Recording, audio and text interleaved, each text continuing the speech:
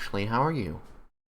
I'm doing really good. I'm still kind of collecting myself, but I feel like I'm starting to really wake up and amp myself up a little bit.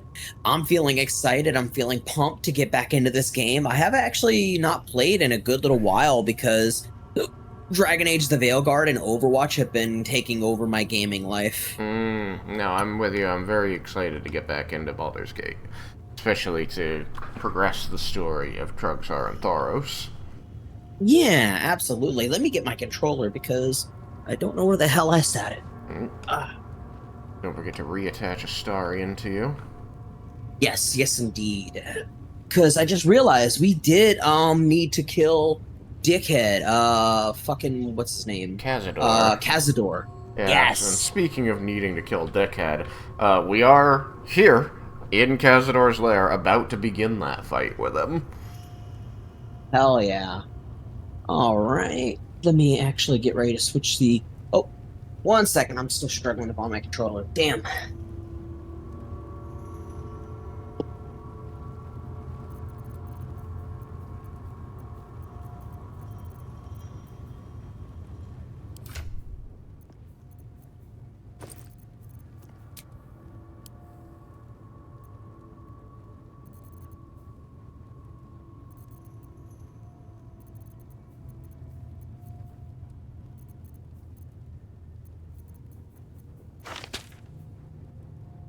All right. I have got my controller plugged in, and we are going to be good to go. And let me read chat real quick. This is an amazing scene. Thank you so much, Jess. I appreciate it. This is the SGR Bar, the one place I tell people where you can get all your virtual drinks for free, by the way. Anything and everything you could possibly want or hope of having. I love this scene. When I first found it, when I was looking through to have like a not a BRB screen, but like a scene where we can kind of hang out and not really have something that's like a BRB screen because I already have that, and I had a opening screen as well as the gaming screen. I wanted something where we can just chat, something where we can relax and feel kind of just like a place we can chat. And this was when I was looking, as soon as I saw this, I was going for a very cyberpunky aesthetic. And I love the cyberpunk colors, the little palette of like the turquoise and the pink. And so this, as soon as I saw it, I knew I had to have it. But then when I looked at the price tag and everything, I was like, oh, okay. So let me try to see if I can contact the artist. And so I ended up paying a little bit of money, and it was worth it. In fact, this is my favorite scene of all of my stream scenes. It's literally everything I could have wanted and more. Nice. I didn't know that you had paid for that one. I wondered where it came from. I'm really glad to hear that. I love supporting artists. Yeah, me too. It was a Japanese artist in Japan. Huh? Never knew that. Yeah, and it was really like as soon as I saw it, I was in love. It was so good. All right, it is now 10 after chat, so you know what? It is officially time to begin our continued adventures of Trugzar Silvertongue and Thoros Mir. So what do you say we get into it? Oh, that's right. I need to get the capture. Fuck. Let's do that too. Capture? Yeah, my game capture. I have all of them turned off because apparently it can bog down OBS. So Mm. Aria came up with a strategy to where I could just click it on and off when I need. Oh. There we go. All right, the game volume is also set. Let me do this. I'm going to click into the game, and I need to set my controls real quick because it does flip between PC and controller. Yup. Remember There to we grab go. your vampire boy. Yes, yes, indeed. Let me do that as well.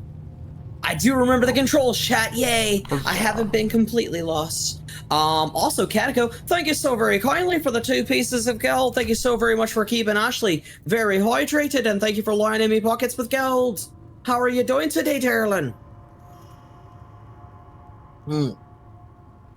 It is so good to see you all. And once again, I didn't even read the previous messages, so before I actually start playing. I apologize, Joey. You said that you said good evening, going to be lurking to get some more sleep. You are totally valid. Definitely get some sleep, please. But I figured to say hi. I figured I'd say hi since I'm awake anyways. No worries. And hello, welcome in, welcome back. Thank you so very kindly for the one piece of gold and for being first to the stream. Thank you so very much, Joey, and please enjoy your lurks. Additionally, it's good to see you, Jessica. It's good to see you, Catico. And you know what? You know who else it's good to see? It's good to see you, Shagrazir. It's good to see you too, Ashley. I had a lovely time with you playing Among Us. Oh my god, I need it. It's like the new drug. I love Among Us, and I'm really glad you had such a good time with it, because I also had a really good time with it. And you know what? I don't know if you're a big Marvel fan. I don't know if you're really big into the comics or anything, but man, with the launch being technically officially tomorrow, I think I might do an impromptu stream, and you would definitely be welcome if you wanted to. Oh, what time tomorrow? Normal time? Like a couple hours from now? Honestly, I haven't decided a start time because it's going to be a surprise impromptu. So it'll either be the time we started today or normal time. Gotcha. Yeah, I think for you it's probably better to start early. But then again, like I said, I'm not sure. I just know that I want to play the game. I want to test it out. Nice. And I want to showcase it to people while giving my opinions in a critical / review. Yeah, Rivals is out now. You're right, Jess. Honestly, I have already installed it. But they said that it's mostly to test out the servers, technically preemptively, just to see how bad it is. But the official launch is supposedly tomorrow. Even though the game is out, it's kind of weird. It doesn't make any sense. I know it sounds like it's technically launched today, because technically it is, but they said that launch date was going to be the 6th in America. It's currently the 5th, but the game is already out now. And I did some research on Twitter. Sorry to slow down the game progress, by the way, Chakras here, but they reported on Twitter that they wanted to test out the servers. And you're fine. I'm just taking this chance to get things kind of organized and plan out my strategy as we head into this fight. Yeah. I actually decided to I don't know if I follow them officially. Maybe I need to, but I think I am keeping up with this one account who's also become similar to the Overwatch fan account that like reports everything Overwatch. I'm keeping my eyes peeled for this one account that's like all Marvel's Rivals, and it's been interesting. You know, they're trying to provide as much info as possible based on the actual sources of the devs themselves.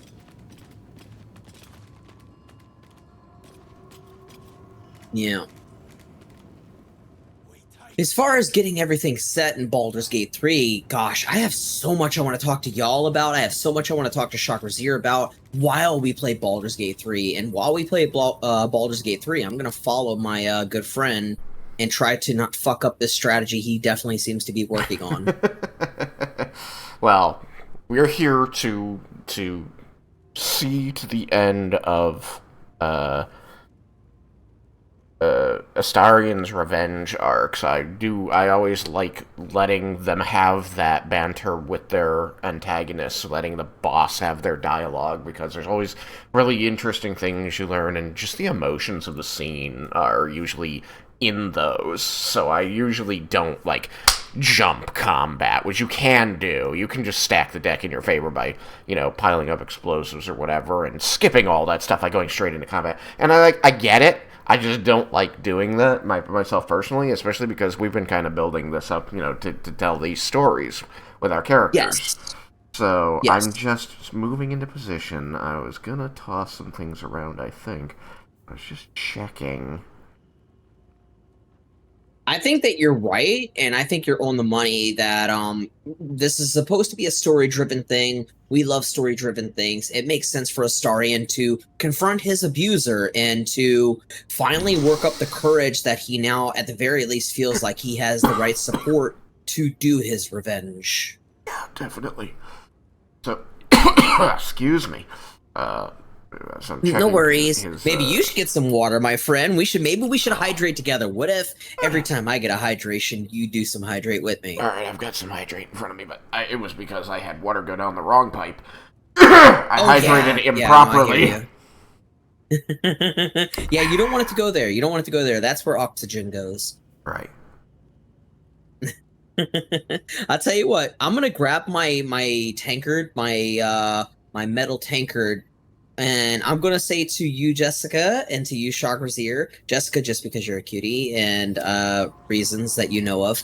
Anyway, and to you, Shagrazir, my good friend, who I am playing this game that is my favorite game of all time, a game that means so fucking much to me. To you, I say, raising my tankard up, quite literally, cheers. Cheers. Ooh. I poured 2 fucking bottles of water into my tankard, and I am ready to commit myself once again to drinking more water heavily. Keeping my head down. Alright, so first and foremost, what I notice is Astarion is cursed. Because he had the bad interaction with Sebastian. So you might try doing a remove curse on him. Let me check if I have a scroll for it. Yes! Yeah, we could do that too. Let me know and then I'll pull the trigger. I do not have a scroll of remove curse. Alright. I could do this. It's just a 3rd level spell for you, and if you need it, I probably have a potion to restore your 3rd level spell. Arrange my potions here. I didn't. Hey. Hi. Not you. Sorry, I'm yelling at my potion bag. It was being naughty. Very naughty. How are you doing, by the way, Jessica? Good morning to you, sweetie. Morning, Jessica. Hi. Level 2. It's probably confusing, too. By Jessica, I mean not my Jess, but someday my Jess. Oh, the other Jess. Yeah.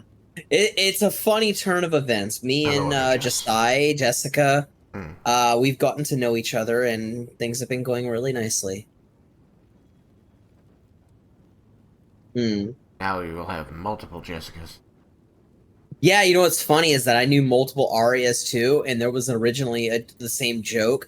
I was like, "Hey, I've already got one Aria. Let me go for another one." Didn't you know Arias are like Voltron? The more you hook up, the better it gets. And did you know Arias are like Pokemon? I have to collect them all. Alright, so I have one superior elixir of arcane cultivation, which will restore your 3rd level spell slot if you want to use it. Yes, definitely would be preferred. I'm probably gonna need it. What potions can I make? Mind reading, vaulting, and featherfall, none of which are helpful. Focus. Yeah, I see it. That's not bad. What am I burning to make it? Probably not my... Wait, no, yes, definitely my Sublimated Autumn Crocus, because that makes Weatherfall, which I don't give one shit about. Fuck it, use up both of our Oleander. Wyndon, hello! Hello, Welcome Wyndon. in, my good friend. Oh yes, Wyndon did say hello over there. Cool. Hello, Wyndon. The Cyber Guardian Wyndon is here and ready to make sure everyone is safe and having a good time. Oh, yeah. I'm happy to have my Cyber Guardian here. Absolutely. Thank you so much for being in the chat too, by the way, because coincidentally, I feel like, you know what, it's always good to have a mod with me as well, even though I can handle it and I have no problem with it. I can't believe some fuckface came into my chat during Among Us and just randomly wanted to be a cunt. Sorry I didn't see that till after. I'm not good. Oh, no, you're fine. When I'm actually playing. Oh, you're fine. When we were all playing the game, I can't fault anybody. In fact, it was probably good that I handled it, just because all I did was just like, oh, okay, you want to say fuck you randomly to a person you don't even know, I'll just hit ban. Yep. Easy. You know, it's one of those things where, you know, some people aren't worth my time, especially when they didn't have any intelligent conversation. Do this. Alright, should I approach him with Astarion? Not just yet. I'm just going to do one quick thing, and then you can. Copy that. Move this right there. Now I'm going to drop myself back over here. I'm gonna take Trugzar, I'm gonna break him free of the group, I'm gonna move him over to this corner. Alright, now, do your thing. Now that we've had all the setup, let's have this conversation, let's get Astarion some closure. And Okay, you can move... initiate the conversation with yourself, that way Astarion is doing the talking and you're just making choices. Oh, okay. So, I guess I could do that now. Alright, here we go. Let's do this. I never should have spoiled the child. There we go. Who stands before us? Is this truly our prodigal son? Staring at my slouch characters before and me, they're boy. rolling. Have you no respect for yourself? Sorry. Look at you. Nothing to worry about it. Crawling back after abandoning your family. You should be begging our forgiveness. Maybe the pejorative was the start of an in-depth Shakespearean monologue. You know, Could have been. I didn't want to wait to see. I bite my thumb at thee, ma'am. Okay. Let's see. What do I want to say? I do bite my thumb at thee, O maiden fair. He doesn't. Okay, that's right. We gotta do the voice. Shit, I gotta remember the voice. Fuck, it's been a while.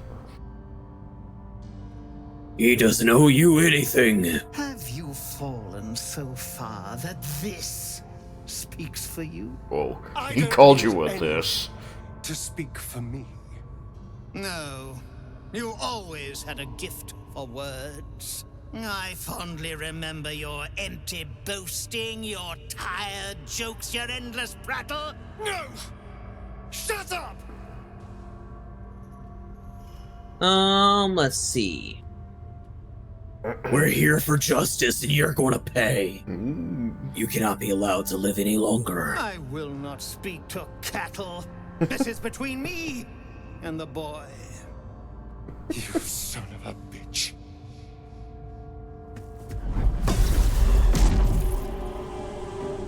You truly forgot my power.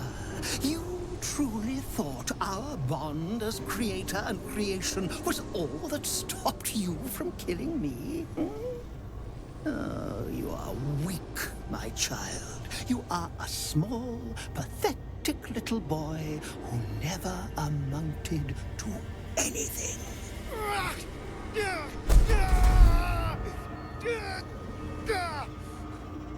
But today, you will finally do something worthwhile. You will burn, and I will ascend.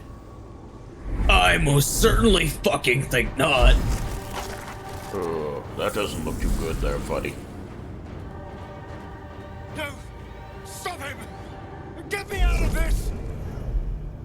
The plan is to definitely get him out ASAP. I love your new hat. Vampire!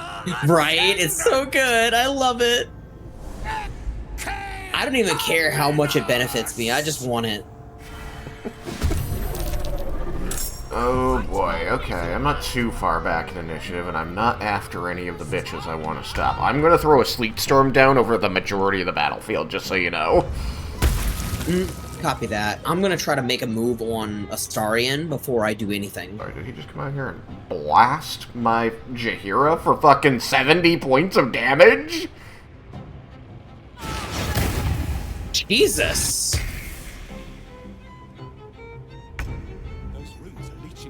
Yeah. Blasted her for 70 points of damage. Alright, Misty Step this bitch. Alright. Okay, I'm trying to remember how to turn it off again. Do I just stand? Oh, that's right, I need to help him, that's right.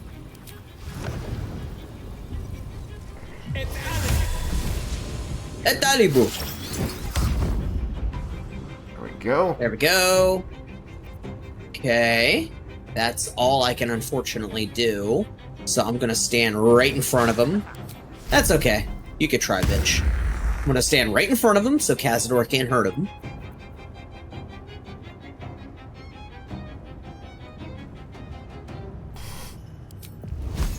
Like that, my... Seems excessive? Yeah. Also, let me see here. I don't know if I asked you, Wyndon, but let me ask in case I haven't. Good evening to you, my friend. How are you doing?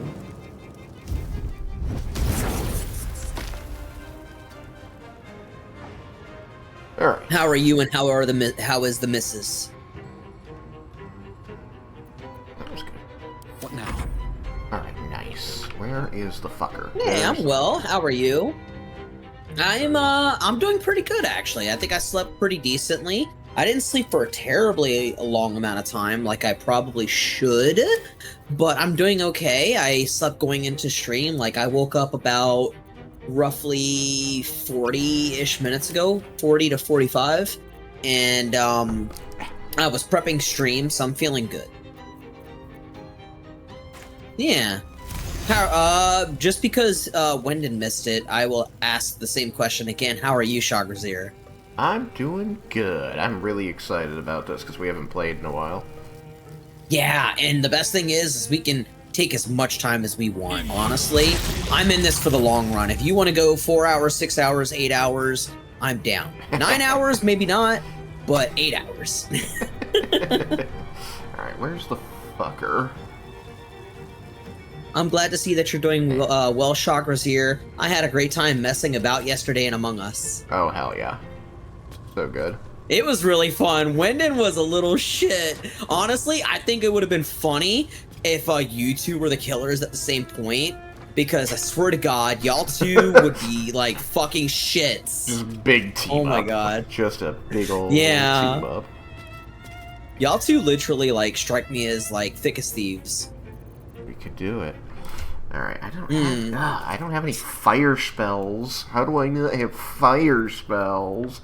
That's okay. Speaking of Among Us and people that are amazing, hey Chloe, hi! Hello, cutie. Hello. How are you doing, sweetie? Explode! Oh my God. Fucking wreck. 1 HP! The werewolf is 1 HP. Alright, and then we play the song. Yes! Welcome in and welcome back, by the way, Chloe. It's so good to see you, sweetie.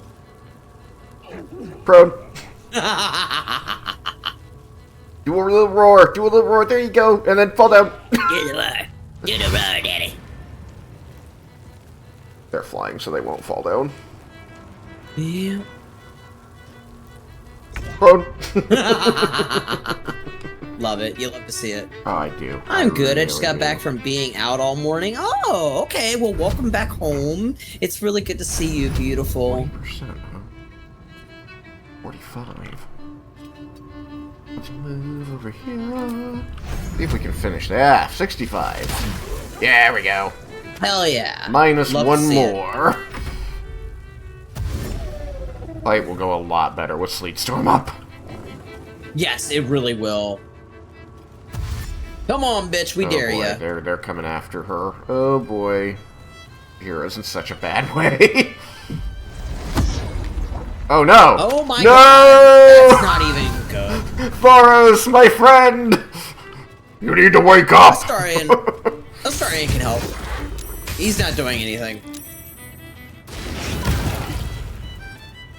I had to take mother-in-law to the dentist. Was funny because the dentist drugs right. Okay. Let me help. Can I help? Hello? Can I not wake myself up? No. Somebody needs to wake you up, or you need to make the saving throw. Actually, I don't think there is a saving throw. You need you have Astarion. Use push on Thoros. Oh, As long as push succeeds, just don't shove yourself off the edge. I'll try. It's not giving me the option. Dude, shove? Really? Yeah, I think it's because I'm too heavy. Oh, does it say that? Does it say target is too heavy? No. It's just giving me a red highlight. Oh, you might need to move directions. Like, try moving to the opposite side and push toward here. No, I meant move Astarion here and push Thoros toward there. You just need more space. No, and don't jump. Yeah. Should have the movement for this. Alright, try again. I don't think that you're strong enough to move Nope. Thoros very far. No, I can't at Still all. It's red? Yep. Alright, then just attack him. Use your, like, offhand attack and stab Thoros. Oh, crit. There we go. Fucking Christ. Alright, say no to all of when I'm against an enemy. No to all of that! I got Baldur's Gate 2, but not 3. That's fair. Honestly, there Hello, are a good number of SMO people Hatsu. who enjoy BG2. How are you doing? I've never played the original Baldur's Gate games by BioWare / whatever the hell they were once known as. I forgot the name, but yeah, BioWare. Alright, don't react, because Yeah. you're doing it to your character. Alright, Okay, so I'm now gonna you're try awake. to snipe someone. Alright, do it. Nope, I can't. Fuck. What? Not even like this guy? Yeah, it won't let me. I guess it's because I don't have advantage. Oh, You know yeah. what I could do? No, you won't, because they're on the ground, but you only get it if you're within 5 feet. I have an idea. Alrighty. Oh, Dance Macabre? Yep. Alright, remember, they detonate each other, so don't put them near you and try to spread them out. Okay. I was thinking 2 by the ones fallen, and then 2 by the other one. Yeah, I mean, that's fine. I'm just saying don't put them so close to you that they'll blow you up. Yeah. And you don't control them, so they're also just going to be falling all over themselves on the ice. Yeah. Immediately. Love it.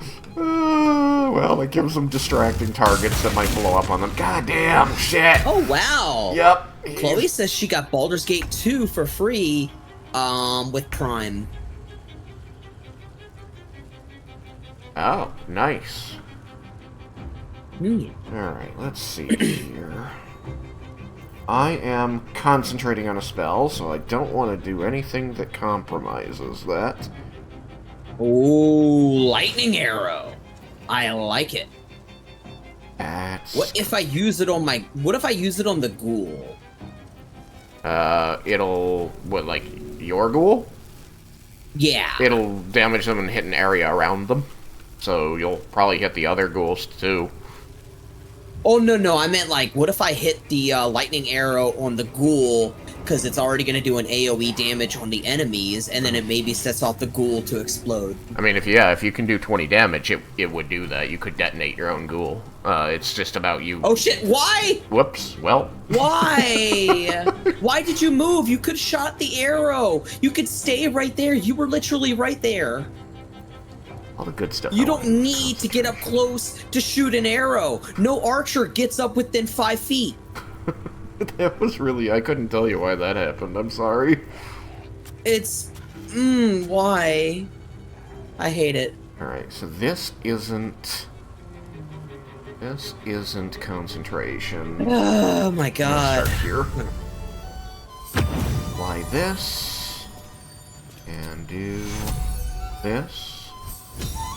There we go. 3 bonus actions. And then... I think I'm going to... give him... a nice 4th level fire. Here you go, buddy. Kablooey! Ah, your call lightning concentration broke? That's so unfortunate. Dickhead.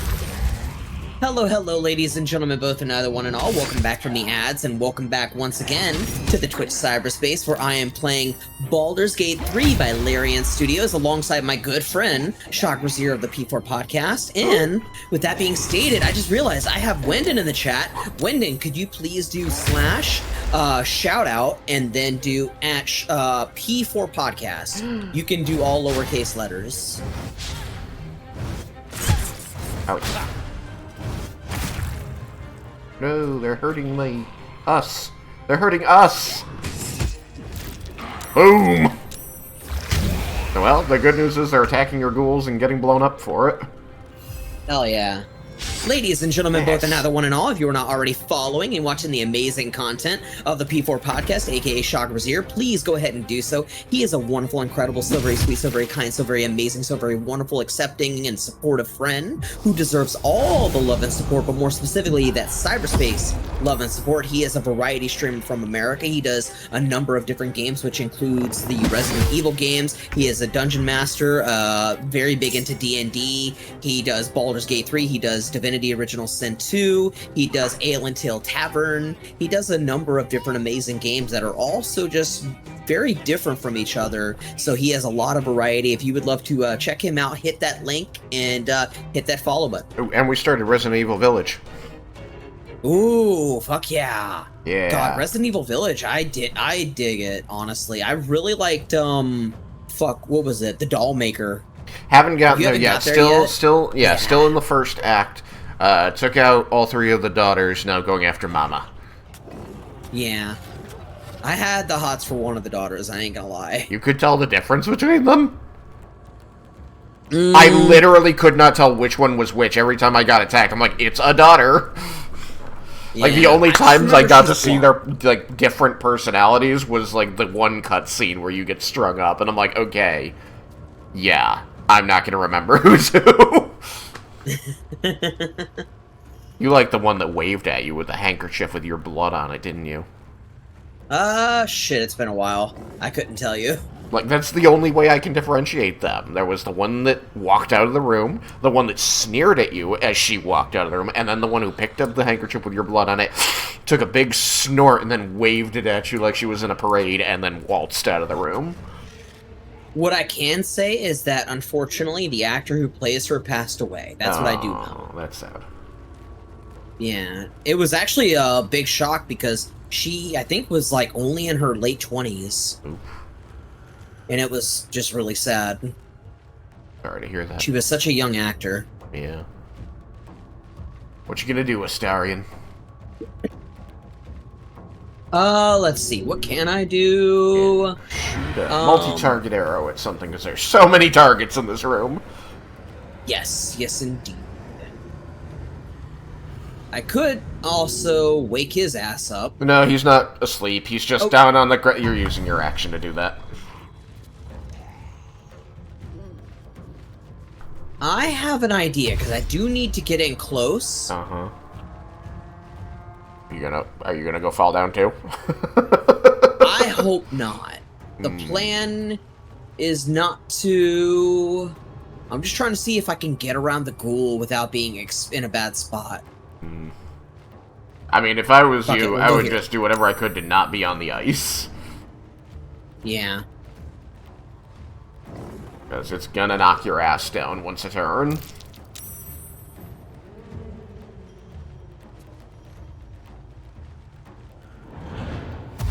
Ooh, he's healing, hooray. Also, if we can stand on the little red glyphs, that'll make the fight a little easier for us. Yes. I do remember that. Shit. That last only sounds like my type of girl. Oh, that one sounds like my type of girl. Right, I get you. Why did I think you would have Sunbeam? Alright, I have a lot of different things. Sunbeam. Ray. Eyeballs? Oh no. Yes, I do! Where the hell is he? Hello. There he is. Target. Oh no, he is. Okay. I hit him Okay. and for that, I can. I can bring them closer to me. BAM! Get sunbeamed, s'il vous plaît.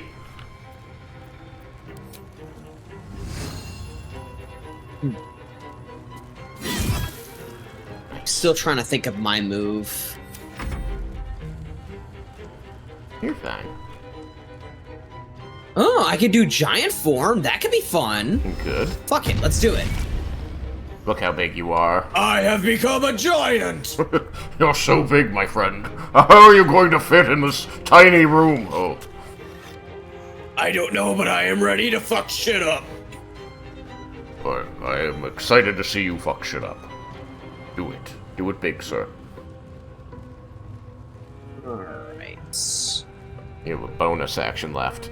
Might I suggest jumping to somewhere where there is not ice under you?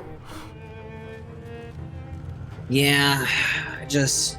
I need to get in close somewhere, but... Okay, maybe I can do Hunter's Mark. Hunter's Mark could be good. Predator Werewolf. Let's do that. Okay. Oh. Man, everything is saving when I don't want it to. Oh, my ghouls are helping! That was a coincidence, because he's trying to hit Kazador. But, good coincidence is good. Alright. That was very helpful of them. And I'm sorry, Jess. Yeah, autocorrect fucks me over, too. Well, I'm glad to be your type of girl, by the way. Alright, that might work. And... do... second level.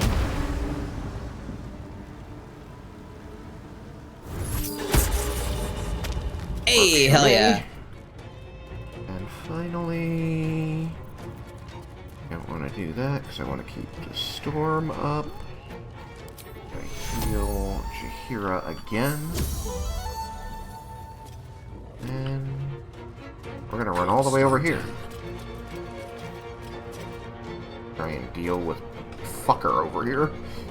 Alright, do I have a melee? No, I need a melee weapon in my hand. There we go. Ooh, wait a minute. I have another action. Oh, right. My Get bad. fucked, fucker! I was talking about one of the daughters, but that's true. Right, I get you. I get you. Okay. Yeah. Stupid fucking mage on his side is gone for good. Yeah, while everyone was super into the mommy, I forgot her fucking name again, but, Lady Dimitrescu. yeah. Yes, Lady Dimitrescu. Well, she when says everybody was so into Damitrescu, her, but I don't know why. while everyone was infatuated with her, I was like, nah, I kind of have a thing for the daughters. Buzzap.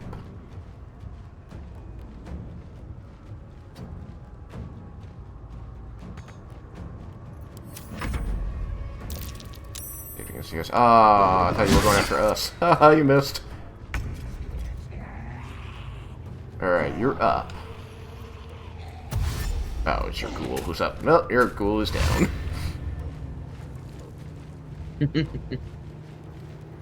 They are not concerned with me. No.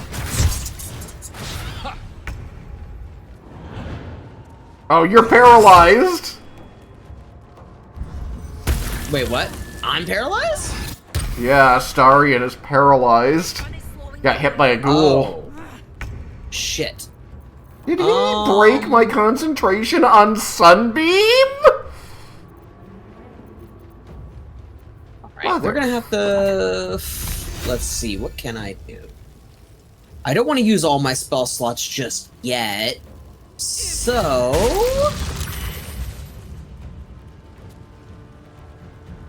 Okay, I can only do this once per short rest, so we're not gonna do that. Okay, let's do this. Please don't fall, please don't fall, please don't fall. Bastard broke my concentration on Sunbeam immediately by dealing 58 points of damage to me in a single hit. Fuck you!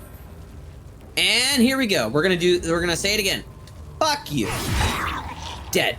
Asswipe. Eat me. Okay, Careful, compel may duel, no try. thank you. Yeah, and then we're gonna do Great Weapon Master. Oh god, I can't move. Fuck. Damn it. You can't get up there? Nope. I can't reach him. Oh, damn. You're certain you have no... No, you don't have any movement left. Damn, that's true. No. It's because the ice. Yeah.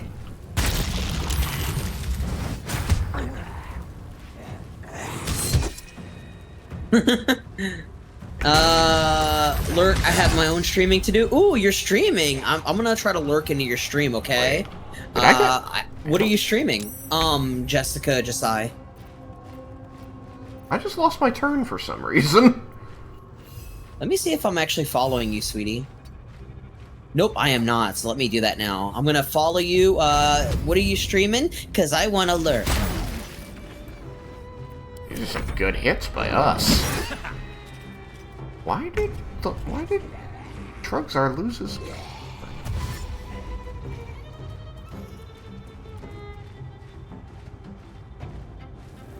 I haven't started yet, but Delta Force? Ooh, okay, hell yeah. Well, once you do start, I will see when you go live, sweetie. So I'll work on my, my mobile.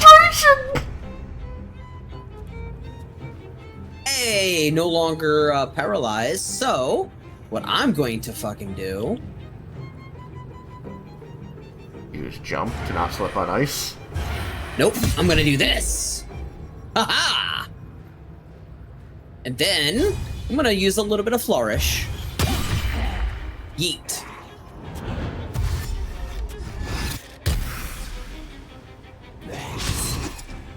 Damn.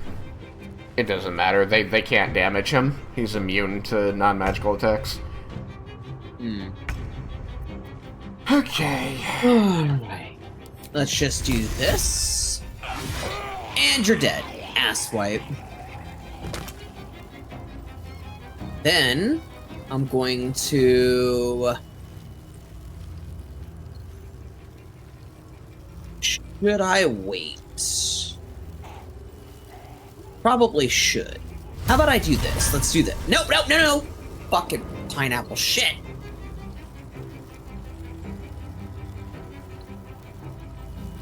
Ah, my life. Alright. That. And then apparently I need to do this. There we go.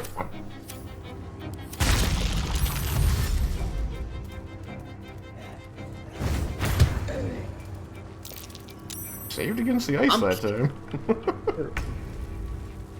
Okay, now then.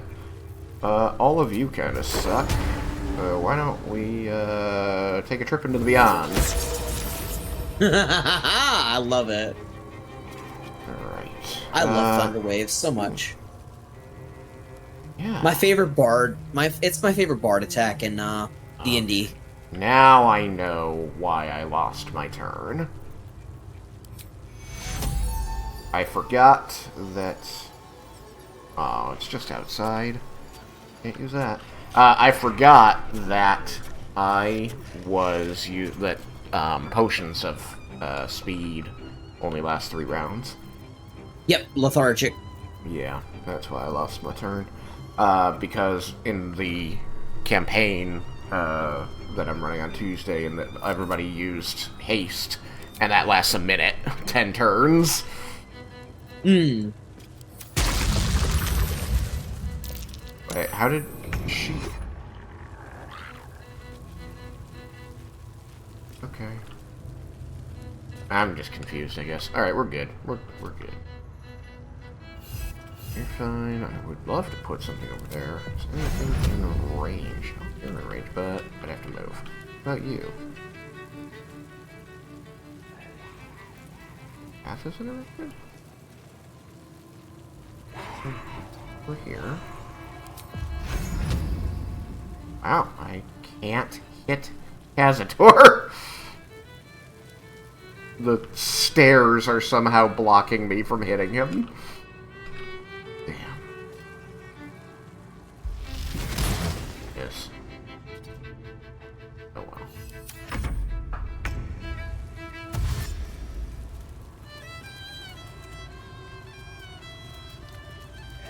My fucking computer had like a hiccup for a moment. God dang. Alright, so now we can finally do something. I will stand on this? Yes. Yes. And then, what I'm gonna do next...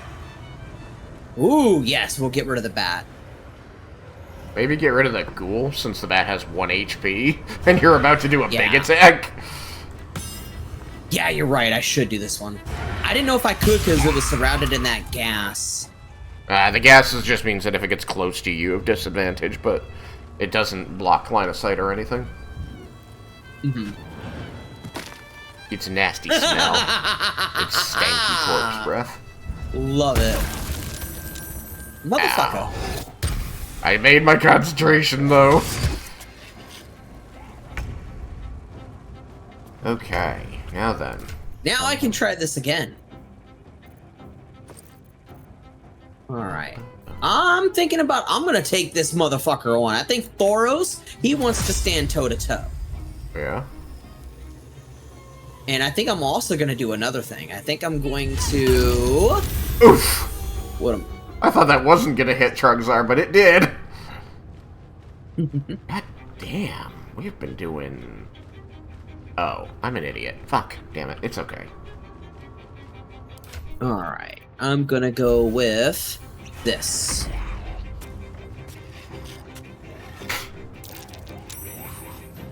Why no jump? You can travel so far with jumping, your strength is insane! Yeah, I definitely And then you should. don't slip on ice. Yeah.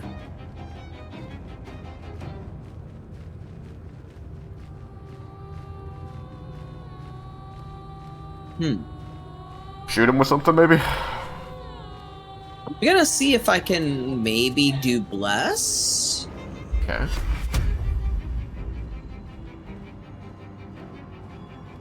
Anybody in range? Me and Astarion. Okay. 2 out of 3 is not bad.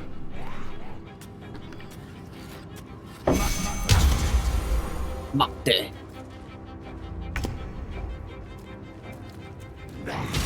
Nothing. All right, next time I'm gonna jump over and I'm gonna take Cazador down. I'm gonna fuck him up because I've also put on Cloud Giant Strength with Giant Form. Croc. Did these do poison? How did you know? Doesn't even talk about it. That's not helpful. Doesn't tell me anywhere in the ghoul description, like, what damage their thing does. Here, suck up. 5th level Glyph of Warding, all 3 of you.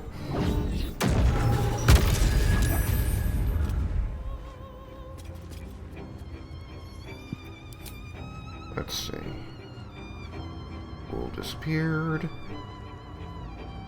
Ghoul disappeared. I guess they do necrotic damage, which he's immune to. Yes, it did necrotic. Oh well. What can you do? I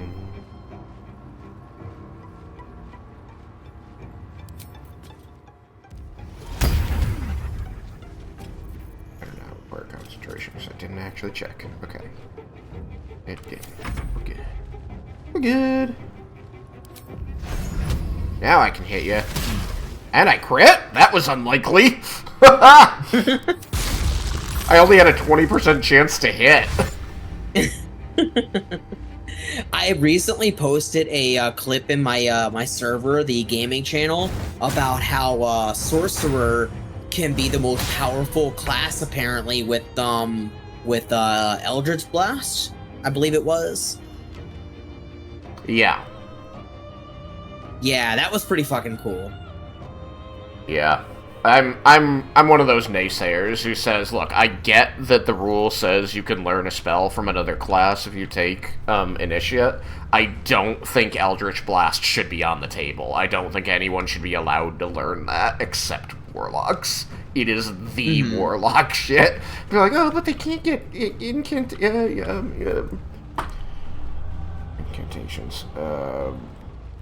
God, I can't hit anybody. I need to stay where I'm at, yeah? They can't get invocations, like... It's still, like, their thing. That's the Warlock thing. Warlocks have 2 things. One, they get, well, they have 3 things. They have invocations, mostly to benefit... Maybe it was Warlock that I was thinking of. I forgot what the video was. I could have swore it was Sorcerer, but... It probably was a Sorcerer-Warlock mix, because that would give them sorcery points to massively extend the range or multicast their, Eldritch Blast. I don't know if you can twin cast Eldritch Blast, because Eldritch Blast has multiple targets already. So it might not even be Oh, this motherfucker. legal. Oh, you done fucked up now, son. 99 problems and Thoros is about to be one. Oh, what if I yeeted him off the fucking platform? He will fly back up. Ah, interesting. He- I assume you've tried it. Well, so when I first beat the game, if you yote him off the platform, he died, and that was the end of it. And that Are was you how ready? that was how I beat him the first time. And then they patched it, so now he flies back up. So you can't beat Are you bosses. I'm ready. Yeah. I mean, a BG3 sorcerer can use 2 leveled spells in a turn. Madness, says Wendon. No, they can't. I mean, not in the real game. They probably can in BG3. In D&D 5th edition, you can quicken cast something, but it still counts as casting. This is how it lets you cast an action costing spell as a bonus action, but you're still bound by the rule you can only cast 1 leveled spell on a turn without having a second full action. So you can quicken cast a leveled spell and then regular cast a cantrip, or vice versa, but you cannot quicken cast a leveled spell and then regular cast a leveled spell on the same turn. The BG3 might let you, honestly, so you might be right about that, but not in D&D. Correct, you can use a cantrip and a leveled spell, but in BG3, you can go 8, says Wendon. Yeah, I agree. I am certain that's true. So yes, you're right. Alright, you ready to see me take majority of this guy's health? I am so ready to see that. In the name of Tempest, Cazador, I smite thee! I sentence you. Nice! Half his remaining HP in a single hit. And then, let's try it again. Die! I was a little worried because we weren't doing damage to him, and then you just deleted him. I have the power of a god! You do. Alright, let's end this. Fucking bats. I protected you, Astarion. You protected everybody. I warden myself? I can warden myself. I should have done that last time. He lived far too long into this world. There we go. Love to see it. That was fucking great. It was so good. That's our cannon. That's our cannon. On my way. Fucking Christ. Alright, so you might want to go interact with the sarcophagus before we end up in the fight again. Yes. Because when Khazadar poofed, he flew into the sarcophagus to heal. Hmm. If it lets me. Come on, conversation. There we go. No healing soup for you. Wake up! The poison gas is still there. Hands off me, worm! Sorry, it was me. It was a nervous thing. Yep, scaredy farts.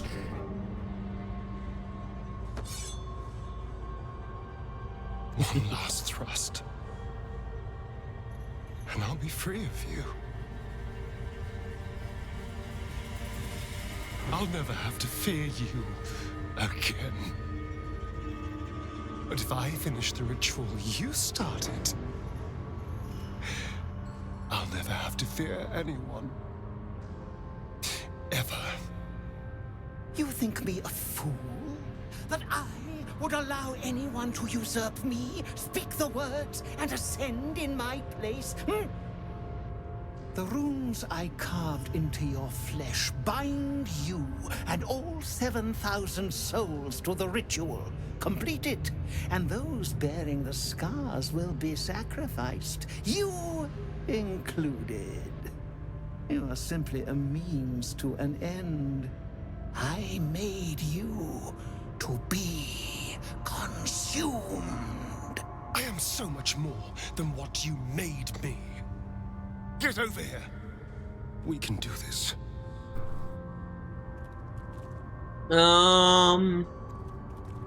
Let's see. I'm actually tossed. I don't know. I believe 2 of these will be taken as you're willing to help him, and 2 of them you're not.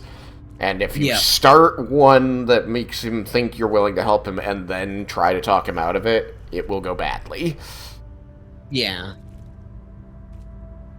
First and foremost, before I make my decision, Hierarchon, thank you so very kindly for the 404 pieces of gold. Thank you so very much for keeping Ashley hydrated and making sure she's stretching. Ashley, can you do some kitty meows in addition? I will. To quickly answer SO Hatu's question, they've updated it a bunch of times. The update I'm waiting for is crossplay, and that is not yet. Okay, now you can go. Neat. And as for the meows, yes. Meow meow. Meow meow. Meow. Meow meow. Meow. Meow. Alright, let's, Meow.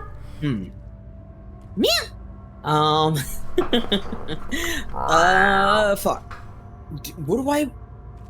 this is such a tough one because I think that this would be against his code. Yeah, I'm gonna say, you can't finish this ritual. You'll kill all these people. If we release them, how many people will they kill? Tens of thousands, hundreds of thousands? But if I complete the ritual, I'm gonna stretch while this dialogue happens. With me by your side, we can save the city. We can save ourselves. Also, Hierarchon, welcome in, welcome back.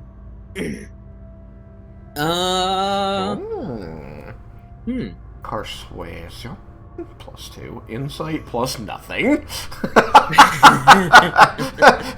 You could always try. I might be close enough to help. I am standing right there. It's too hot, bun melting. Wow. The legendary bunny has hopped into view. Harayalas. Hello, bunny. Welcome in. Welcome back, baby. Hello? I'm sorry about the bun melting. Australia's fucking hot. That's why y'all need proper AC. It's also summer there. Yeah, unfortunately. And they're not as well equipped to deal with the heat as we are. Australia apparently doesn't have AC like we do. Proper AC. I think insight check is still a free thing. Like, I can still do one and then do the other, correct? Generally, it's just if you fail it, it goes back to these options. If you succeed, it will give you a new option. Yep. Okay. And grab I can't see the roll for some reason, but grab a Bardic Inspiration. Didn't give me an option. Oh, boo. Well, good luck on the roll. I failed spectacularly. All you can see are those eyes you've seen so many times before, pleading with you to help him.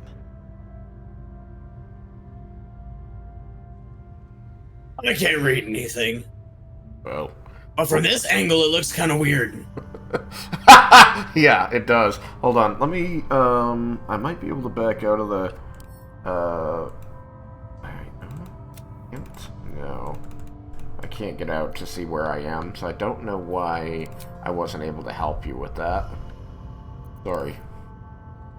Oh, you're fine. I want you to live a life you're proud of, Astarian. You can't be proud of this. Yeah, it's still not there. Yeah. Maybe I'm out. Nope. Damn. You've got inspiration. Yeah, it's not giving me the option. Whoa. That's weird. We must And have I it. want to live a full life. Not some half existence hiding in the shadows for the rest of eternity. Please. I can't do this alone. This is our story. We're gonna do with what we can. Alright. Alright. What do you need? Oh, I gosh. need your eyes. In a manner of speaking. What do you think you are doing? I'm making what you made me. Use the parasite. Link your mind to mine. Through your eyes, I can see the scars on my back. And copy them onto his. You would not dare! I would. And I will. You will be consumed. And all the power you've lusted after will be mine. And what then, Astarion? You would use this power, born of so much death, for good, I suppose? Help me do this.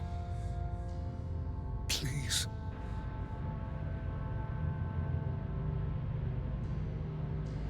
Well, it's gonna go bad if I say no. It will go bad if you say no. You're locked into either saying yes or it going bad. Yeah, we're gonna have to go the other way. First, let me catch up. We do, just not everywhere. Generally, in older houses like mine, it's not installed because good insulation means 20 years ago we didn't need it, and yeah, we need it now, but it's super expensive to install. It should have been a thing probably before then, but nevertheless. And Bunny, I do listen. Hierarchon says, by the way, I'm finally a duelist bard. I would say, oh, I was confused because I thought that you would say bard because I don't think burst makes sense in Veilguard. But in any case, that's good. I'm happy for you. Bun's family doesn't have a casual 10k just lying around. Ain't that the truth? Neither do I. Okay, we're gonna do this, chat. We're gonna enter his mind. Your minds join and your two selves. This is the first time I've ever seen this happen, by the way, Sharkrazir. This will be new. It's not my first time. And taste his hunger for power. I did an evil run. Yes. I see it. What are you doing? Carve that shit into him. Don't! Ah! Oh, no! Oh, no!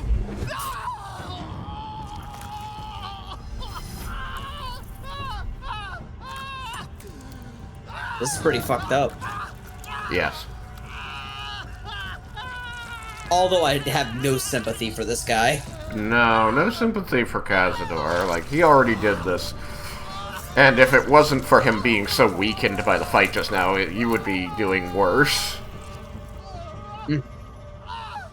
But...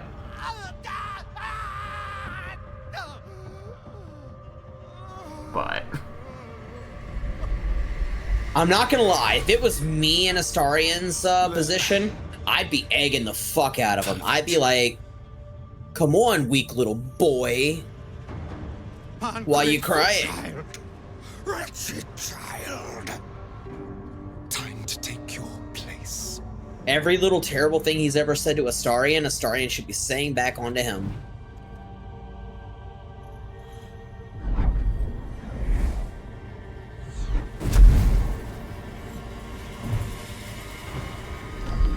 Are you gonna get the runes off your own back, Astarion? Or has he just decided it must have been a lie? Dominus. Has animas. Ofero in sacrificio.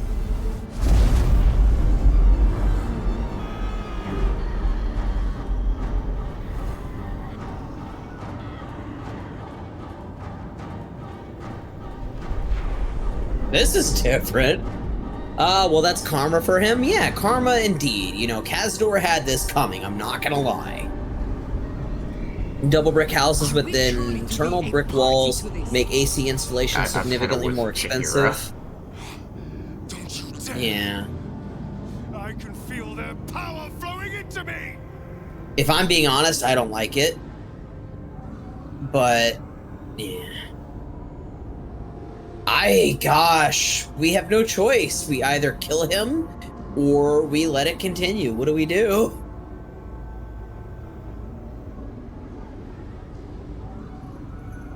You're the I don't arbiter know. of justice here, my friend.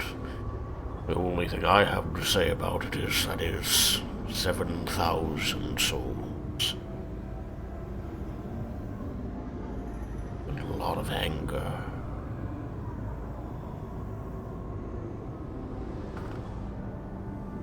God, this is actually a very conflicting thing. I think he's definitely against this, but he's also not against. It's just. I hate it. I hate it. This is definitely the biggest decision because I know what he believes in, and I know what comes of it.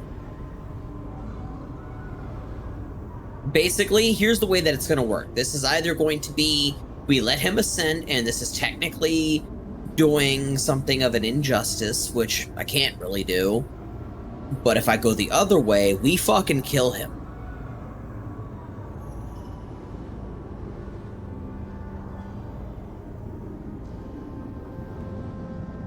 I don't know. I don't know, Trugzar. I don't know. Is it time to finally let him rest in peace? Is it time to let him have the power he so desperately has been wanting? Like, both of them seem horrible. One decision feels worse than the other, for sure. But they are both horrible.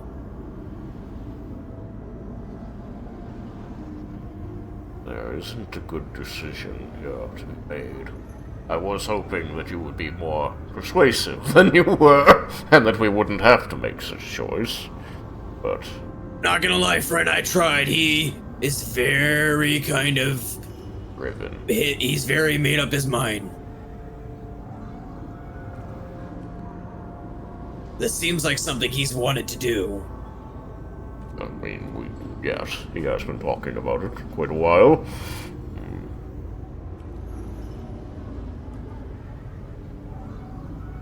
We don't know any of those 7,000 people, and they have been gone from the world for hundreds of years at this point. For contextual, like above game purposes, what are you trying to say? That either option could be acceptable from a certain standpoint. It's usually just giving you a lot of flat information and platitudes. Yeah. This is the man you tried to romance. He wants to be supportive of you because he cares about Thoros, but this is definitely a difficult thing to accept, and he's now very concerned that if we let it happen, then we might lose Jaheira, but he's willing to do that for you.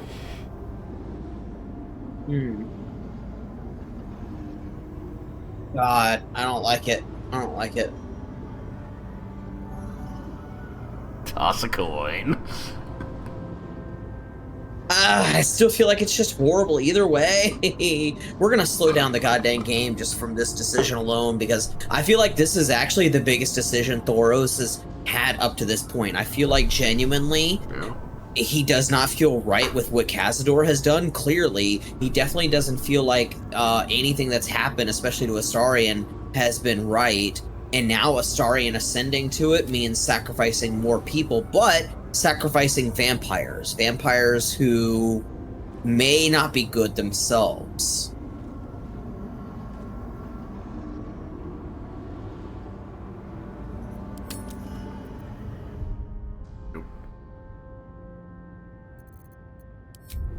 All right, we're gonna make the decision now. All right, Astarion.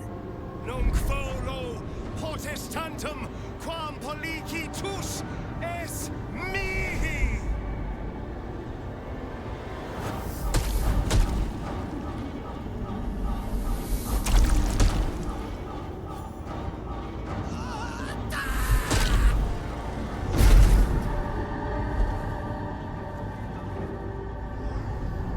The right profane ascension.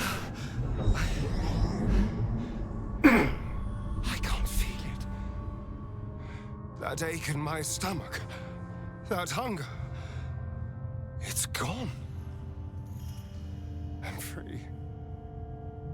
I'm finally free. Oh, it feels delicious. So does a snack. Let's see.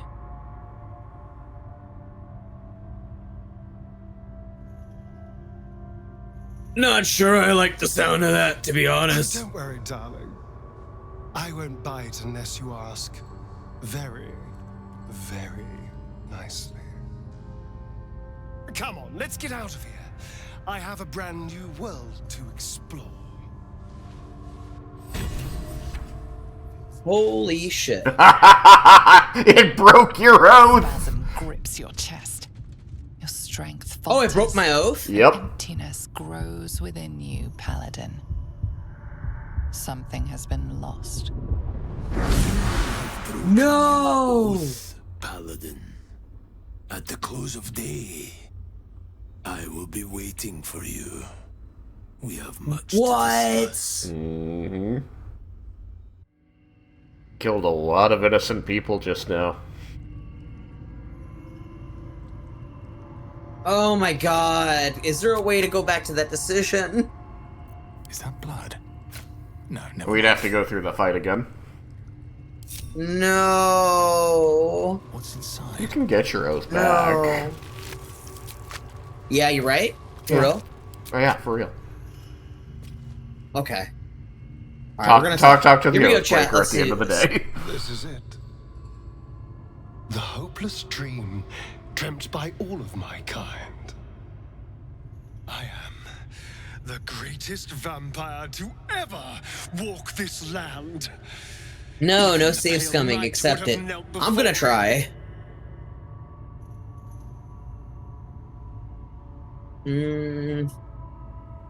Has your body changed? Let's see. Bigger dick?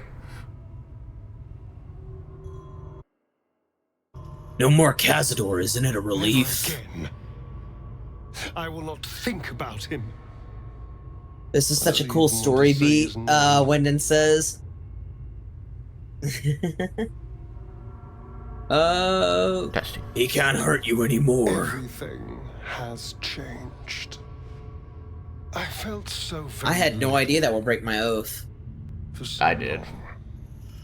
Not because I'd done it, but because my playthrough was as an oath breaker, so I broke my oath at the beginning of the game as fast as I could. Now, I can hear it at last.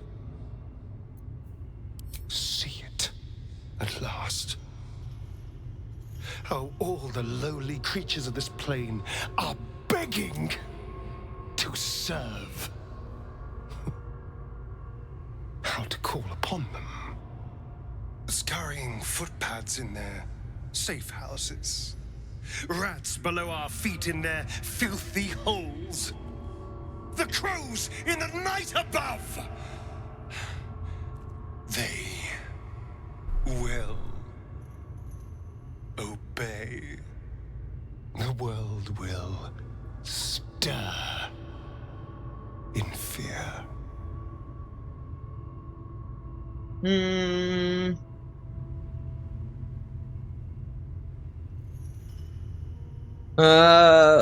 Let's say.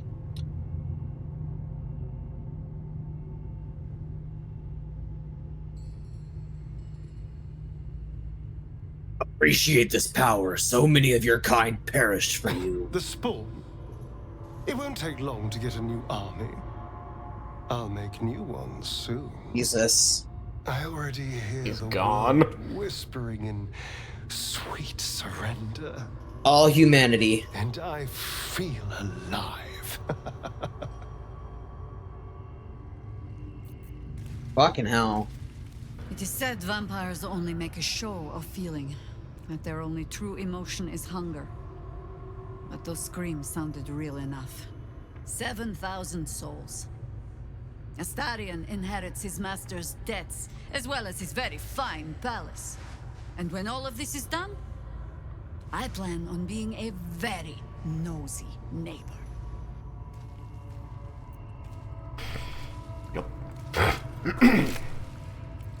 If I were to just, like, kill him now, it would still be fine.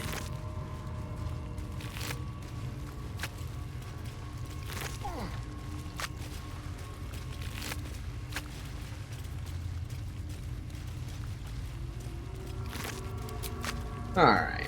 I don't anticipate they would have anything on them, but maybe Cazador would. Cazador should. Yep, Cazador. He has Rhapsody. Yes. Good dagger. I'll give that to Astarion, maybe. And then the Tsar family ring, I'll give that to him as well. Oh, two of them. Alright.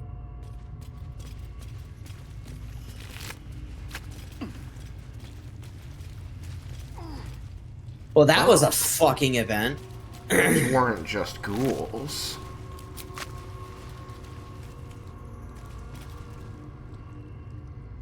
I kind of noticed it during the fight, but I didn't process it. All the ghouls he sent at us, the things that were doing the paralysis, those were fallen Gur hunters. Oh, shit. Yeah. Yeah. Don't forget the Gur. God, I hate this. I hate the decision. I hate it. In Thoros' mind, he basically saw it as someone who was not only a slave, someone who was not only bullied and constantly treated as nothing, but someone who had the chance to change that all. So he thought to himself, you know, maybe it was time that it changed. Yep. You know, he basically wanted Astarion to have that freedom. I see. I'll give it a shot. Fuck no. Let me give you this. Our illustrious There you go, predecessors. buddy. Brief notes on the succession, thank you, of Master Vampires in Baldur's Gate by Lady Incognita. All dates, Dale Reckoning. Evrask the Forebear, Zoltan Far, the Eviscerator, Madame Talon, the Well-Preserved, the Interregnum, temporary suppression by Lethandarians, Blasius, the Coryphae, who led their spawn in ecstatic blood dances, Dixon Nightbringer, Fablure the Fleeting, hideous Gathwick, who knew not satiety, Denelazar, the Architect, opened the Tourmaline Depths, Velioth the Martinet, and finally, Cazador Zar, the Avid. Wow, Velioth only was a Grand Vampire, what do they call them? Master Vampire for 72 years? That's it. I really thought Velioth lasted longer than that. None of these guys really lasted that long. Fabler the Fleeting died the same year they rose to Master Vampire status. It is not safe to be a Master Vampire.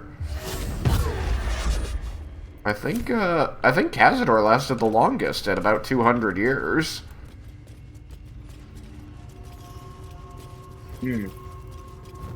Got all the cool stuff in there. I have made Astarion a half-elf. Oh, you what? Shapeshifted him? Yep, apparently that's a thing with his new abilities, like one of the things that he can do. Oh, interesting. I knew she could have sunbeam. He is now buff! As he should This ought to be good. Alright, that The went dental okay. is I awful. think, Will ever believe this?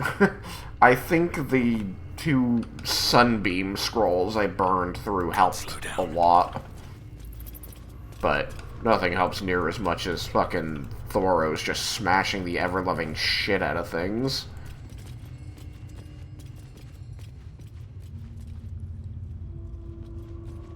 Alright. Alright, I am on the way, buddy. I am coming. Yeah, what say we get out of here, friend? I don't like Yep, this I've place. had a bit of a day. I kinda am in trouble. Yeah. I support your decisions. I should probably share. I don't feel great about it, to be honest. I imagined you wouldn't. I'm actually glad to hear that you don't feel good about it. It was less than ideal as a call, but you know I'm here to support you. I appreciate it. I have a lot to atone for. You'll find a way. Always have. Just think, it's your calling, isn't it? To deliver justice. Now you must deliver justice upon yourself through your atonement. I think I might write a ballad about Indeed. that. What an interesting story. Anyway, did you notice that I was helping to protect you in the fight? I did indeed, and did you see how I cut him down in like 3 strikes? I did. sword we've It was given you is magnificent. simply too big for this world. It was magnificent. You were beautiful out there. And my armor is glistening with his blood. That's very true. That is, got a little on your hat there. Yeah, I should probably clean that. Let me do that now. Let's get out of here and clean up.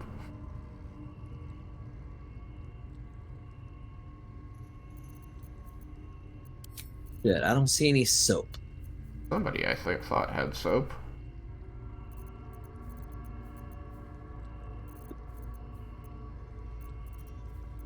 It's possible none of us has soap anymore. We could do it as we go to rest. Yeah. Yeah. Not going to equip Rhapsody. Oh yeah, I need to do that now. Let me do that. Yeah. I'll read a Rhapsody book. could be better than what he has. Cazador's finest. When you're on the hunt, take prey by preference from the city's lower classes. Patriarchs may smell better, but will attract unwanted attention if too many aristocrats vanish when they're out slumming. And last month, you already brought in a Dlusker, a Jasso, and an Othun. And now 3 wealthy families are up in arms. Watch it. Chamberlain DeFay. Victoria's note. Victoria, remember, to read that ancient language book, you'll need to know some of the vocabulary to be able to move freely within the palace of your father.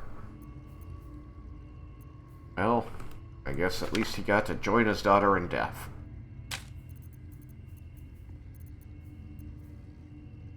Oh, no, there's nothing out here to talk to, is there?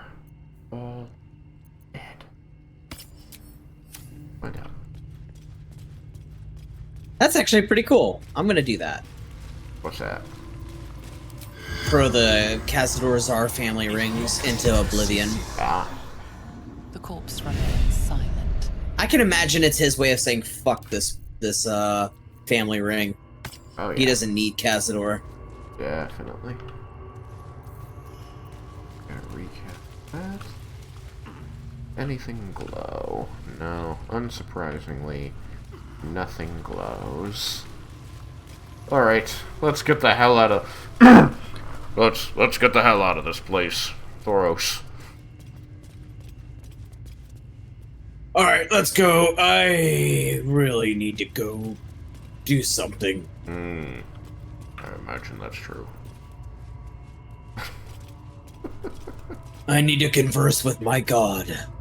Starion looks like Orlando Bloom. He does! He really fucking does!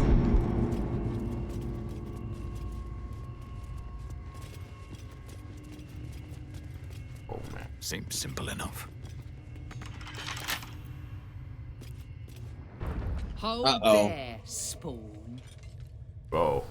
Spawn? I am the vampire ascendant. Gah. And I thought I was done with your wretched little tribe. We're not done. Not even close. My name's Alma. My people are monster hunters. Those of us that remain, that is. Your companion attacked us in the night and stole our children. We never Then got his this master conversation out captivated there, the so we have to have it here. Yeah. You can't blame a spawn for the sins of his master. Any good monster hunter should know that. He's being such a prick. So imagine my surprise. He really is. When I heard you'd fled. I've never Heard seen you it, were but a I was rogue told he's spawn, worse. Free from Cazador's control. He's made worse. We searched half the Sword Coast for you, hoping you could help us destroy him, only to track you right back here. And what do we find when we arrive? One blood-sucking beast replaced with another. Our children sacrificed to birth a monster. Please, there's no need for such language. You wanted Cazador dead, and now he is. I even killed a few thousand spawn whilst I was at it. You should be thanking me. for saving you the trouble.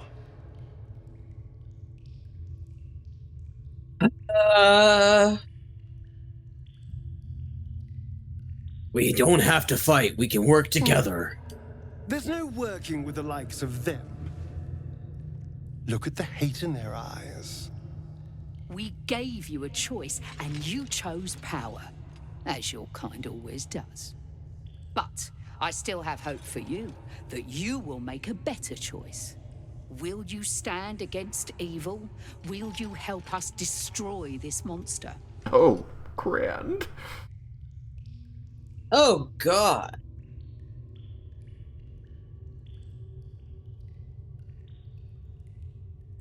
I can't. There has to be another There way. is not. My dear, I wouldn't want it any other way. Kill them. Kill them all. I have a lot of trouble with Fuck that. me. Yeah, I'm gonna have him eat her now.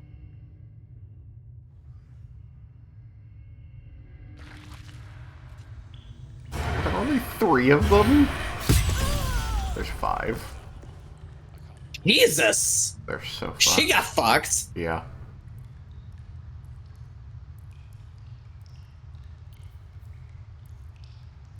Oh, all right. I'm gonna move over to this one.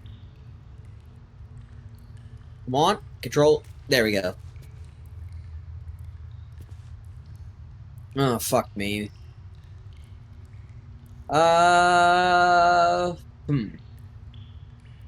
Let's do. Let's just do a basic attack. I'm sorry. Oh no, my favorite guy. I'm No, my really favorite guy. sorry, He's still Gandrel. alive. He's still alive. He's okay.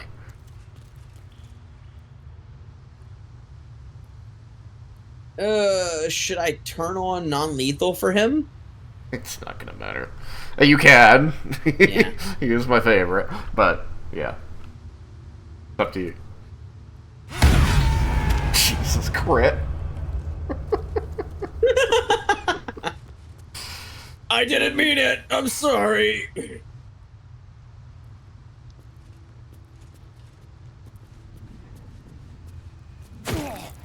We can just pretend that I just knocked him out. More than 5. Oh. Oh my god.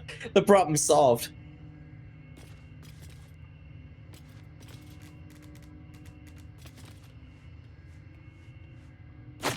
Okay, you missed. And you missed again. And that tickled. Oh, that's right. Like, why am I getting hit? Then I remembered. Hey, Astarion died. The problem's solved. Astarion died? Yep. How did that happen? They all ganged up on him and fucked him up. Alright, Godfrey, I'm sorry. There must have been a lot more than the 5 I could see. I am so very, like, this is our story, and I hate it now.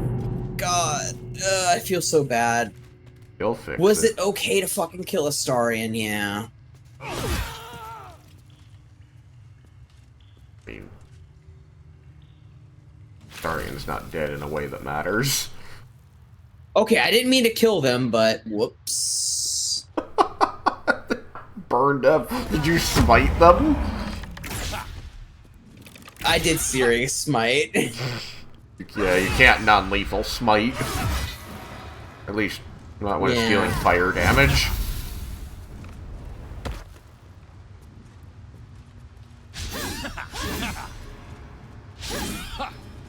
What if we roleplayed it? What if we roleplayed and just said, hey, Astarion's dead? Out of sight, out of mind. You could.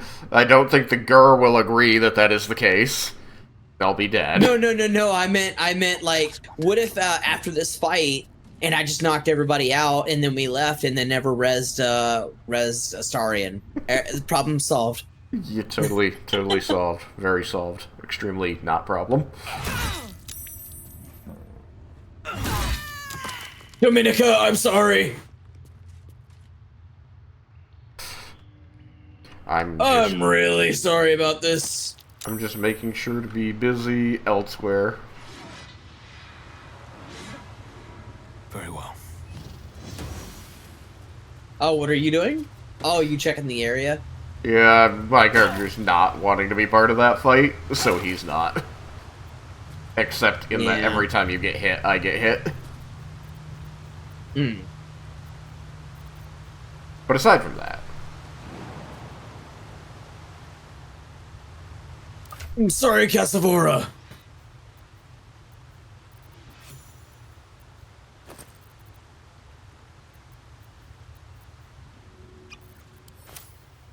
Fucking all of them up. Yeet!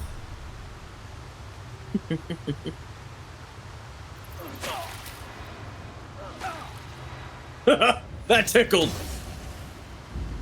I'm dying.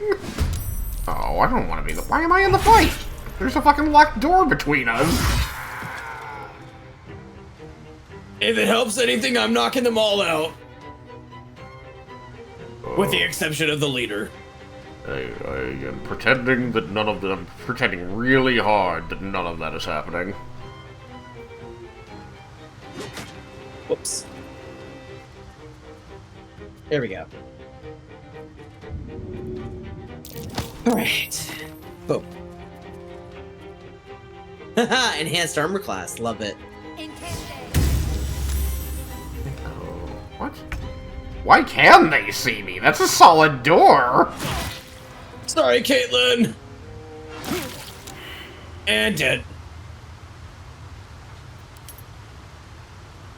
Okay, I'm a bit kinda unconscious here.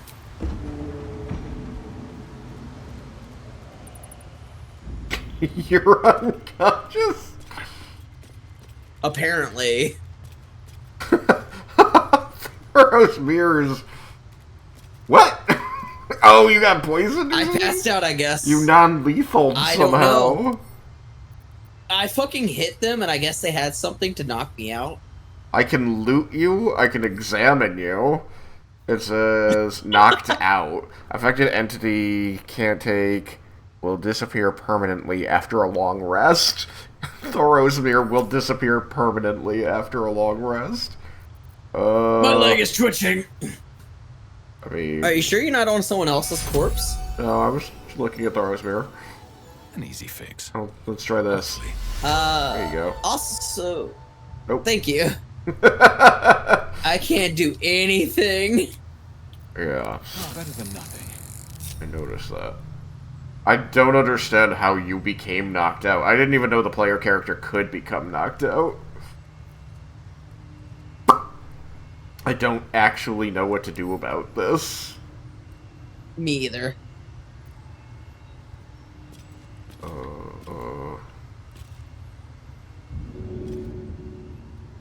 You're too heavy for me to throw. Too heavy.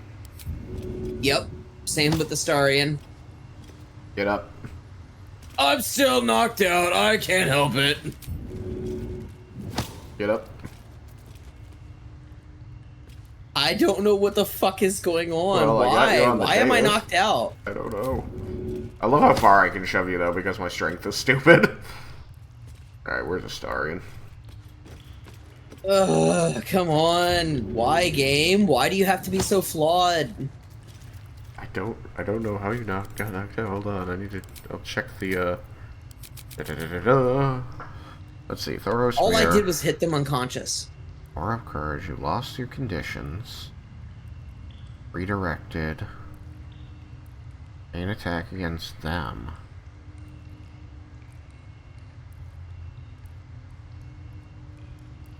Scar of the Agave.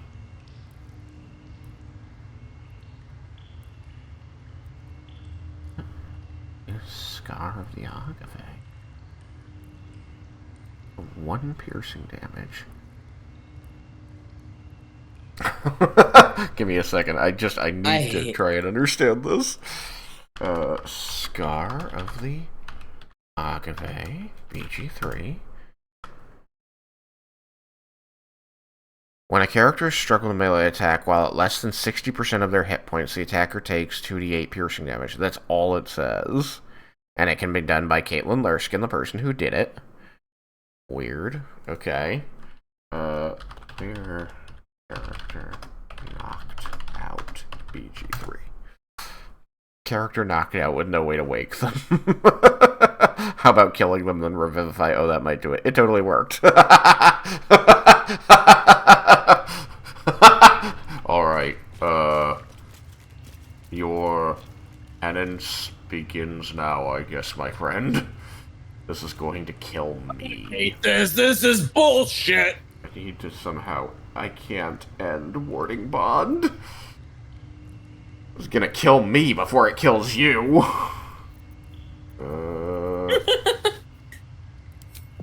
Metal. Very high level. Wow. On you. Just made you drop the weapon. Bullshit. Yeah. Metal. Even higher level. There we go. I'll grab your sword.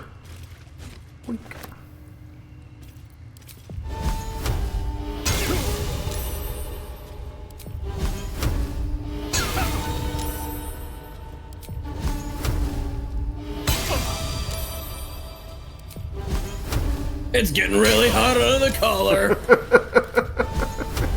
Cooking you in your armor while also cooking myself. Hoping you go down first. Alright. I absolve you of your sins, my child. Oops, not this. Rolled scroll. Yeah, we got a bunch of these. And badoom. Badoom. Thank you! It's about damn time! This is some bullshit! I'm gonna actually kill this bitch! I'm sure that'll look really good for regaining your oath. Quick! And this is gonna be even better! Yes. Please, gods above, restore my friend's oath, for he truly deserves it. Hey, if you... I went through some hell here. Just point at my bruised and burned face. I know. I went through it too. It could be worse. You could have been the one actually unable to do anything. So, what are we doing with your vampire spawn, since they weren't able to actually kill him? He's just bleeding out over there, slowly dying. Probably won't ever actually die, because he's already undead. Let me do one thing real quick. You know, poop in his mouth too? The thought had crossed my mind. Bet it doesn't taste better than blood. Yeah. That was fun. I had fun. He's off the platform. Anything of use?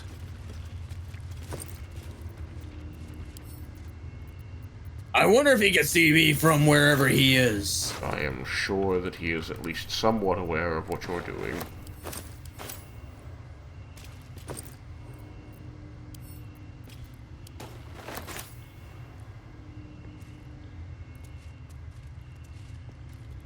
Thank you for sparing Gandrel. You're very welcome, friend.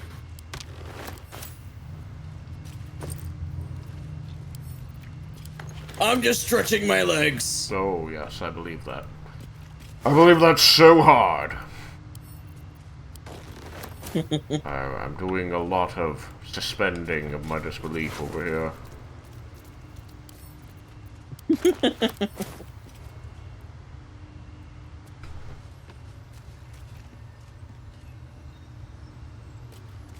I'm leaving. The elevator lies ready to carry you back up to the palace. This place has been terrible, and I hate it here. I do too. It's been truly the worst day. The elevator lies ready to carry you back up to the palace. Didn't take you with me. Yeah. It's because I'm an oath breaker. It doesn't think I am worthy.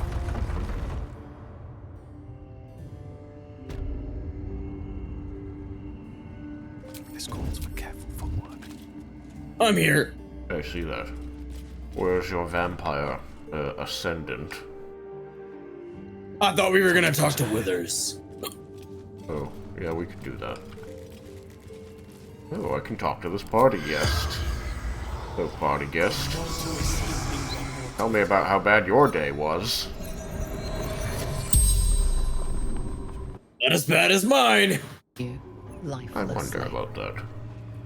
Who are you? Sterlak, senior clerk in counting house. Oh, we need to go to the counting house. I forgot about that.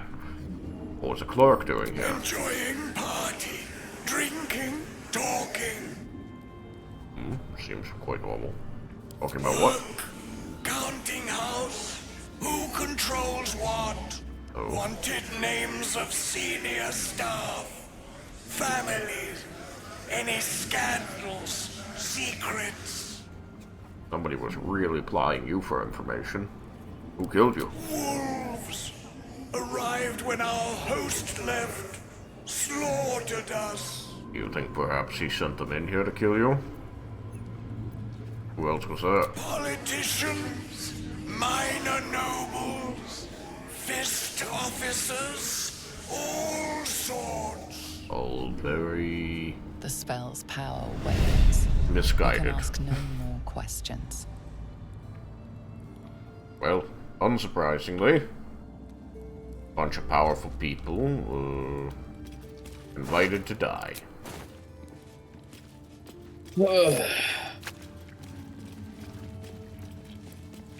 Trugzar, I have a question. What is your question, Thoros? Since Astarian's obviously not here anymore, Yeah. do you think I made the wrong decision? Thoros, as a bard and a storyteller and a watcher of the events of the world and finding ways to spin them, I would say that there is no wrong decision in life. There is only the life you choose to live. As your friend, ally, and hopefully trusted confidant, I don't think the choice you made was the right one. But all you can do from here is atone. And lucky for you, I believe that paladins are quite good at that.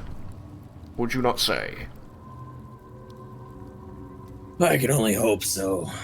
Just imagine that the justice you already delivered to many who were wanting, deserving of that justice, has to count for something on your path to redemption.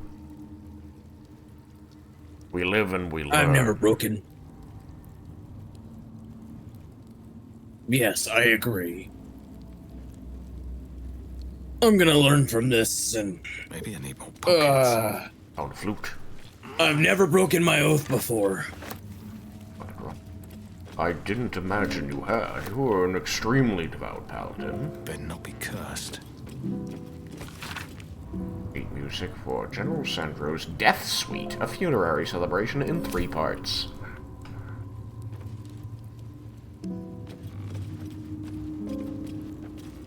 Well, as my mentor Bard always used to say before a show, it's time to face the music. I'm gonna be facing quite loud music. Take solace in the fact that I'll be there with you. Hold your hand if you want. Help. Ooh, face. Unfortunately, it is something I must face alone. Alright then.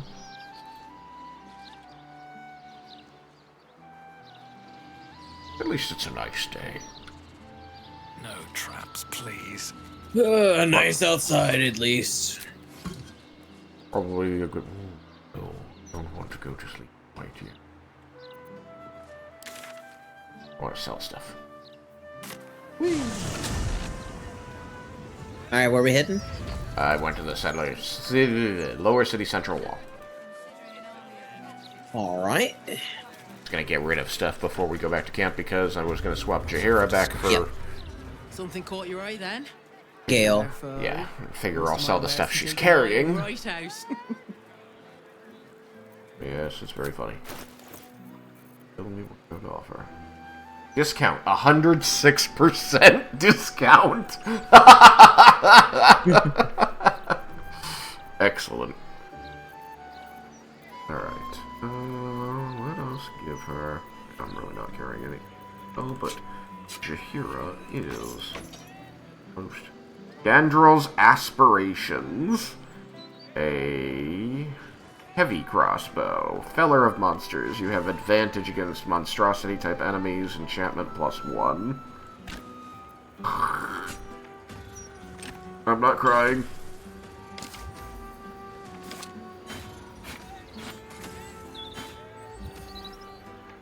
Half of the ram we don't need. That was hers already. Spore Druid. Heck.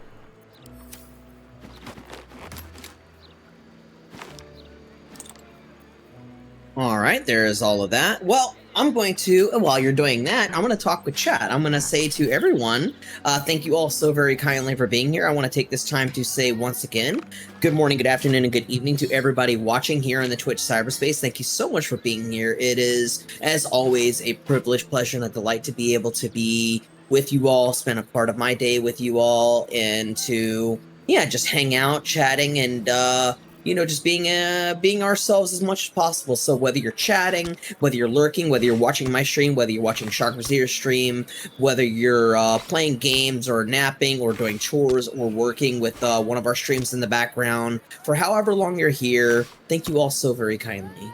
Is sneaking around here somewhere? Hey, Apoptic, hello, welcome in, welcome back. Sorry how quiet it's been. Surprisingly, I've been getting into my character. My character has been very short on words because they have unfortunately broken their oath as a paladin of vengeance, and so yeah, it's been a bit of a somber time. My character is actually anxious to be confronted by a knight that's going to place him on trial. It's going to be an interesting time. I have never broken my oath.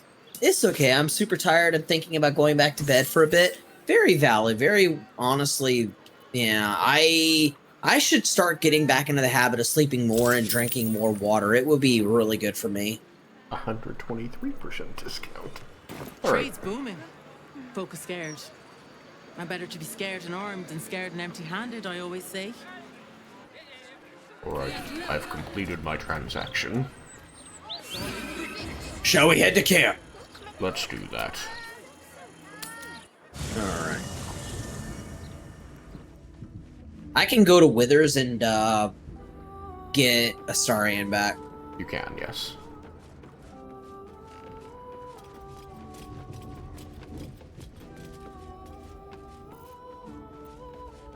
If you wish to. Bone Man, I need to talk. Bone Man?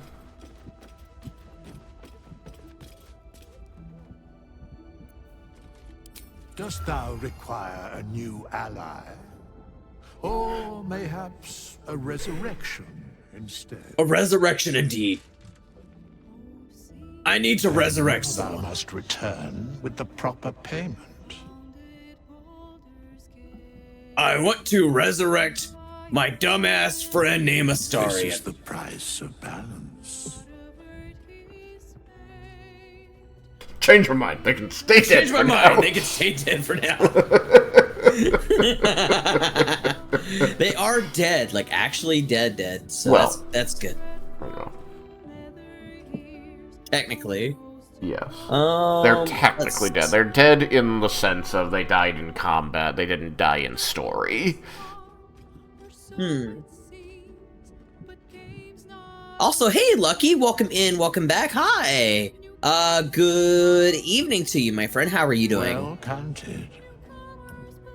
I recommend keeping my distance for a moment. By doom and dusk, I strike thy name from the archives. I'm curious to see the banter.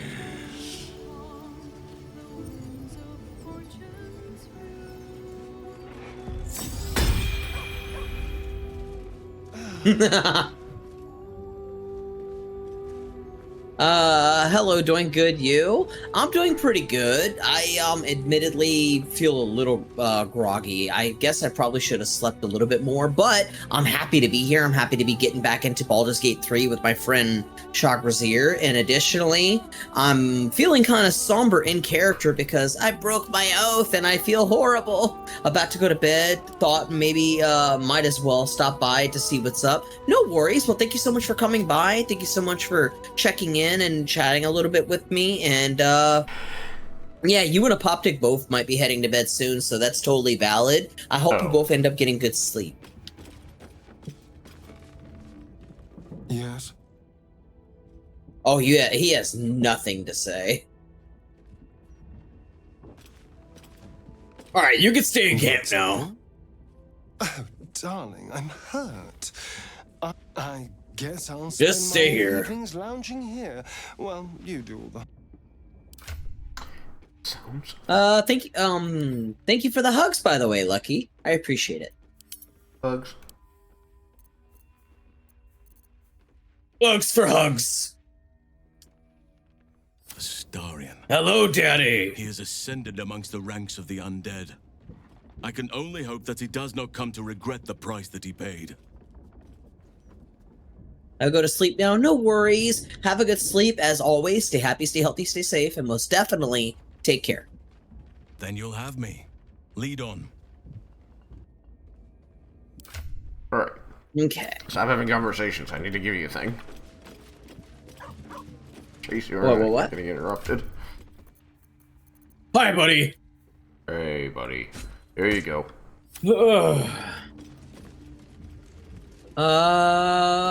What'd you give me? Oh, dropped for some reason. There we go. Oh, my sword. Thank you. I was looking for this. Yeah, that's what I figured you must be.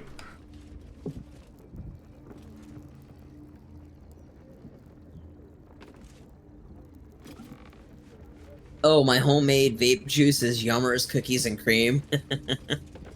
I imagine that probably would be good. I don't vape, probably never will, since it's not really my thing, but yeah. Oh, I can talk to him here. Good. All right. You can stay with me, buddy, but I've gotta talk to him alone. Trugzar just like looks around the room at all the people here and says, "Okay." This is who I must speak with because of what I did. I know. I saw him up here. For you. I felt the moment of your liberation, the shedding of your bond. You called to me. I am here to show you the way.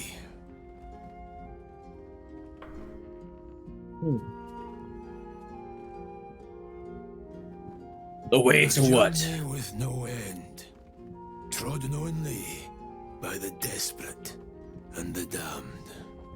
It is a path I have walked since the moment I fell. Now, you will walk it too, Oathbreaker.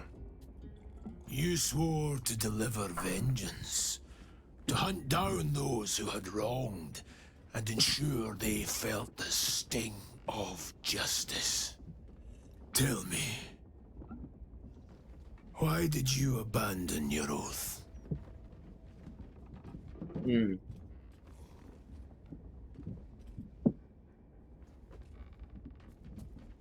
It was not my intention. My actions had unexpected consequence. A lapse in judgment.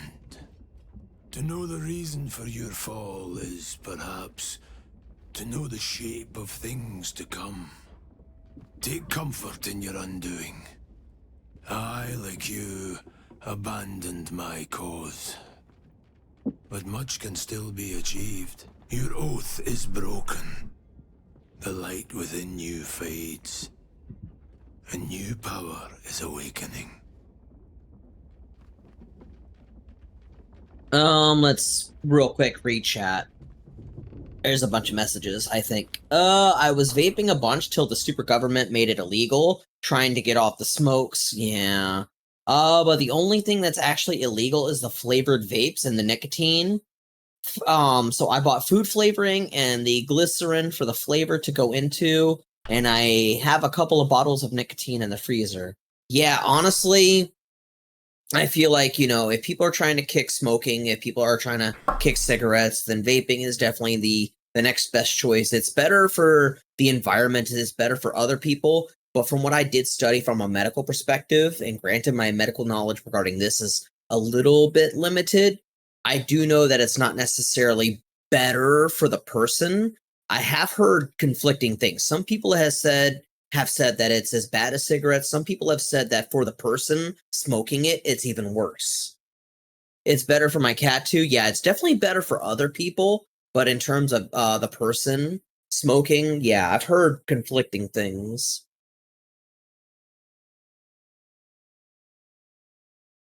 Still dangerous for the person because you're still putting fluid in your lungs, which you're not supposed to have fluid in them. But yeah, there's no secondhand smoke for the people around you, so it is entirely on your own recognizance. If you want to potentially hurt your lungs, at least you're not hurting people around you. Yeah. Other than, offending them with smells, which... It does bug me when the people in the apartment next door smoke weed because I hate the smell of it, and it gets through the wall. I'm trying to think of which two options make the most sense for me. Isn't there any way I can reclaim my oath? This must not be made lightly. Wealth must be sacrificed, and your soul repledged. It is wise to first consider what is gained, and what is lost in the bargain. I'm good, I've made my decision. If you wish to do so, speak with me again. I will, I'm ready.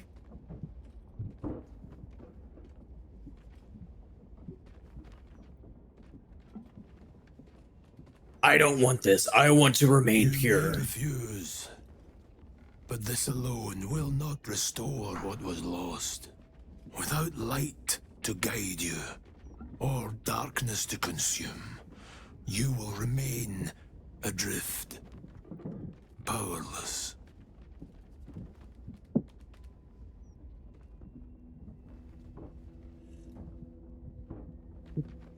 I will not be tainted. I will find a way to reclaim my oath. Until that day, I will be here, and my offer will remain. So you do have to talk to him again. Well, that didn't help. You have to talk. You said you must speak to him again. You are between worlds, Paladin. Have you made a choice? First, Apoptic says, I don't know, my uncle had 50-ish years of cigarettes, and after 5 years of vaping is now off all smoking, and his lungs are basically like new? Huh.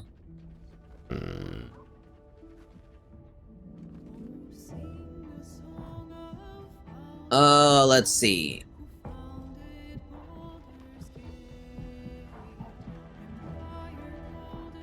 What happens if I reclaim my Coming oath? to your oath means relinquishing the darkness within you. Its evil must be banished. Your oath-sworn powers will return. You will be bound again by the decrees you promised to uphold. Also, ladies and gentlemen, both and either one and all, welcome back from the ads, welcome back to the Twitch cyberspace, and even more specifically, welcome back to some Baldur's Gate 3, The Adventures of Trugzar Silvertongue, and this gentleman right here, Thoros Mir, the Vengeance Paladin. I am currently joined by an amazing guest, a wonderful guest, my very good friend Shock Brazier of the P4 podcast, and yeah, and currently I'm trying to regain my oath. Sacrificed your oath for Astarion, and now getting it back. I am surprised that you want to know nothing about your options here. Oh no, I'm playing the character. Let me tell you right now, like, when I'm getting inside his head, he doesn't give a fuck about the options. He doesn't give a fuck about the possibilities. He is not about that. He actually thinks that this is the worst thing that has ever happened to him. So much to the point that there's nothing that will even be okay. Even if he's able to reclaim his oath, he's going to still look back on the fact that this was the worst thing that had ever happened.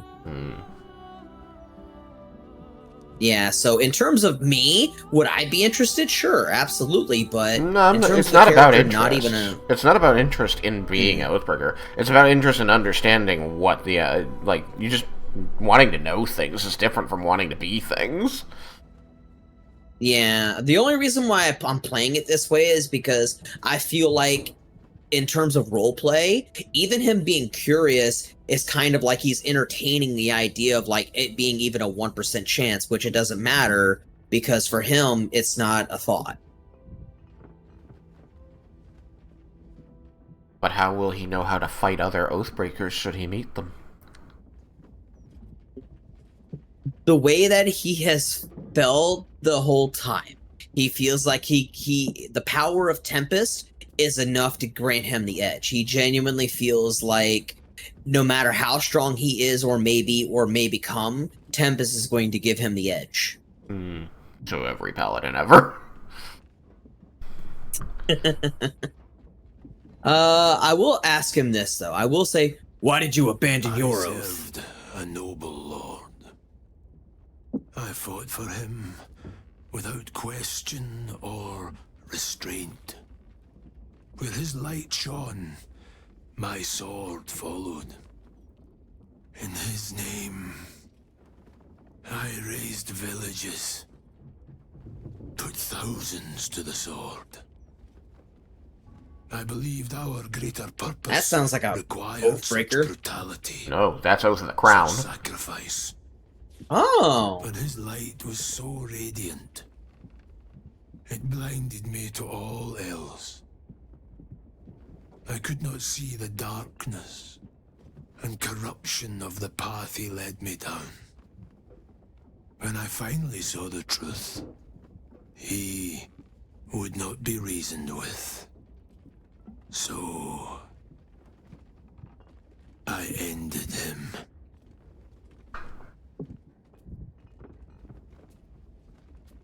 For this, I was called Oathbreaker. Apoptic says, I still think best thing in this game is putting Gale in the proper Helldusk armor, plate mail evocation wizard. No.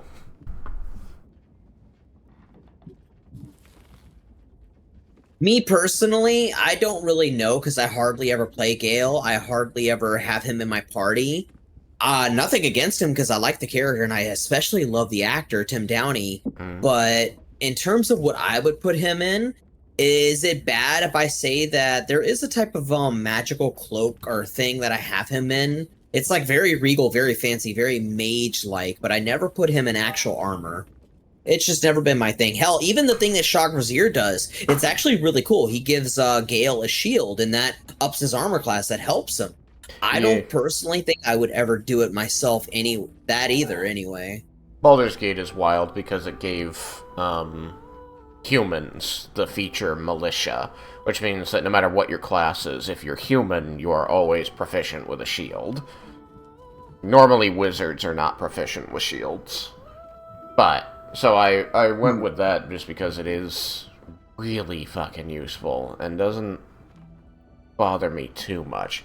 But I've always felt like there are two things that Dragonlance did that a lot of other stories didn't, that I always kind of appreciated. A lot of people feel differently, and that's fine. But the two things that Dragonlance did in the D&D lore that I thought was a good kind of power balancing thing was, one, arcane magic cannot be used to heal. You have to be divine or one of those primal classes in order to to do healing. Arcane magic can't heal. But 2, it is that arcane magic requires freedom of movement in order to perform it. So if you put on armor, you are likely to mess up your own spellcasting. And this was represented in 3.5 by, even if you made your character proficient with armor when they weren't, if you were a wizard, you would have a spell failure chance percentage based on the amount of heavier armors you were wearing, and you would make it harder and harder and harder for yourself to succeed at spellcasting the more armor you wore. And I always kind of resented 5th edition for being like, yeah, a wizard can wear plate armor. It's like, they're already the strongest attacker and most practical character in the game because of all the variety of spells the wizard has. They teleport your party everywhere, they fucking mind control things and drop fireballs on shit and banish things to other planes. Like, they're already, like, the best character. They don't also need high AC. To give you some added conversation, Apoptic first states, but the evocation subclass means you can cast fireballs at your party without hurting them. And then to continue off of that, Apoptic says, oh yeah, in D&D 2nd edition, wizard spells were, quote, disabled, end quote, wearing even leather armor. Yeah. I think 4th edition did that as well. I can't quite recall. I played a wizard, but I played a straight wizard, never tried to do anything twirly about it in 4E, so I didn't run into that. So it's been a while since I played it, so I don't remember what the rule on it was. But suffice to say, like, wizards at their default, even in 4E, were also only proficient with clothing. They couldn't wear any type of armor or use any type of shield. But yeah. You regret betraying your oath. Regret is for those who would act differently. I feel no such desire. What's past is past. We are here to discuss your future. I really like the story of the Oathbreaker and how they use him. I think it could be good too, actually. I think that there's definitely a... Shit, it's very possible because I have 2 playthroughs already planned in the future with you and Wyndon, and then one with you and me. I even said already what my plan was for you, but if you, Wyndon, and I can get something together, I could do another Paladin, and I could be an Oathbreaker, and depending on what it is, I think I want to set it up to where it would be the type of Oathbreaker who breaks their oath for a very kind of like flip-sided valid reason. Like, much like this character, it seems like they were serving a tyrant, someone they didn't realize was a tyrant, and having to kill multiple people because that's what they ordered. What turned them into an Oathbreaker was stopping a tyrant. And that sounds like something very valid. That sounds like something that I think that's the only way I would ever want to play an Oathbreaker. I don't like the idea of being an Oathbreaker who is based on evil, someone who would break their oath of good to become basically the opposite. And I don't, yeah. I mean, all a matter of perspective. Hmm. When I said that, I meant this Oathbreaker. I think his story is interesting. No, yeah, I agree. I think that his story, you know, the way I perceive it is that he originally served a very shitty person, it seems. But his oath was to protect that person, and so in not protecting them, he broke it. Yeah, by killing him, he broke it. Right. Yeah. But you can see that there was so I think it's very valid. It.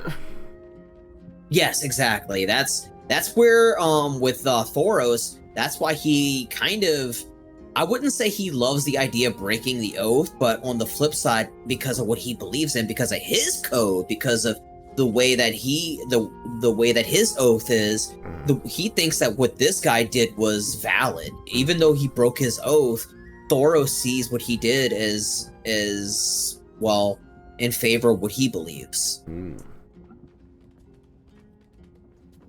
It's interesting because this is the first time that he's ever experienced another paladin who has actually come in contrast to what he believes, to what he has done his whole life, you know, as a as a paladin. Mm. Apoptic, by the way, would like to say to you, I'm reading. I used to play a wizard slayer. Sorry. I'm gonna. It is your wont to read these things, so do so. I'm sorry. That was an outburst, and I shouldn't have done that. Yeah, thank you. I used to play Wizard Slayer in BG2, no magic items, but stacking 1% magic resist per level, and from level 20 plus 5% per even level. Every successful hit the Wizard Slayer makes against arcane spellcasters lowers their chance to successfully cast spells by 25% for 5 rounds. I'm going to take up my oath. I wish to take up my oath again. My oath of vengeance. It is possible. First, you must pay the agreed price. Material sacrifice is required to prove your words have substance.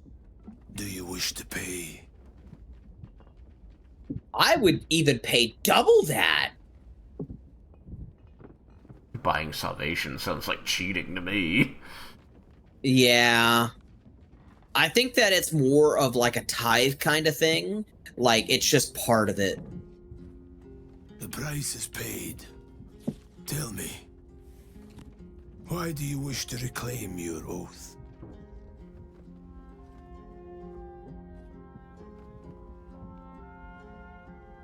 I'm reading through these. Let's see.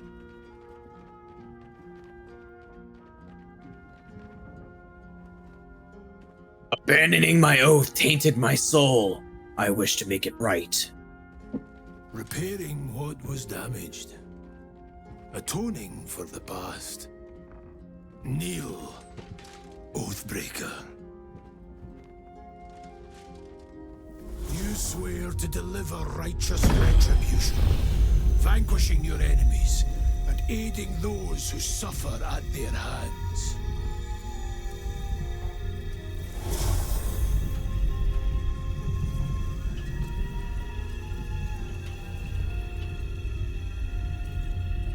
The oath of vengeance is once more yours to fulfill.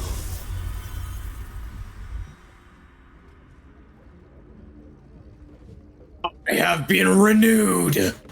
I serve Tempest as the arbiter of vengeance. Trugzar will smile at his friend, raise his hands to embrace him, say, I'm happy you are able to cleanse your soul and restore your former glory.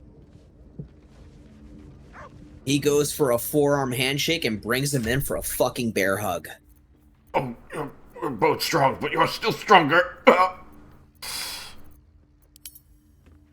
I feel so much better. In fact, I feel like I could take on the world. I feel like I could destroy several Cazadors. Several Cazadors.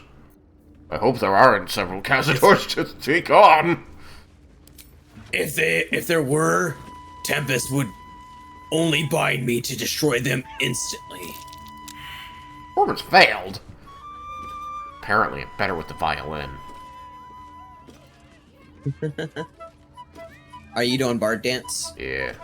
Rolled a 7. Getting an 18 out of the 20 I needed. That's so sad. I just needed a 9. Here we go. Wait for it. We gotta make this work, chat. Wait for it. Oh my god. Allison's coming.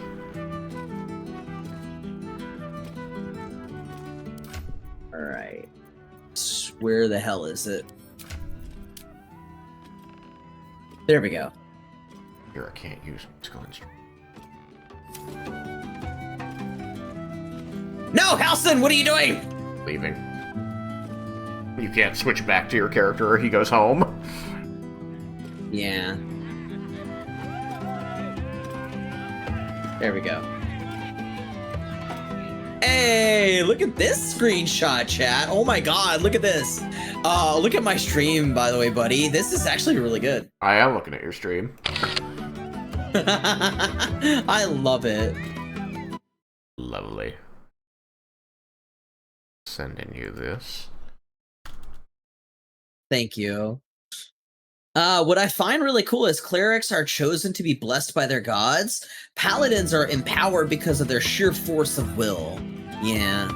The way that my brother portrays his character is the way that I'm actually portraying Thoros, where they're just, you could say it's through sheer force of will, but it's like a true act of devotion. Like, they truly believe in the message, they truly believe in what they're tasked with, what they believe in. And so, in the case of my character being a paladin of vengeance, yeah, it's just something that I've really liked, and it was funny because the way that our playthrough started, my character Thoros was only about vengeance, only about bringing not only an end, not only a destruction, but an absolute obliteration as graphic, as violent as can be to those who harm people and mean to harm people, to people who commit injustices, to people that we see a lot in our world. And so with Thoros, he likes the complete eradication of those people, whereas with my brother's character, he's actually kind of more simplistic. He's kind of like a very chill, fun-loving paladin character who just really wants to serve to the honor of Kord, the god of storms.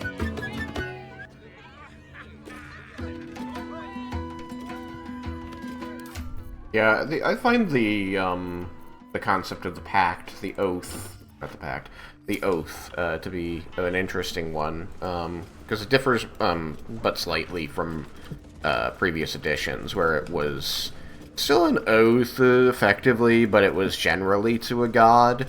5th ed, it might even have been 4th, but we'll say 5th was the one where it was like, it doesn't need to be a god, it just needs to be something, it's a promise you're making to yourself, and your faith to that promise, to that oath, is what grants you that power. It is the power of changing your own soul to become that oath that gives you these powers.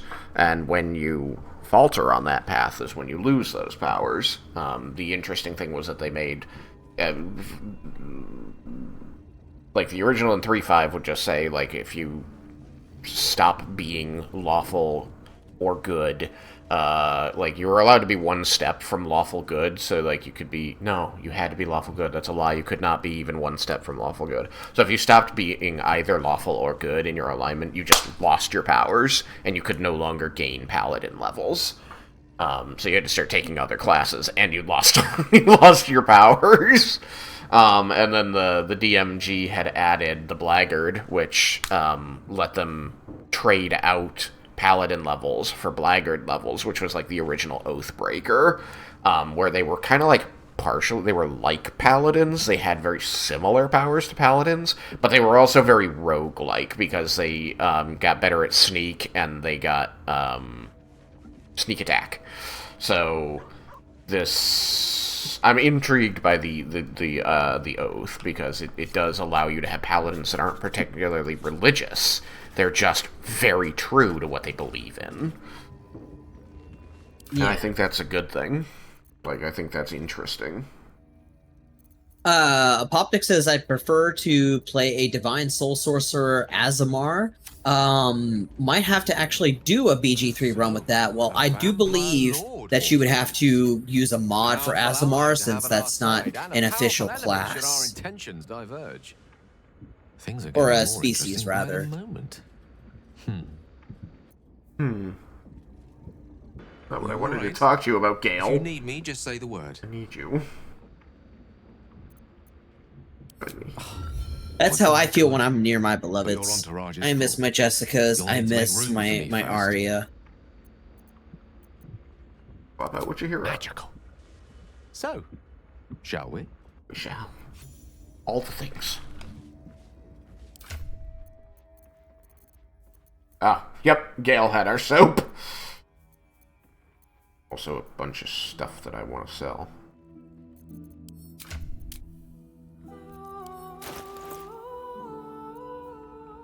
Got the Contra mail. Huh.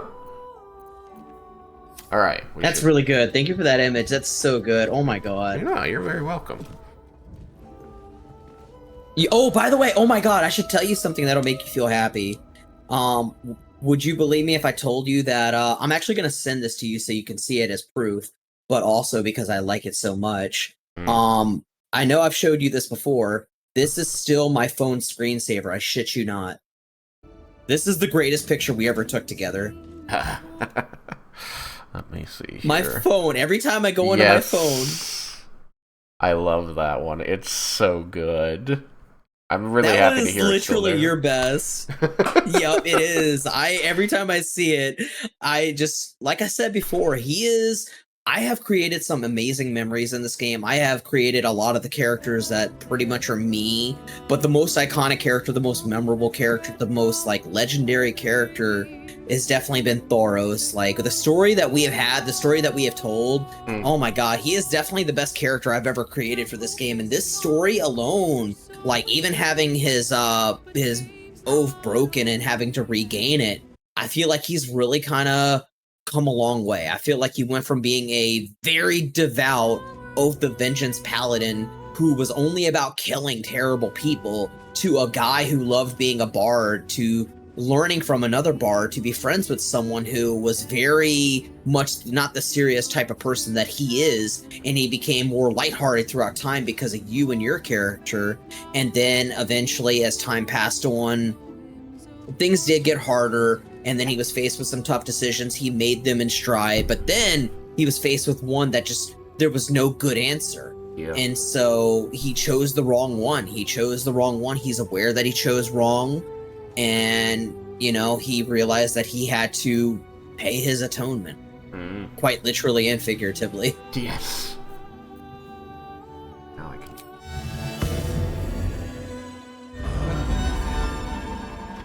Thank you, my friend. I needed that. Of course, anytime. We should probably sleep before we take on the next challenges. That was, I'm gonna do something for you.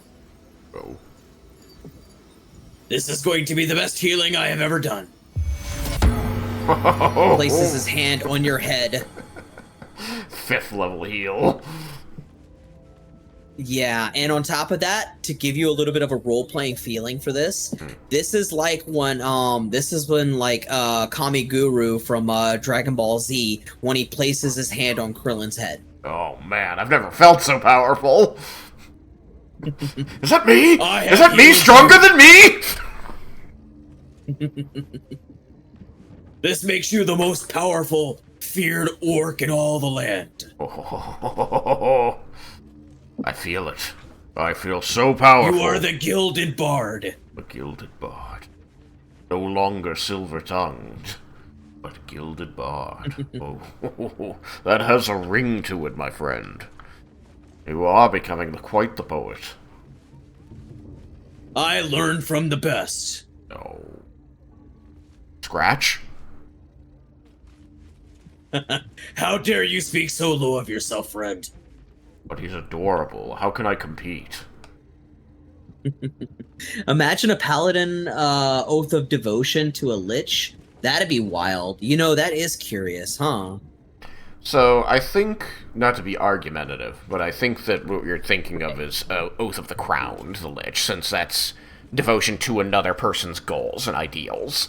Whereas Oath of Devotion is the idea of your because I play exclusively Oath of Devotion Paladins. I love them. They're my favorite one in 5th edition. Because their whole thing is protecting the people that they interact with from being bent by others. So I don't feel like you could be an Oath of Devotion to a Lich just because it immediately conflicts, because a Lich exists to bend the world to their will, and an Oath of Devotion Paladin exists to stand between tyrants and people who would be cowed by them. That's why the Oath of Devotion's Paladin's aura of devotion makes it so that the people around them cannot be charmed.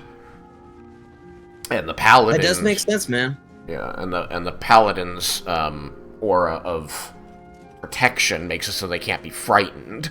So people around an Oath of Devotion Paladin are immune to both fear and charm. They cannot be mind-controlled. They cannot be bent. So, I don't know. Like, you could try that. I'm not gonna totally naysay it, but I feel like you're looking for an Oath of the Crown paladin, which I know less about, because I haven't played one.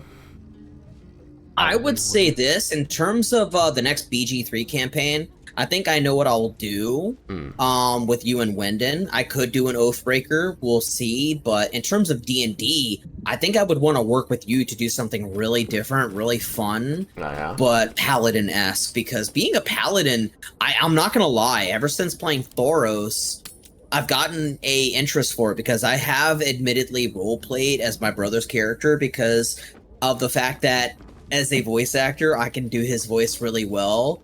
And I have been able to copy my brother's voice for the character, so he has, on an interim basis, he has given me power to voice act the character whenever he's not around, and just basically kind of NPC them. And yeah, honestly, ever since I've been playing his character and playing Thoros, I've gotten a love for Paladins. I think Paladins are not only fun from a combat standpoint, because don't get me wrong, combat's great, but I think that their story is just really compelling.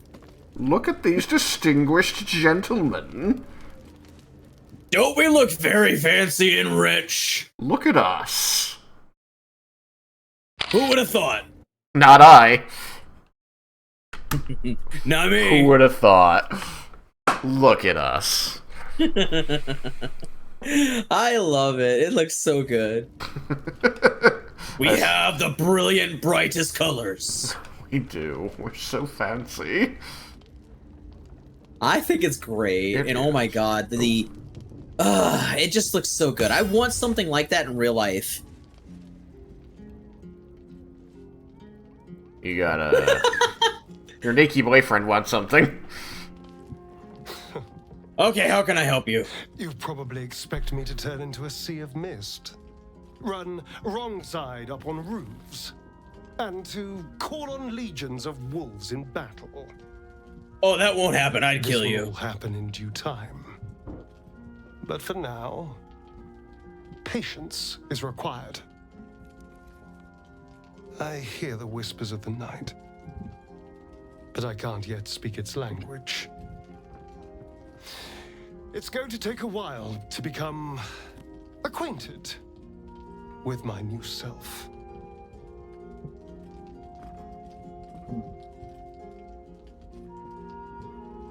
Are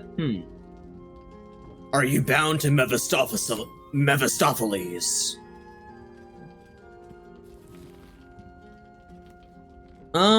You know, you're not wrong. All those deaths and you don't even know what they've paid Death for. was better for them. Death is better for many. I will stand by it. Everything lies ahead. I can see my path to a waking dream. From the Crimson Palace, I will govern day and night. Create a city of spawn who bow before me. Cast a fog over the world for my children. But first, we must manage the trifling matter of the brain. Perhaps it will listen to us. Perhaps it, too, will serve.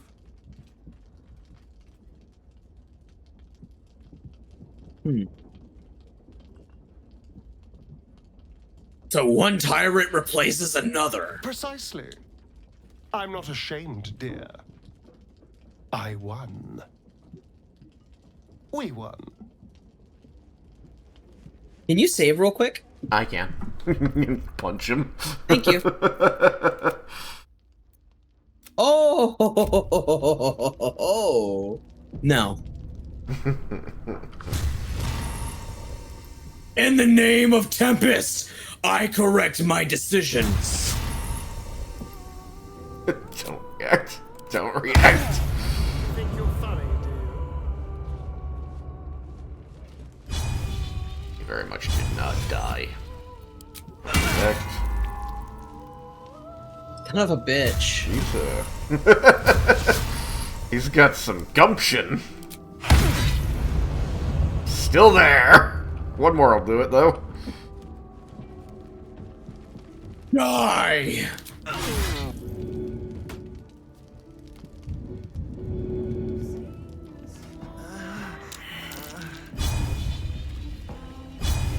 The world's better off.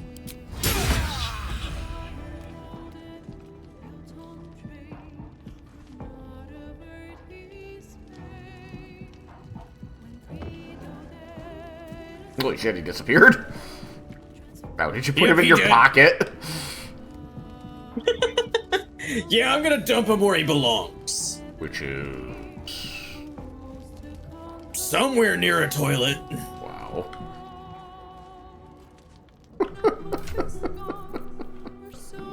Well, I have corrected my decisions. that was extremely violent. Yeah, but, you know, when you serve Tempest, sometimes that's what you must do. Alright then. Why It is was this glorious. marked?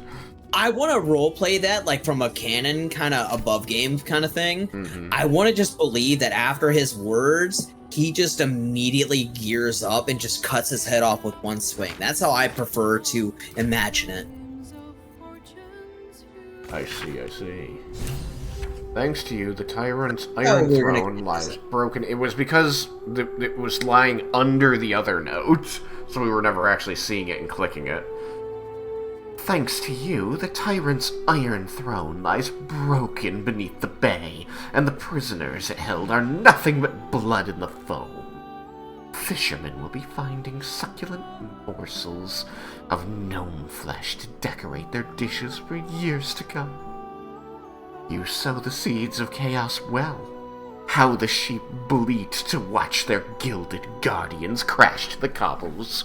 They tremble to see the lordling's temple of tyranny crumble atop their corpses. The time is now. Without his mindless mannequins, Gortash is weak. Kill him, kill him, kill him, kill him! The rest of the page is filled with the same scrawled instruction written in an increasingly illegible script. At the bottom, a signature in blood. Orin. She's crazy and also needs to fucking die. Crazy as a bag of cats. Crazy as a box of Astarion. I mean... Astarion is in a box now, technically. In your pocket. I was actually gonna put him in the chest next to Withers.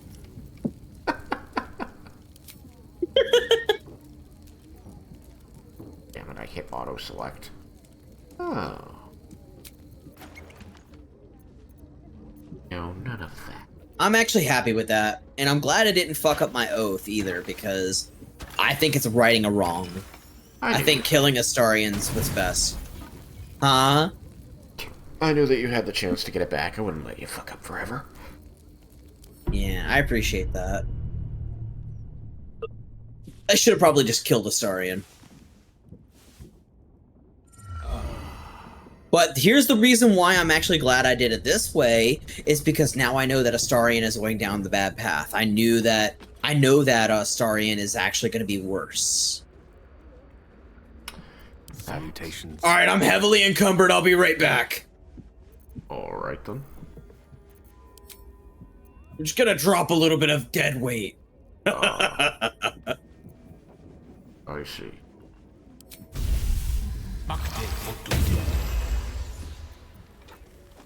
How shall I go about this?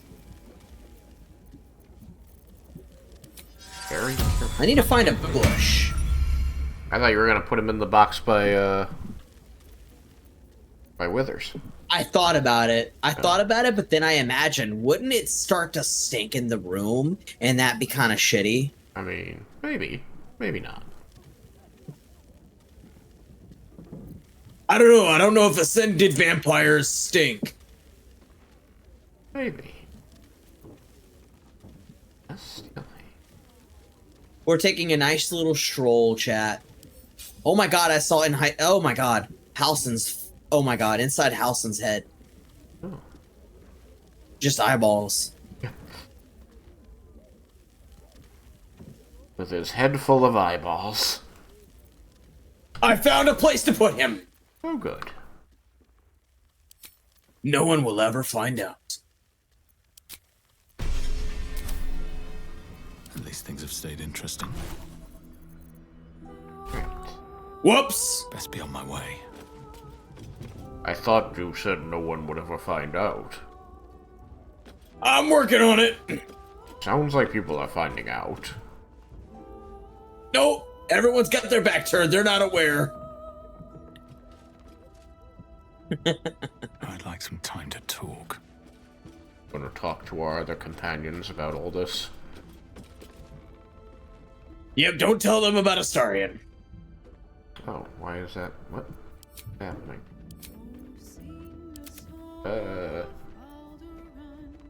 I'm not actually in a conversation. This is all happening.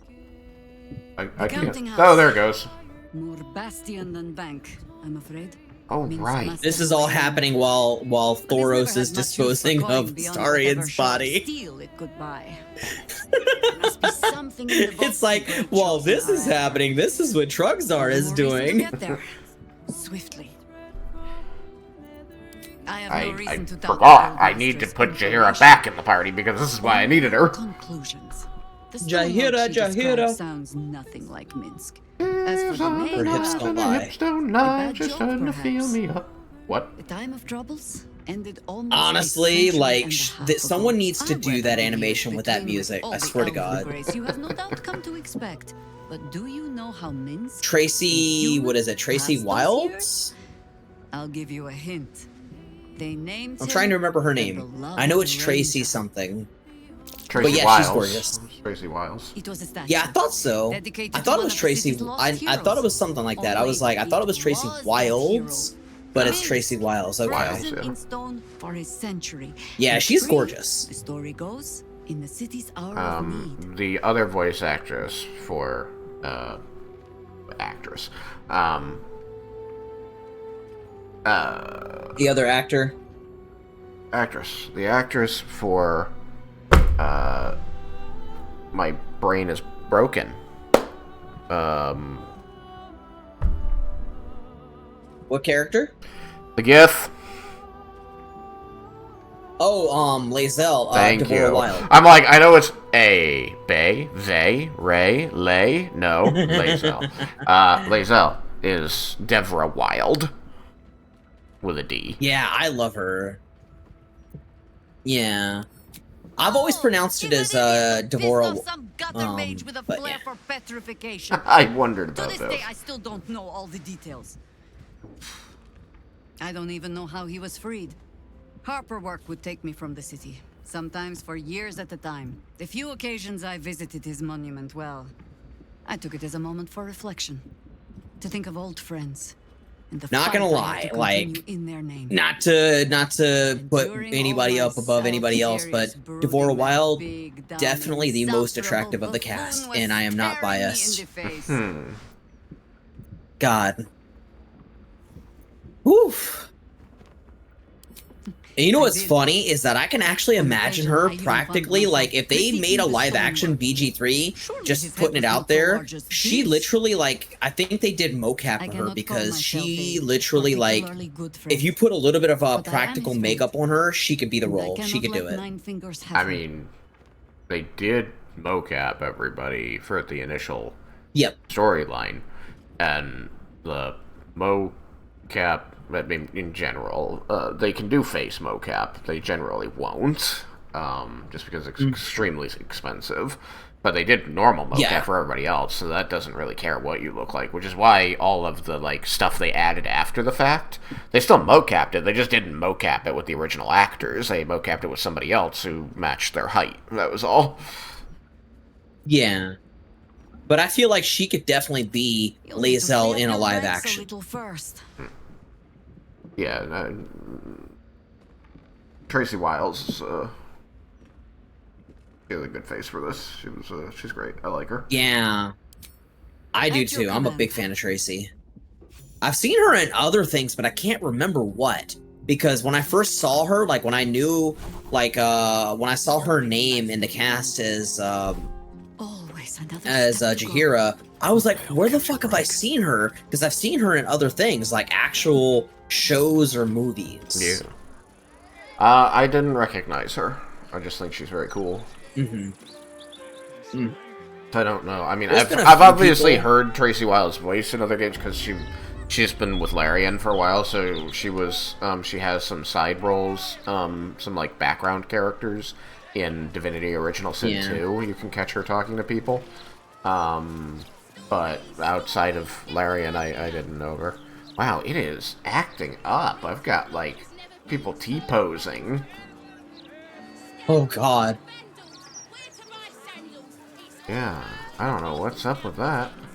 Anyway, counting house? Yes, I can meet you there. I'm just disposing of a body. I see, I see.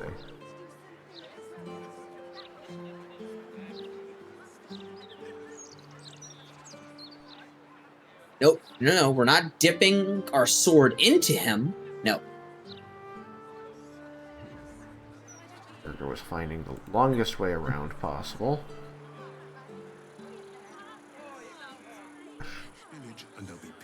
Free me from the tether of my character! Okay, fuck this. I'm good. He's good here. We'll leave him.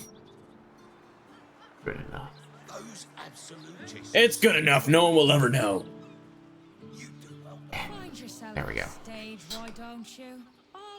There are times I miss. I wish I could just... Hang on, can I yeet him into the ocean? Potentially? I want to try it. Fuck it. We're going to send him out to sea. He's going to go swimming with the fishes. I'm such a shit.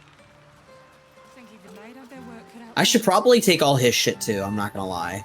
Yeah, it will be, well, I don't know that it'll necessarily be lost, because I think no matter what you do with his body, because he didn't ever leave the party, we'll always be able to use withers to get him back. But yeah. Yeah.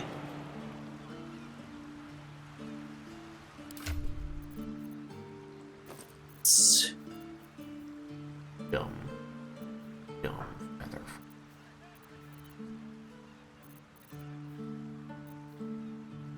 Okay, that's not gonna work. No, I don't have any.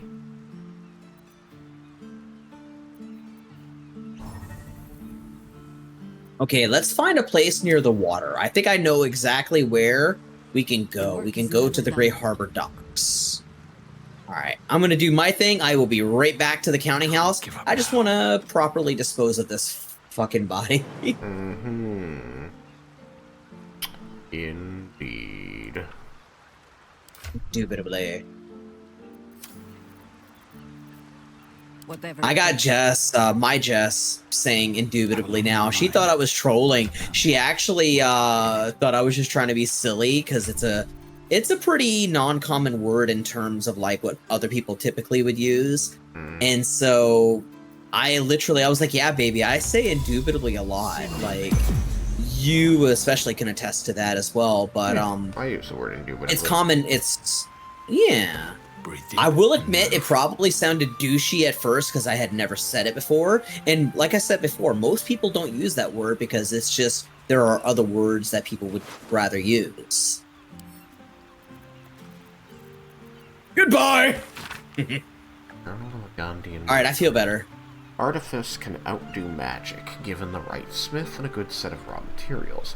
I've carried these words with me all my life, but now I'm beginning to question whether it's really true. Whatever they're doing with all this steel, it's not for good. Forgive me, Gond, but if we get out of here alive, I don't think I'll ever touch an anvil again. I feel better, so much better. Thank you, Tempest, for taking Astarion away. God, it felt so good to push him in the river like I knew that I would. Alright then. I'm gonna sing this in front of Trugzar. He's gonna love it. Definitely. Indubitably. Indubitably and nefariously. Yeah, that actually brings out all of the scroll work. I like that. I like that a lot. Right. Oh, I just realized you're not at the counting house. I'm nearby, though. Oh my god, no. I will wait for you. Why is the game acting so funky? Yeah, it's been a fucking time. I'm not gonna lie. Like, I've never I've said had it an before in the axe past, mount. and I'll say it again. Yeah. I just realized I need to change my my gloves again. Fucking Christ. My gloves and my boots. What the hell? I've never had these weird graphical glitches. What's up? I have never had T-posing like you mentioned earlier, but I have had issues. Alright. Are you ready to head into the counting house?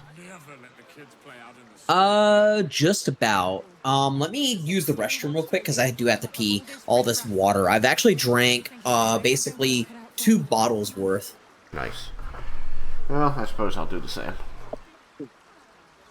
Alright, I will be back, but ladies and gentlemen, both and neither one and all of the Twitch cyberspace and cyber society, I'm going to leave you in the very capable hands of my good friend Shock Brazier. He is amazing at banter, so feel free to be in his chat or mine, and he will have some fun little answers. It's much safer this side of the city walls. Should have at least locked the place up properly before they left.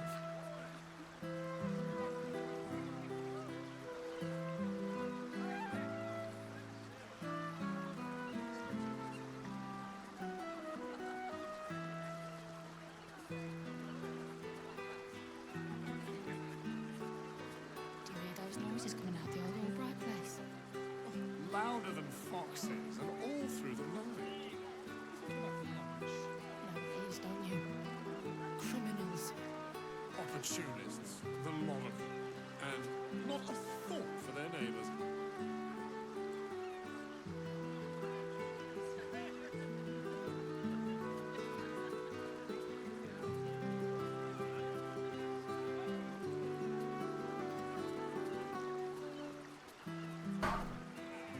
Imagine what it's done to the house prices.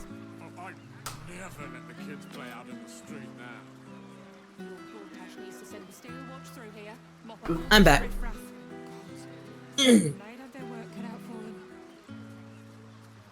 them. Shit.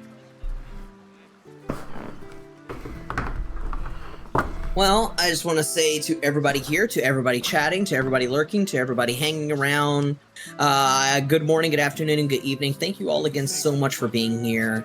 I say it all the time, and I would love to take some time again to say it. Thank you all for being a part of my day. Thank you all so much for hanging out and watching Shock Brazier and I, Shock Brazier of the P4 podcast, play some Baldur's Gate 3 by Larian Studios. And one thing I want to once again do, because you know me, I am a shout-out slut, and I am damn proud of it. We're going to do this again. We're going to run it back. Damn right, we love being a slut.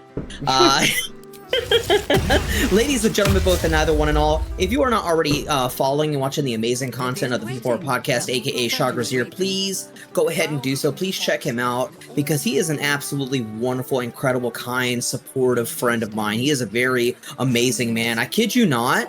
I've done this spiel a lot for a lot of people, but I'm going to add a little bit of flavor. I'm going to do something a little bit different. Shock Brazier is quite literally one of the 2 greatest men I have known. In fact, I would dare say that he, much like my friend David, Wise2099 in the community, he is a man without toxic masculinity. He is a very forward-thinking man. He's a very progressive man. He's a very caring and supportive man who genuinely believes in the right things being done and wants the right things to be done, and additionally just cares a lot about, you know, not only people that he's close with, but people as a whole. He's someone who deserves all the love and support, but more specifically that cyberspace love and support. So if you like having a very amazing man, absolutely, my friend, if you like having an amazing man to support someone who deserves that support truly, let me tell you right now that he is definitely the one to check out. He is a variety streamer, much like myself, who does a number of different games like Resident Evil, like Divinity Original Sin 2, like Ale and Tail Tavern, but he is also one of the most educated minds I have ever known within the D&D/role-playing sphere. He does D&D 5th edition, and he does Pathfinder as well, I believe.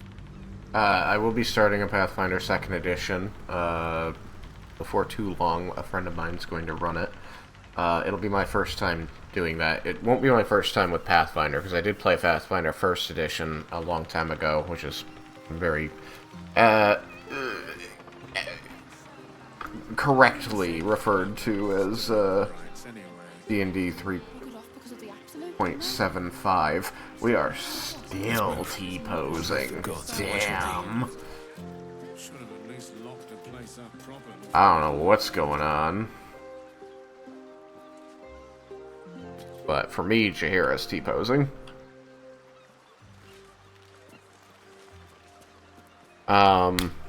Although, you know, I always love to feed the trolls and let them know my favorite edition is 4th edition. Louder than foxes and all through the night. They can do with that as they will. Alright, I wanted her over here. Oh god, please, no.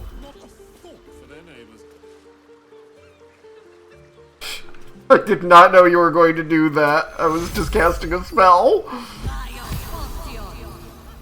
There we go. No time to rest. Thank you. Don't waste a step. Wild. I wonder what's up. It's like, my graphics card isn't taxed. Why is it doing that? I just realized I was muted the whole time. I will run it back. I'm gonna run it back, chat. As soon as I saw the pizza, I was like, okay, the pizza's mine. What do you think happens to the old brides anyway? Anyway. Yeah, chat. Did I, just to make sure I wasn't muted the whole time, I did basically have my mic on for the shout out, correct? Yes. You had your mic, okay, right, so thank you.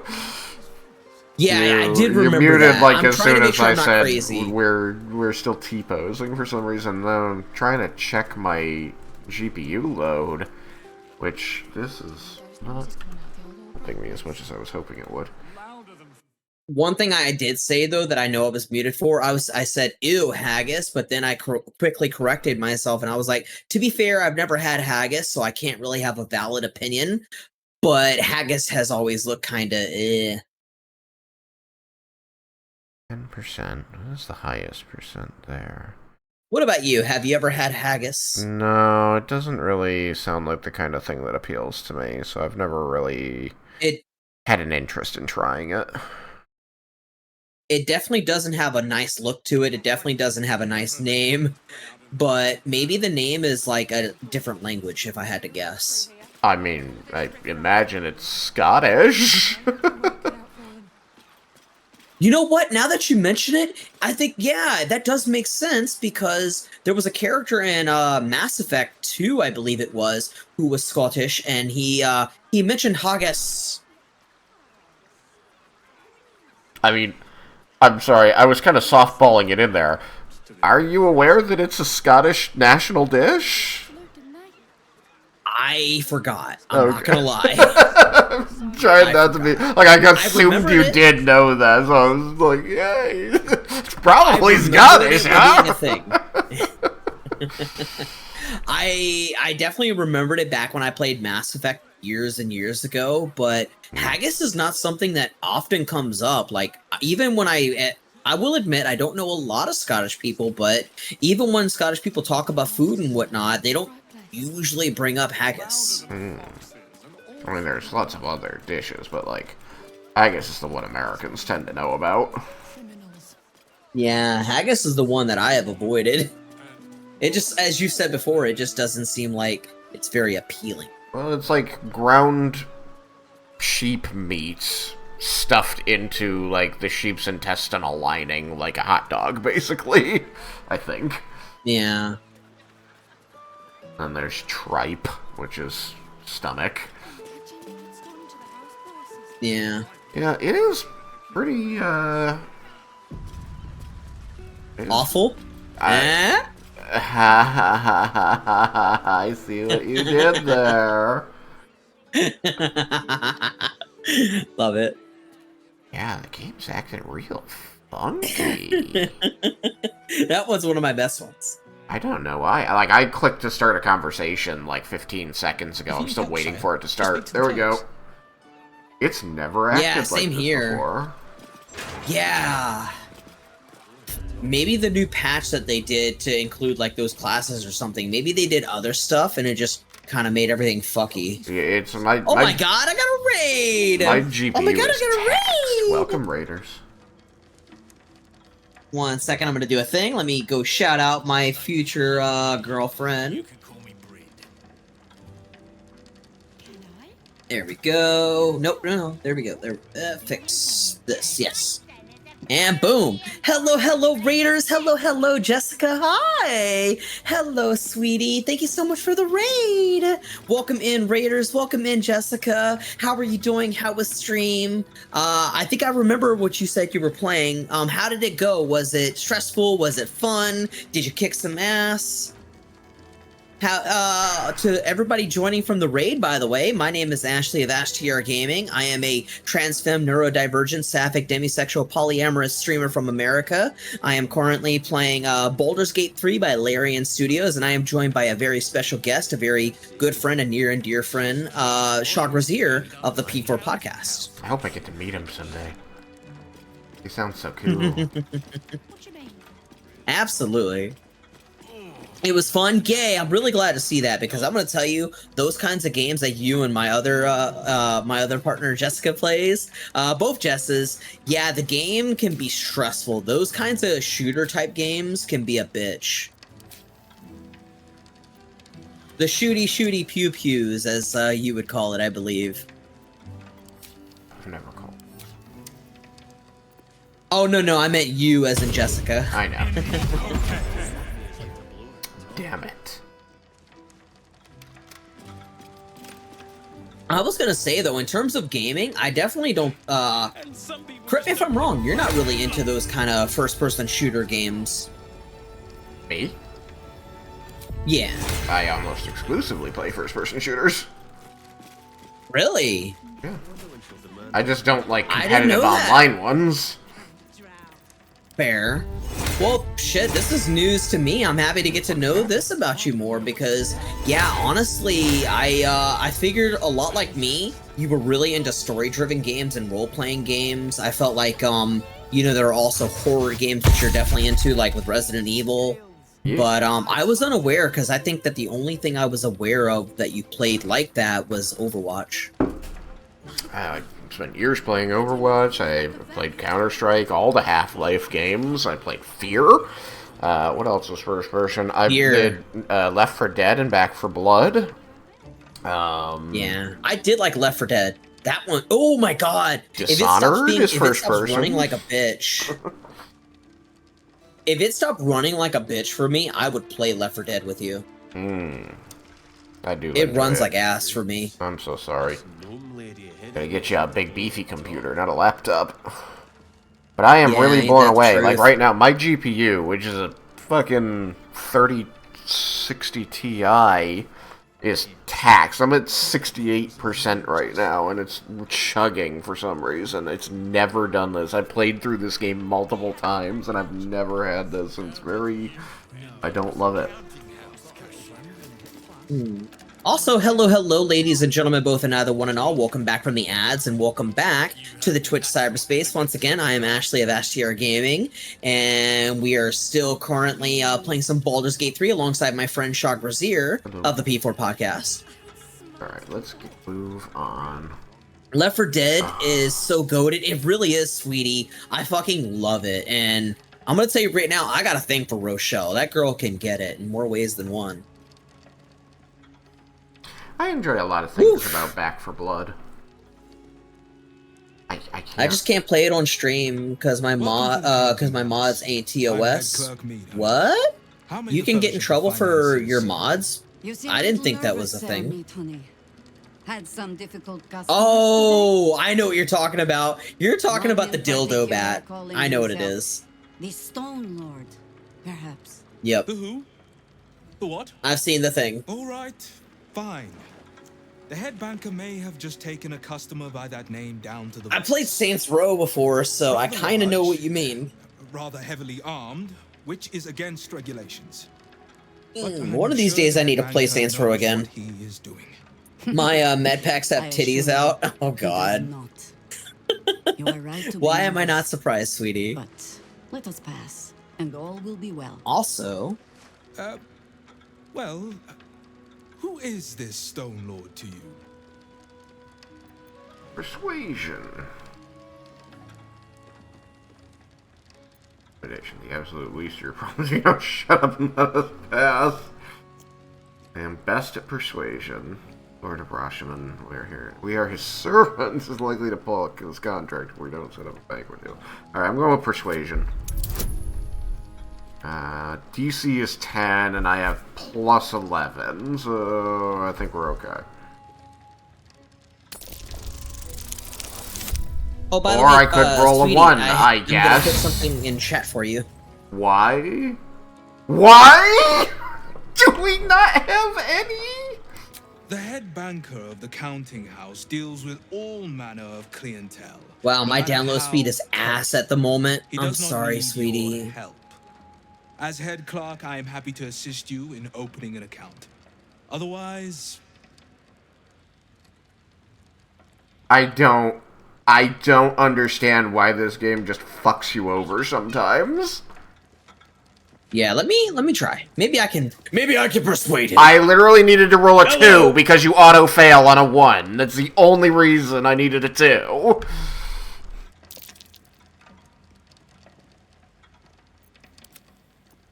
Wait, why did it not pull me into the conversation? It's still waiting to pull me into the conversation. Are you fucking kidding me? Ooh, I had an insight check immediately. And Amelia Tyler says, a relaxed tone and easy smile. But the halfling's shifting gaze gives it away. Something has him rattled. Gaze gives it away. Something has him rattled. Let's see. I need access to your vaults. Pronto, por favor. Ah, then you'll need a vault pass. We need only settle the matter of... I want to incorporate the fact that Thoros might know another language. Because I love Spanish that much. Let's see.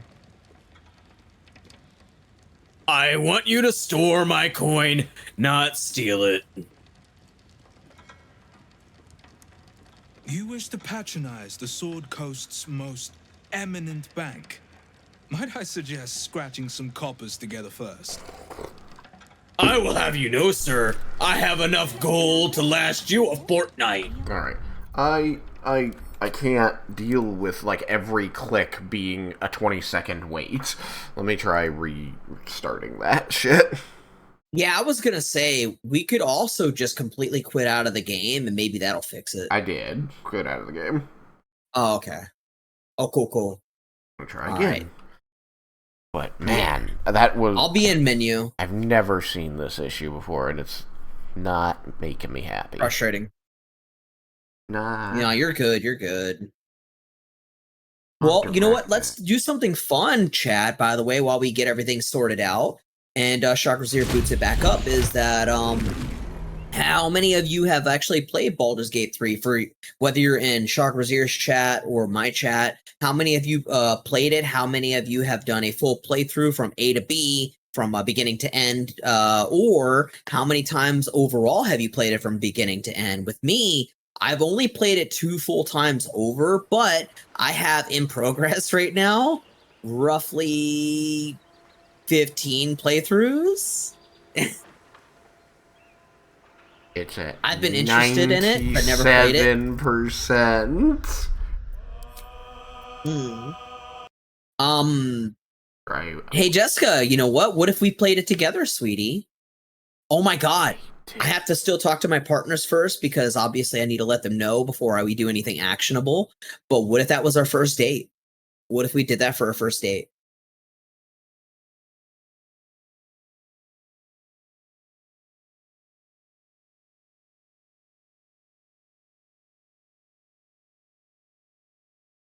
I'd need to buy it. Yeah, same thing with my Jess. Both of you need to buy it, and I was planning on getting it for her birthday, but money has been kind of tight.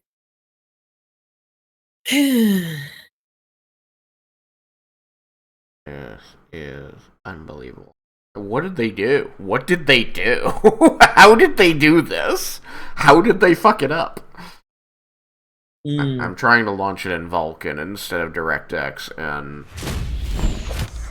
that's a lot lower usage. It's just a longer wait. See if it stays that way.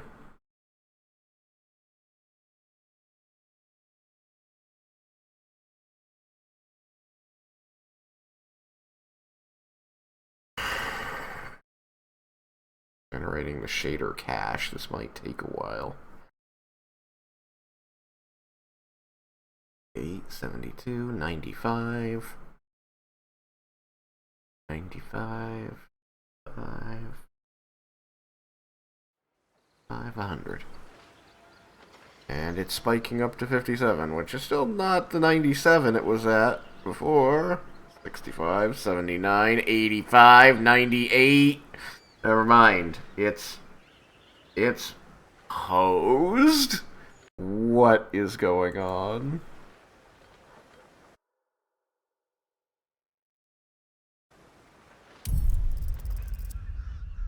It's not even showing up on my stream. Wow, this is hilariously bad. This is insane. What is going on? How? How did they... I know it sounds like I know it sounds terrible. Would you be willing to do a reinstall? I can verify local cache. That could be a thing too. Yeah, that would work as well, I think. Yeah, because I did remember Aria teaching me about that. Verify integrity of I don't know much technology, chat, but I know something.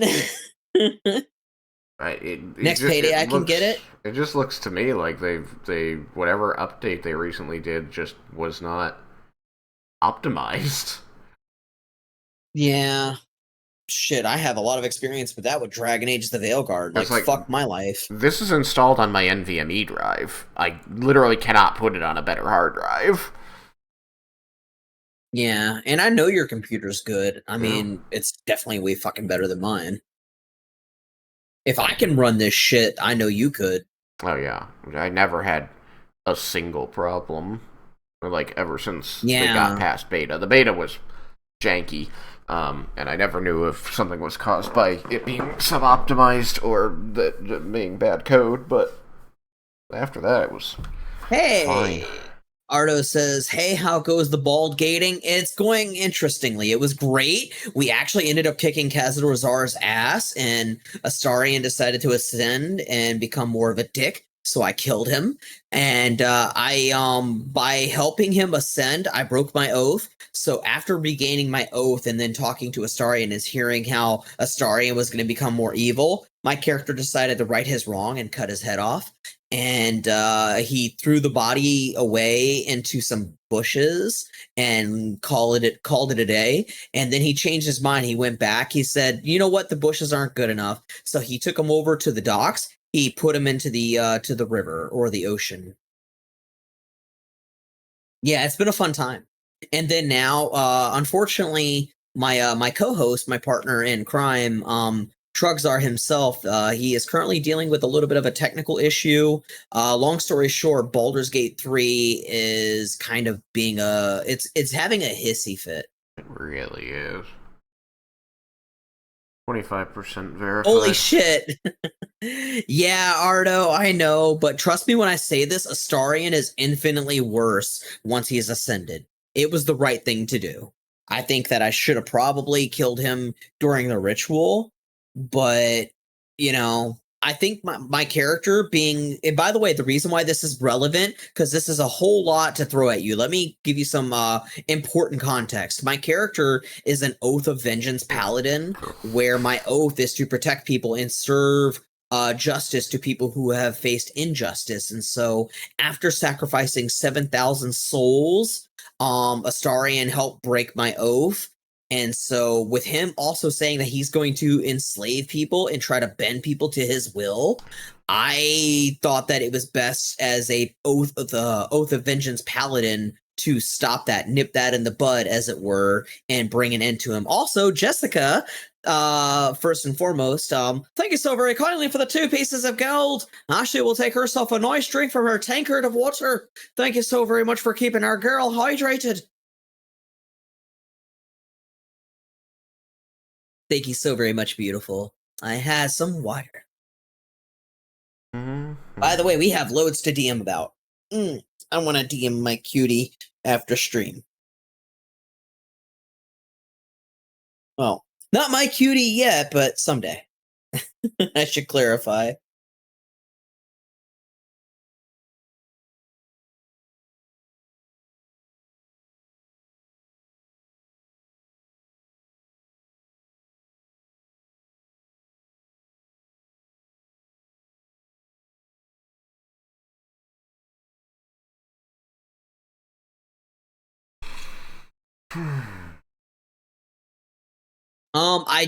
I know how much time it's gonna take, and I apologize. My ways of helping are not exactly great. This is just me doing my best. I will admit, Shagrazir, but I did want to throw it out there that I know how much you still want to hang out.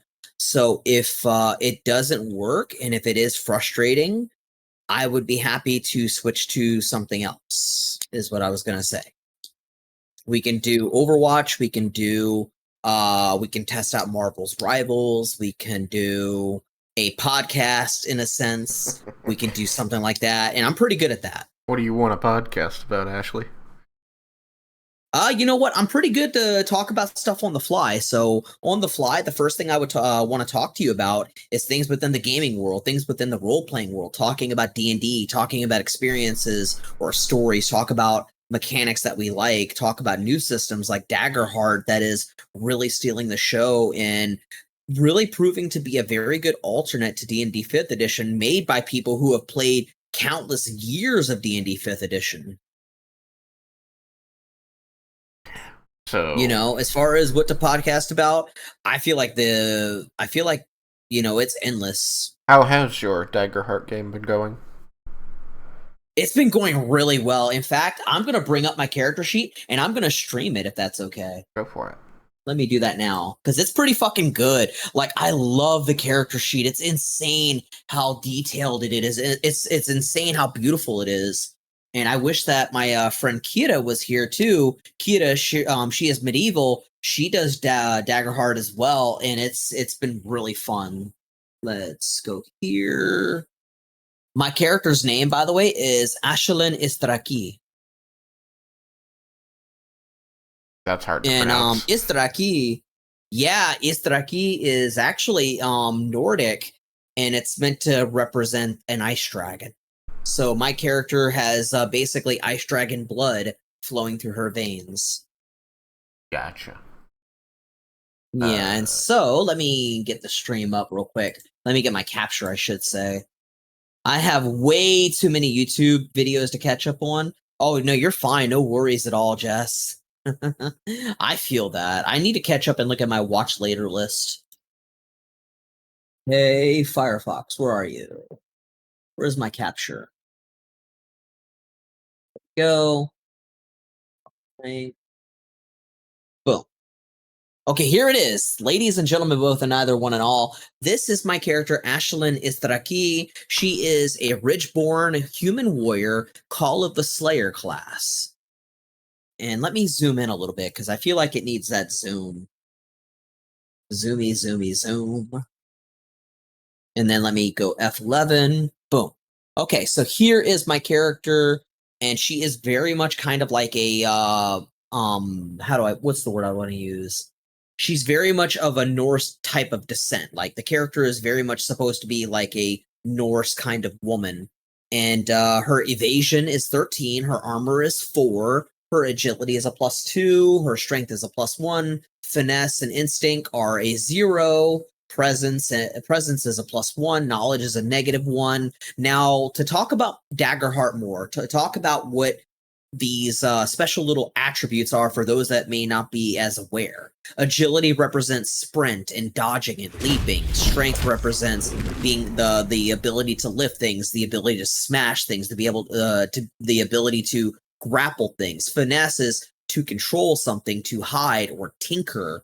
To have instinct means to perceive or have sense of awareness or to navigate your surroundings. Presence is to charm someone or perform or deceive. And then finally, knowledge is to recall previous events, to analyze a certain event, or to comprehend something. And it's really cool. It's very detail oriented. And as you go down the list, my primary weapon currently I've upgraded since recently. I have an improved longsword that I was able to find after a really difficult battle. In fact, our GM, David, HR Streaming / Wise2099 of the community, my best friend, interestingly enough, he kind of threw a tougher enemy at us that we probably theoretically couldn't have handled, but we beat her ass. And so I took her weapons, and I ended up getting something pretty good. And long story short, this is what I have for my base kit. My experience, these are modifiers. These are things that can go into let me see this. Need to get in bed, but wanted to say hi, have a good rest of stream. No worries, Ardo. Thank you so much for being here. Thank you so much for checking in, saying hi, for being you. It's so lovely to see you, my friend. And please stay happy, stay healthy, stay safe, and most definitely take care. On that note, one thing that you will notice, like with experiences, these are modifiers that can come into play with your roles. So let's just say I'm going to use these. Let's say that my GM, excuse me, I have to roll for, okay, I have something called Patience of the Precise. So that means that let's say I'm trying to aim my arrow to hit something at a distance on target. If I say, hey, GM, I'd like to use my Patience of the Precise experience because I'm known to be very precise with an arrow. And so he would be like, okay, that's cool. Okay, roll it. So I would bring up this little modifier, and then as I'm trying to do it, I would bring up the modifier and go +3. Whoops. I would go +3, and then it would roll. And so in this case, I roll an 18 with fear. Now, what does fear mean? What does that do? Well, with fear, it's basically another bit of, it's another point that gets added to the GM's dice pool. It basically is like, what you see over here is hope. Now, hope basically means I can give myself advantage. Hope means I can give myself an added boost on damage. Based on the rule book, there's other things too, I believe. But yeah, you can give yourself advantage. You can give yourself a +1 to damage, I believe it is. But you can basically impact a few different things. And so with hope, that helps me. But with fear, it helps the GM. Okay. And so what you can do, you can bank a total of 6 hope or 6 fear, depending on who you are. If you're the player, hope. If you're the GM, it's fear, but it's really, really cool, and it can give you, like I said, an advantage. So if I wanted to use hope, I would deduct it off my total since I have 5 as of the last time we played. And that the way that would work is I can just roll with advantage. And then another really, really cool thing too that can happen is that if you roll with you have a hope dice and you have a fear dice. Let's say that they match. Let's say it's a 1. Let's say it's a 2 or a 3 or a 4. If they ever match your hope die and your fear die, that is a critical hit. That means that you have the best roll that you can have. And it's really simplistic. It's really fun, but it is exceedingly rare.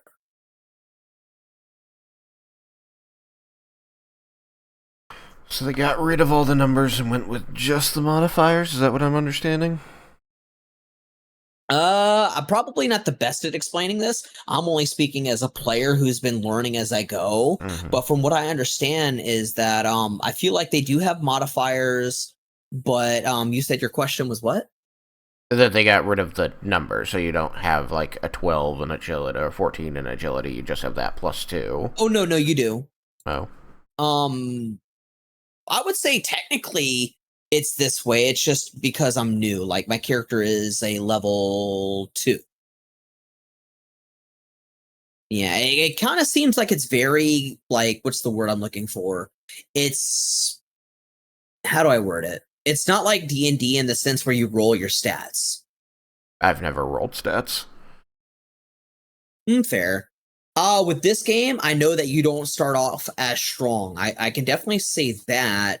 I know, like, for example, the best that I could do was affect my agility. I started off with a +2, but I know it's definitely very different from D&D, but it's very simplified. It's very, I think if my friend David was here, he could explain it a lot better than I could, Yeah. but I'm only going off of what I've been able to, pick up, but it's still a relatively new thing for me. I've been playing for on and off for about 6 months, but like I said, not a lot.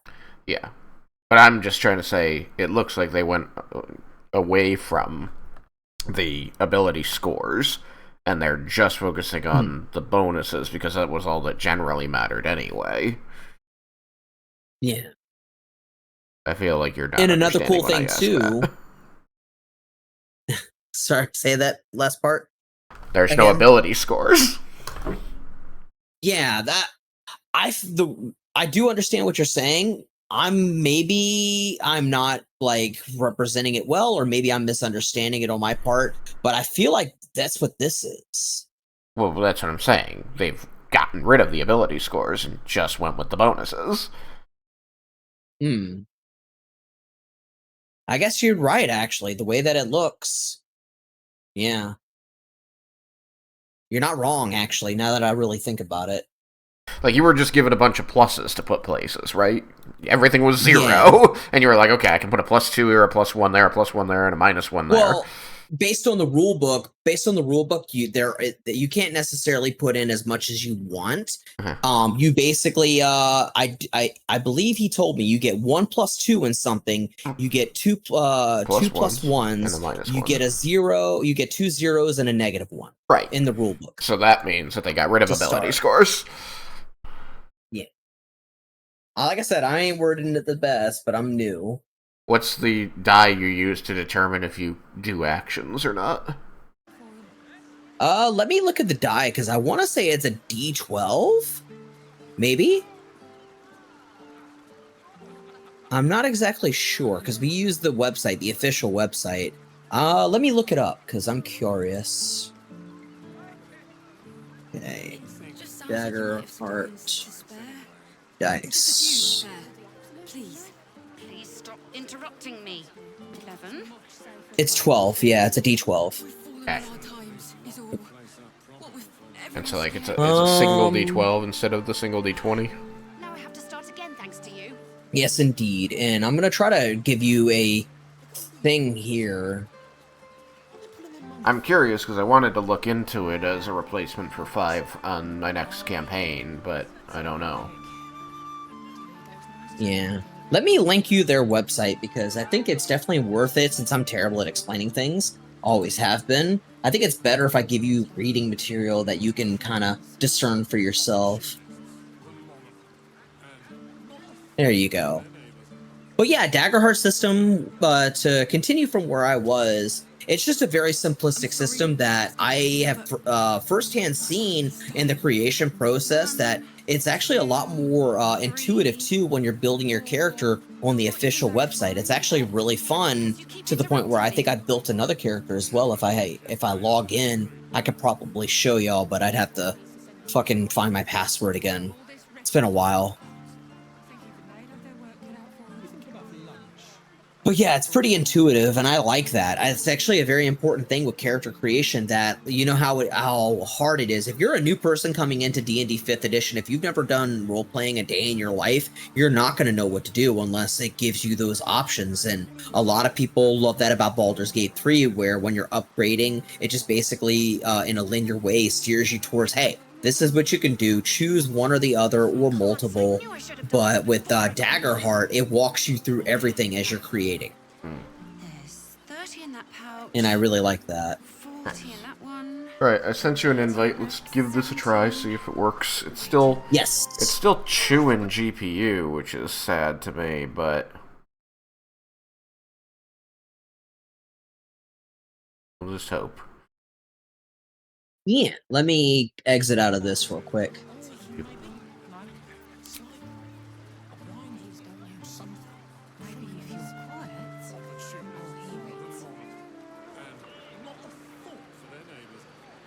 But yeah, sorry I'm not better at fucking detailing, because I'm always really bad about that. Alright. Don't worry about it. But yeah, like I said, I do recommend for people to check it out, though, because it does feel like a really good alternative to D&D 5th Edition.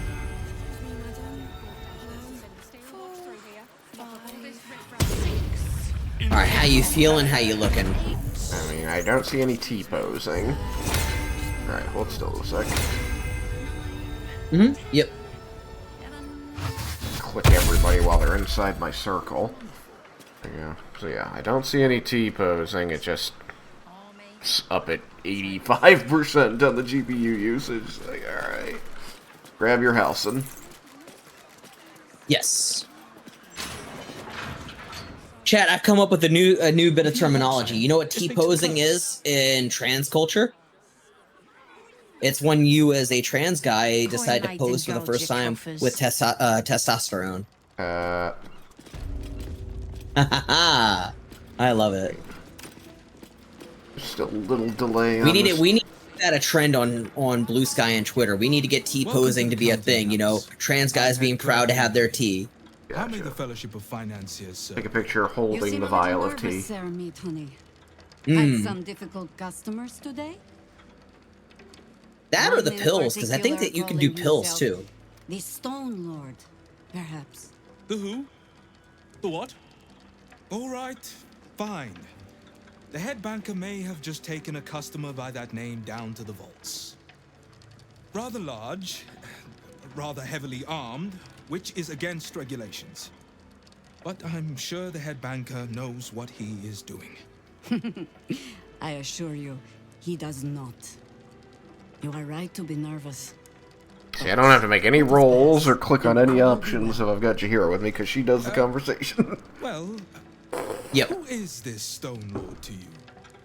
Until this. I guess I'm gonna have to do friends, because it screwed me with a 1 last time. That hurt. Caught my shoulder. Didn't need friends. That AC joint. Wasn't gonna let a 1 ruin us again. That would be most unusual. But then so is our visitor. Hey, I got a question for you. Do you think you can get arthritis in an AC joint? We can handle him. Very well. I think you can get arthritis anywhere, in any joint. Yeah, by definition. Yeah. Keep my name out of it. It's gonna depend on, you know, wear and tear. But yeah, I think you can get it anywhere. My shoulder has always been a bitch, and it's always been my AC joint. Right. Descend and know. Upon entering the vaults, you forego the protection of city and church law alike. She's a paladin. Which is to say, keep to your own vault and you'll be fine. She's kind of hot. She looks like a paladin. It has an aura protection. I think that's yours. I don't know. It says... Oh, look at her. Charger. Improved Divine Smite. No, she's a paladin. Yeah, I know my paladins. I mean, you do too, of course, but she looked like a paladin. Just not a job I would have expected a paladin in, but I guess it's why they're such a well, like... They're very famous for how well protected the vault is, so I guess the fact that they can put paladins on the payroll to kick the shit out of people who would rob them would be why. The other guy's a paladin too, but he's not as high level because he doesn't have improved Divine Smite, he just has the Divine Health. Alright, let's do this. After you, my friend. I am only but the muscle. Indeed.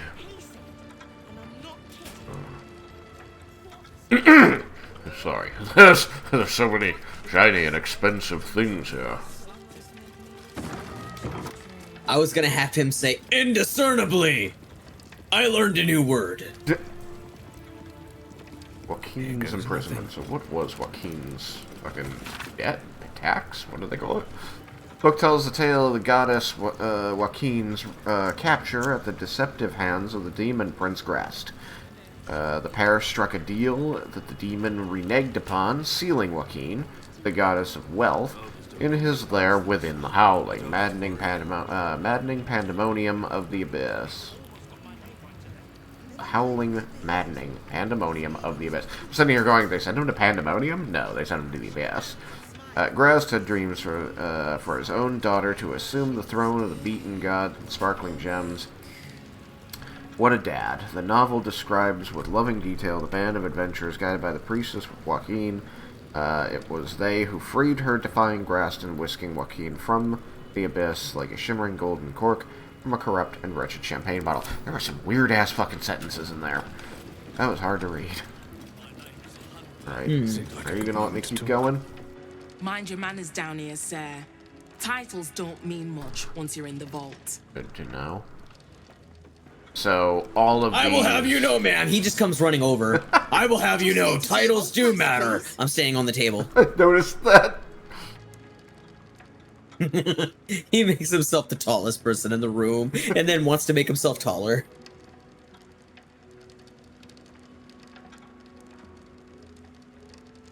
The title of greatest bard should carry weight. Greatest bard. Gilded bard.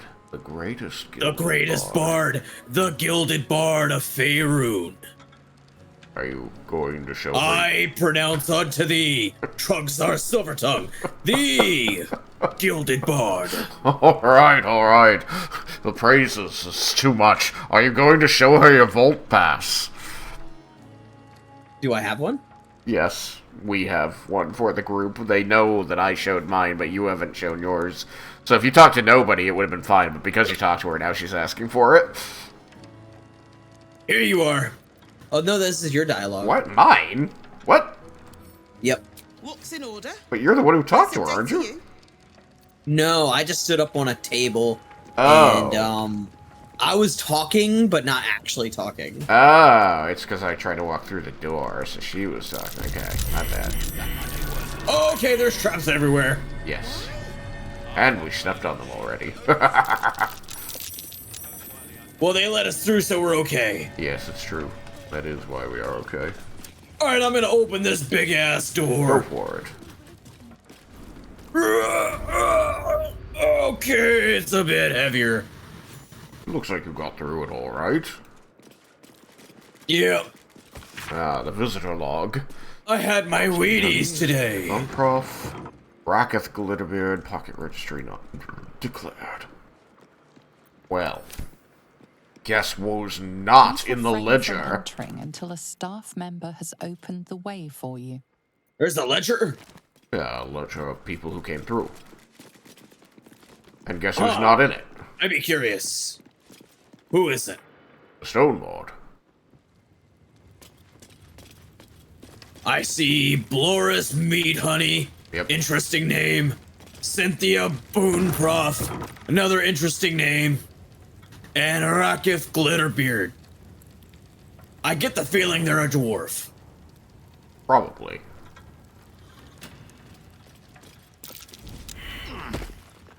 A trap there. Plant your feet with care. We have keys to some of these vaults. We do indeed. There you go. Ha ha ha!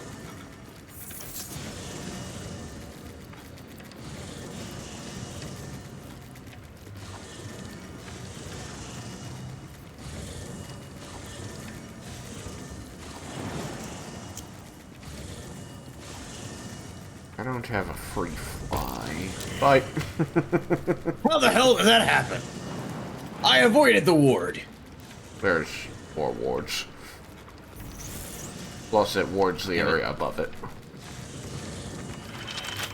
Don't give me trouble now.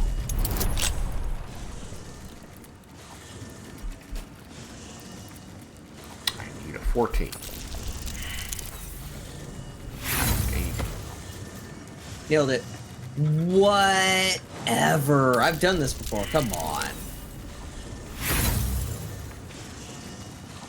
You can get around using your Misty Step if you want. Yeah, but that'll take spell slots. Sure will.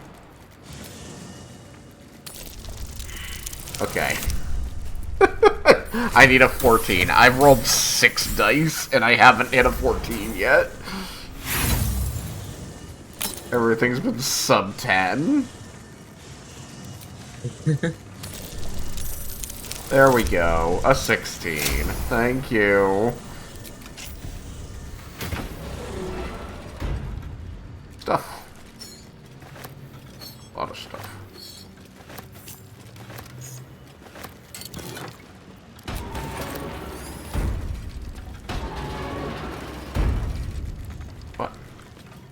What do you think the Baldur's button Gate seems like D&D the video game to me. Yeah, it really is. That's actually a big reason why myself and Chakrazier like it, I think. I think that it's really fun that it's been equated to Dragon Age Inquisition as well as D&D, as if D&D and Dragon Age Inquisition had a baby, and it's been really fun in terms of the mechanics, because the mechanics are actually D&D. Like, some of it has been changed a little bit, but a lot of it is very D&D 5th edition.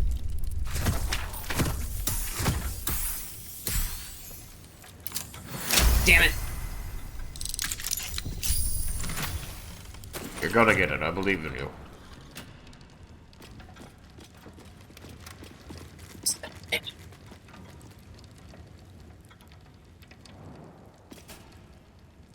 But yeah, I really like it. It's actually, like I said before, it's my favorite game of all time now.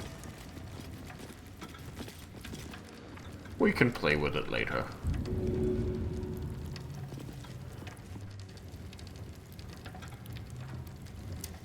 Come along, Thoros. We'll come back for it. Okay, sounds good.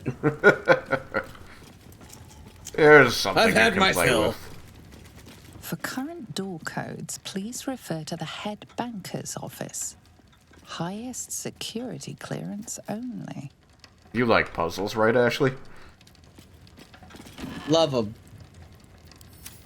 I feel like you're not telling the truth. I do actually have a good memory.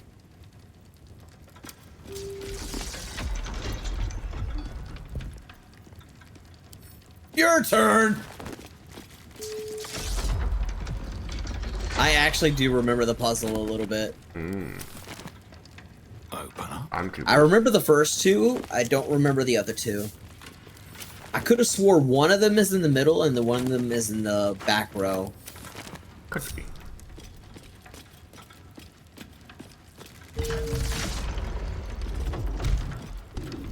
Oh, not that one.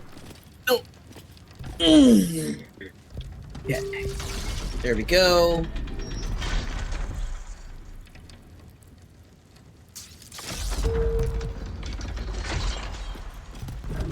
Nope.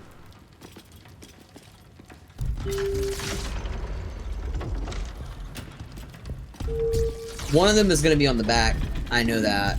Nope. Yep. No, maybe it's the other one. Could be. Okay.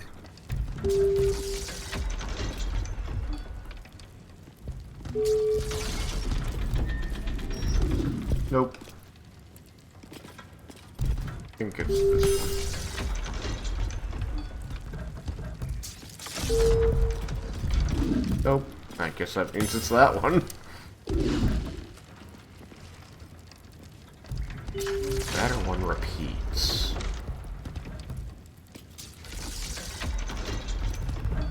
Pretty sure it doesn't repeat. There we go. Booyah! Haha!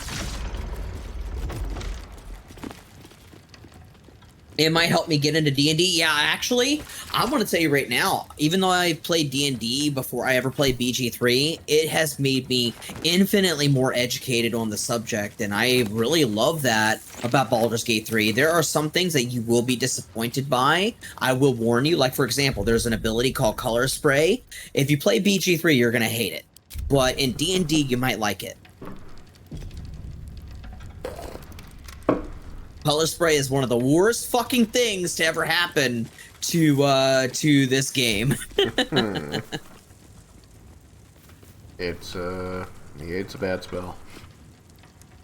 Yeah. And like I said before in the past, Shagrazir and I have actually talked about it in full length, but this ability that I speak of, Color Spray, which is very, very gay, apparently it's really good in D&D 5th edition. Nine Fingers had this one made especially. On the way. We'll barely slow it down. I already know my D&D character will be a shapeshifter. I love that. That sounds like a fun time. Tall tales and big names, lad. Don't let them fool you. Elminster the Archmage, Drist the Drow Exile. Heroes have power, aye, but not half so much as we do. A little coin into the right. I think we found Popeye. A soft word in the right ear. It's not glory that spins these plains, lad. It's gold. See? Now.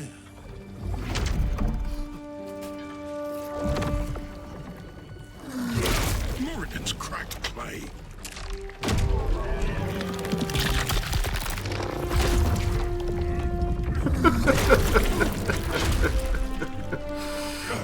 People talked about how he had the most iconic entrance of any character in BG3. Does? I fucking love Minsk of Rashomon. There is no gold in here. I was lied to. There is one thing Minsk hates more than beasts with bad breath.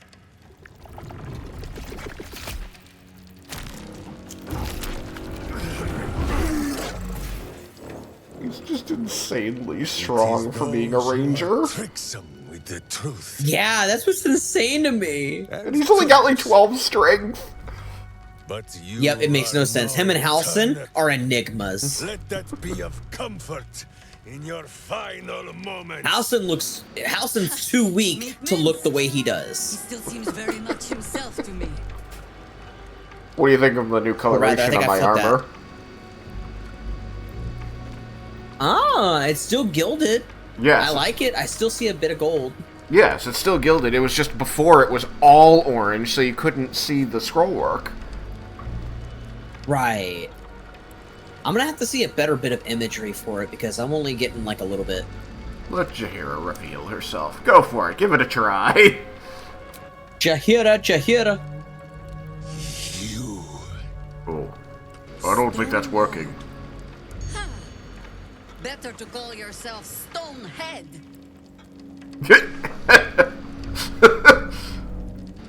Your false face does not fool my eyes. I will cut until you look like the monster you truly are. Somehow, you are making even less sense than usual. Perhaps I can explain. Uh-oh. There's two of you. Lord sees through your lies, shapeshifter. Count yourself lucky he cannot stay. What in the name of Nine Fingers Steppenwolf? set a poor trap, little banker. Let the Absolute's faithful show you how it is done.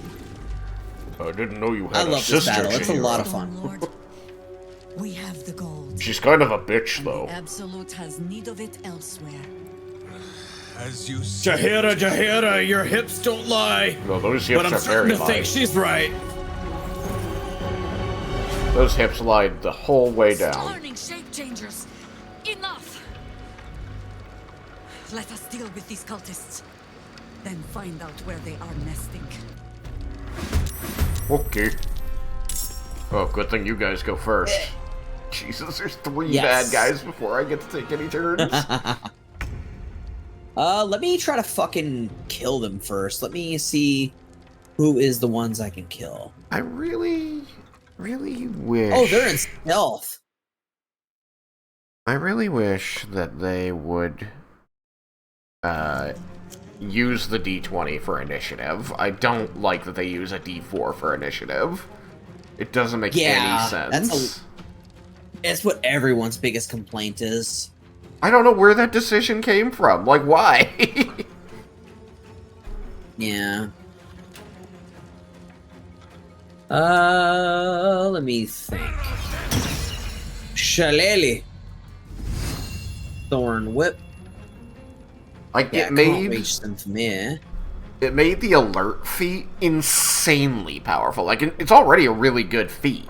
But now it means that you will always go first, because anybody without the alert feat can never roll higher than you. I have an idea. Alright. Maybe. Maybe. I gotta get close. I was gonna do Sleet Storm. Ah. Sleet Storm is so good. Excuse me. What do you think? Center of the room?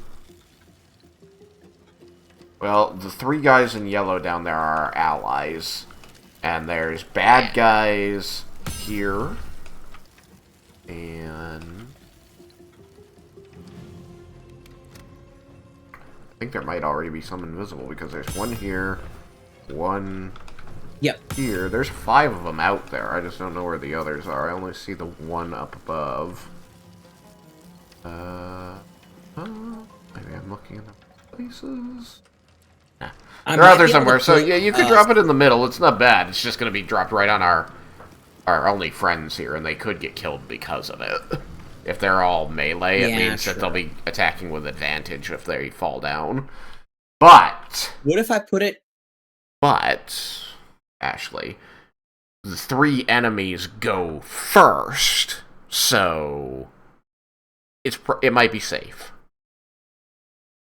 What do you think? Should I put it here, or should I put it relatively here?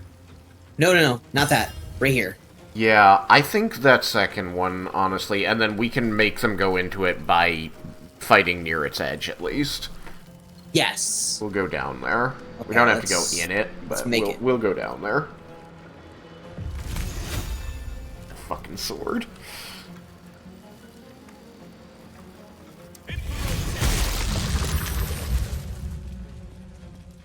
Right. I'm gonna go the other way, the opposite way, and try to scout them out. Maybe. Yeah, that should. Oh, you know, if they've got a if you still got your bonus action, you can use Elixir of Sea Invisibility. Yeah, I do. I need to do that. Let me see if I have it. Put on the rest of your auras first. Yes. That's a good. You started off doing the right thing. Putting on the auras they're all free, so you can put them all on now.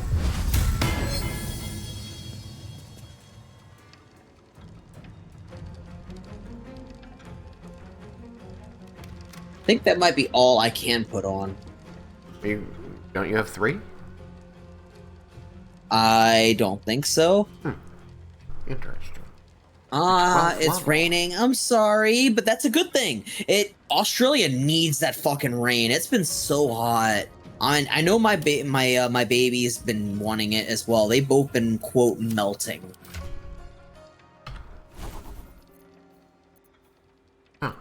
Yeah, all the other ones that I have, Shagrazir, they're all requiring spell slots. Yep, no, I'm looking. I see. You only have the 2. Interesting. Yeah, I don't know where the third one would be. I don't know. My Oathbreaker had a third one. Yeah. Or I thought. Maybe I'm just wrong and you get your third one at, like, 13th level or something. 14th level. You just don't have it yet.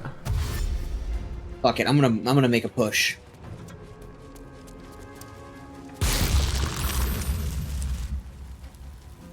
Oh, one of them's still standing. Damn it. Okay, not so bad. You missed, asshole! Did you remember to use a potion of invisibility, sea invisibility? No. Good job. Oh, there goes Sleet Storm.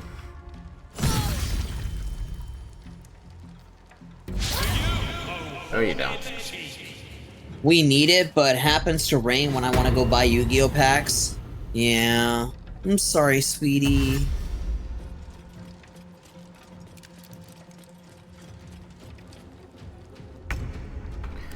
Alright. I'm gonna start with that sea invisibility shit. Elixir of Sea Invisibility. Yeah, Josiah and I, we've been talking about getting into Yu-Gi-Oh! Again. I haven't done it in years. The last time I did anything Yu-Gi-Oh! Was Yu-Gi-Oh! Duel Links like 2 to 3 years ago, maybe?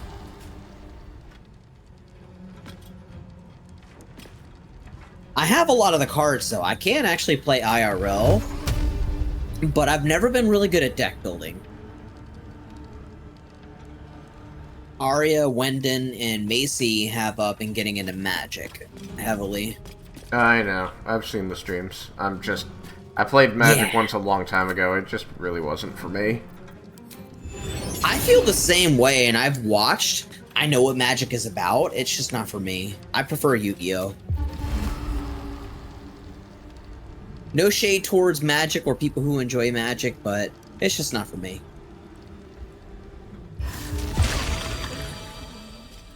Suck the hunger of I know Hadar. I know Jessica Josiah, yeah, she feels the same way too. Never really was into Magic as well. Really trying to kill my Jaheira. They want to kill her because her hips were telling the truth. Mm-hmm.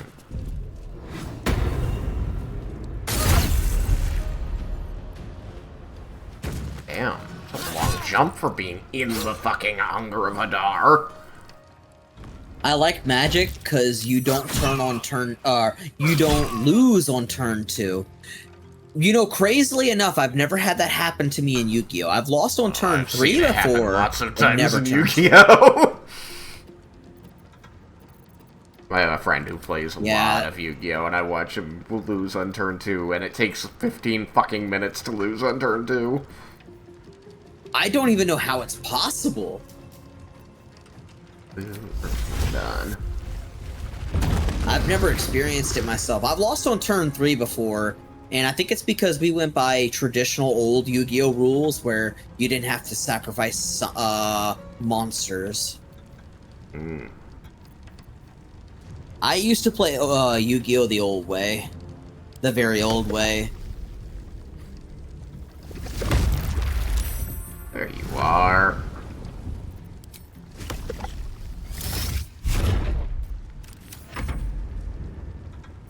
Yeah, but apparently, I actually did the not research, but I did the talking with, it might have been Jessica Josiah or someone else, but I kid you not, when I started playing Yu-Gi-Oh!, I predated when they used to do tournaments. Yeah, before Yu-Gi-Oh! Started having actual tournaments, I was playing the card game when it was, like, relatively new. We should try to help Glitterbeard. Yeah! Hey, there you go! Wasn't me. Should I help out this guard right here as well? You should start by guard. drinking an elixir of sea invisibility. Yes. Let's do that now. Okay, elixir of sea invisibility, where are they? In my bag, the one with the round bottom. Okay.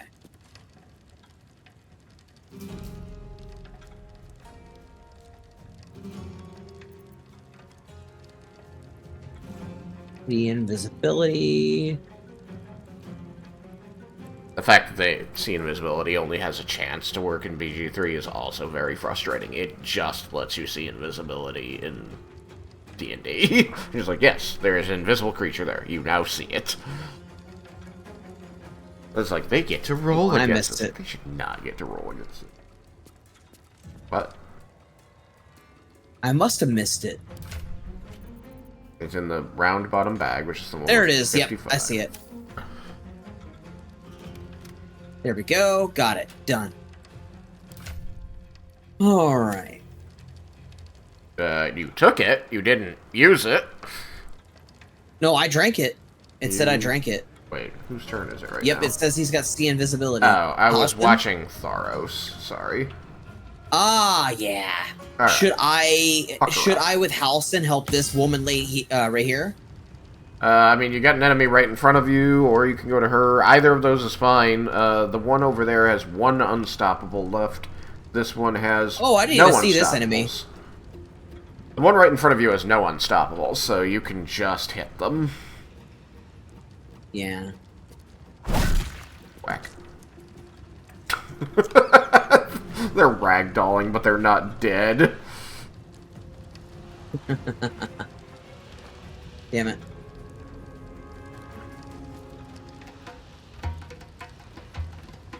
Okay, I'm gonna go help Glitterbeard. Yeah.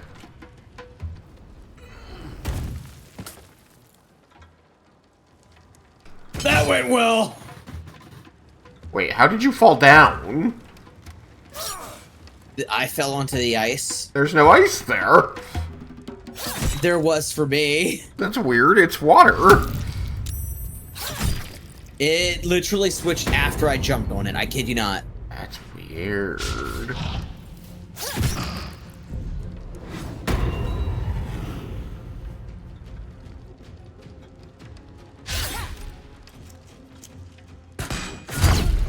Okay. No more unstoppables on that person. Get back in the hunger of Hadar. You shall starve in the hunger of Hadar. Like that.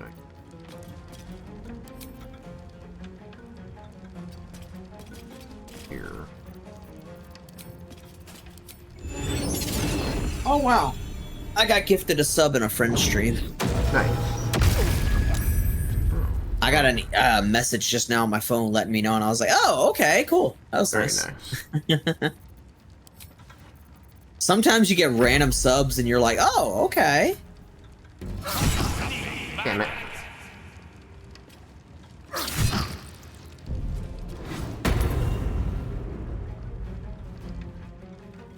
Do do do do do do do do do do do do.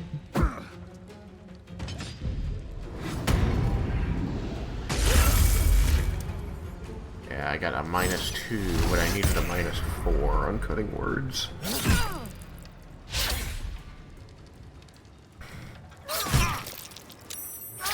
Who attacks at 18+ damage is problematic. They I now killed have more Yu-Gi-Oh Glitterbeard. cards to open. Yay! They killed Glitterbeard. No. Well, he is kind of a capitalist. Whoa. Yeah. Is it really a bad thing? I mean, in the context of this fight, he was still an innocent. Yeah, true.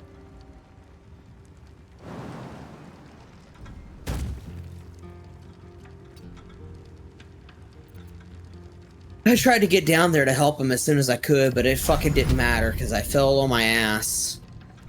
Yep.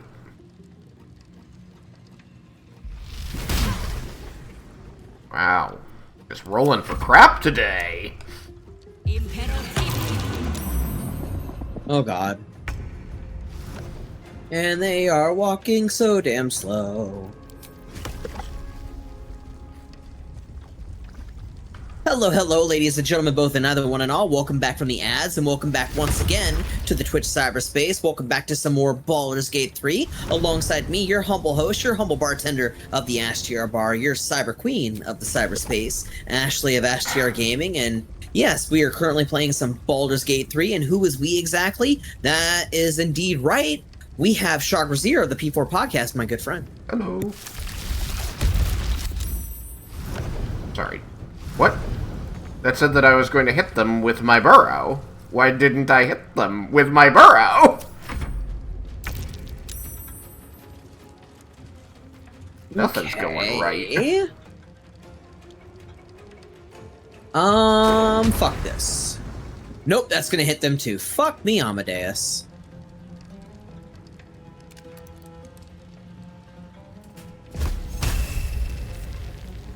Oh god, that's an AoE. No thank you.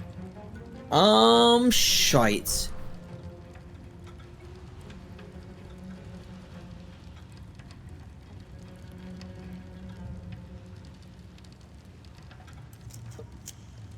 Fuck. What do I want to do?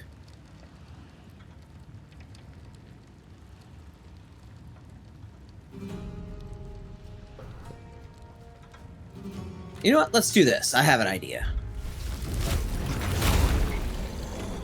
He's a bear. As he should be. Boom. Damn. That would have killed him. Alright, now we gotta kill the fuckers who killed Glitterbeard. Let's see, what do I want to do? I thought that's what I was going to do, and I got screwed. Mudsling again. Click the wrong button. Ooh, 20 damage. 20 damage from that. You're also dazed, so you're able to move away without an attack of opportunity. You want to go after the other one. The other yeah, one I think is I the one will. that killed Glitterbeard. It's your vengeance, Vengeance Paladin. In the name of Tempest, and for everything I stand for, I smite thee dead. Fuck. Okay, I'm gonna try it again. Well done. Justice has been served. And now, watch this dance.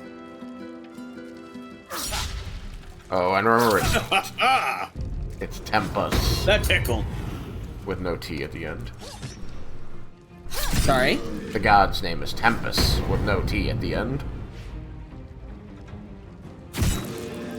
I don't get it. Tempus. Tempest, that's the name of the god. Yeah, Tempest? No, Tempest. Yeah. You're saying Tempest. It's not Tempest. It's Tempest. Oh! That's what I'm fucking getting wrong. That's... Yeah, I hear you. Get smacked in the face. And then... get kicked off a ledge. This is Sparta! And then you can sing for me, the night is long. Sing for me, the night is dark. Sing for me, I'll sing along. Sing for me, oh sing for me.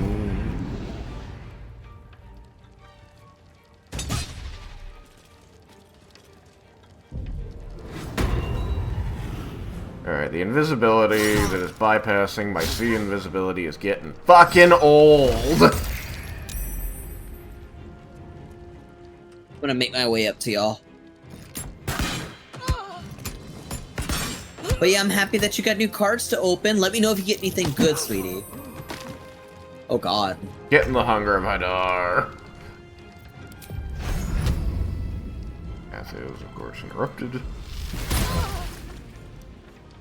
Alright, that at least hit. Wow, 2 whole damage. You are... cannot reach destination. Are you fucking with me? Fine, whatever. Bear's got this anyway. Come on, give me... let me... Why? Death!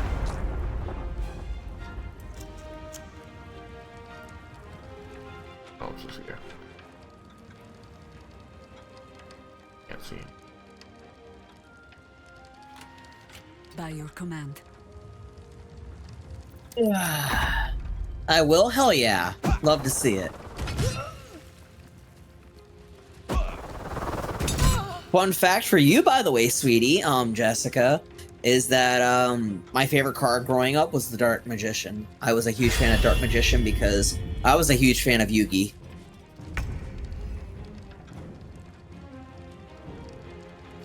Let me go kill this fuckhead. Slash, dead. Nope, not yet, though. Wow. Now you're dead. A lot of health. Okay, fuck you.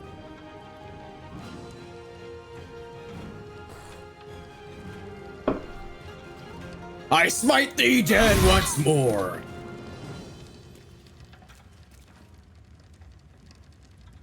Let me do this. Dagger, dagger, dagger. I'm gonna try to... fuck. Let's do that.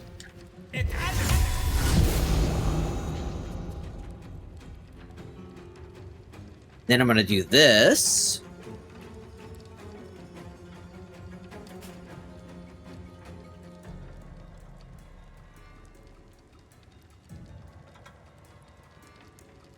Oh, I can't drink it. Fuck. No, you use your bonus action. Misty stepping.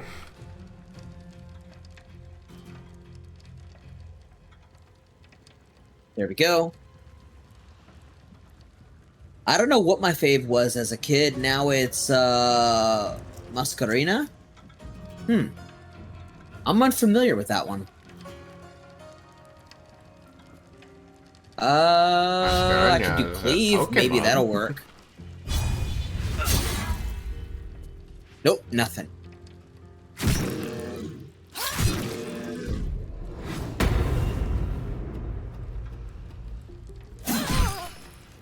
These fucking invisibilities that are working against 2 sea invisibility elixirs.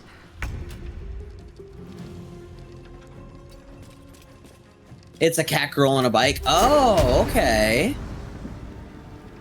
That makes sense. I like that.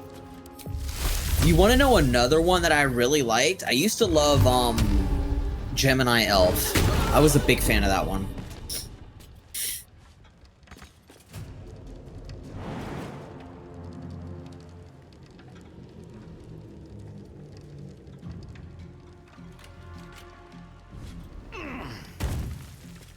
Yeah, there was a few of them that were really nice. Some of them were just like clearly just more, I don't know.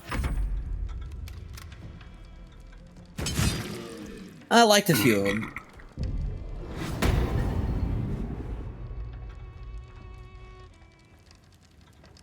That one failed at least. There's your friend. There we go. Okay, bitch, I ain't gonna let you stand. Nope. I used to love Cyber Dragon. I did too. Cyber Dragon is actually really fucking cool. And if you play your cards right, they could be better than Blue Eyes, even though their attack is not as good. Their special ability is really good.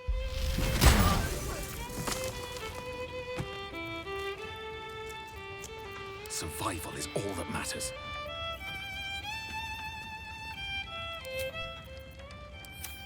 I love how you're just able to summon a fucking Cyber Dragon on turn 1.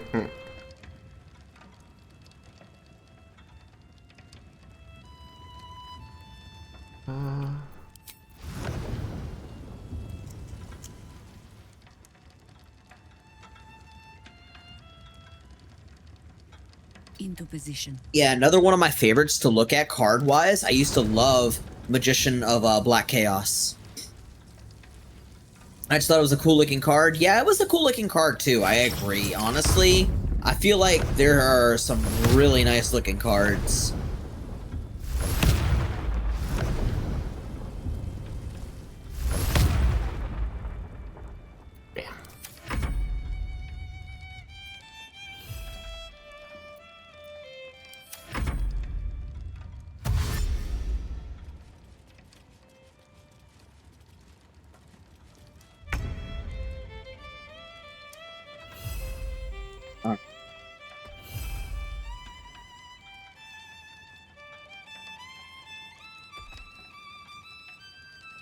How the fuck can I not move? What? There's a guy standing next to you blocking the path. He's, here-ish.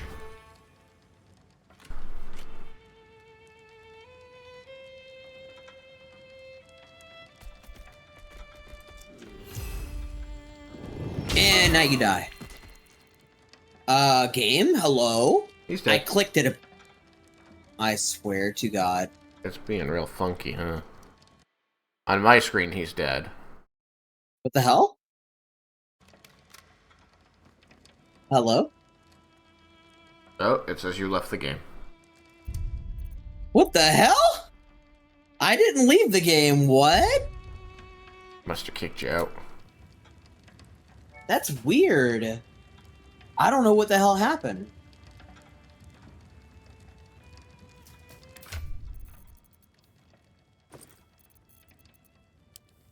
BG3 is having a fucking day, man.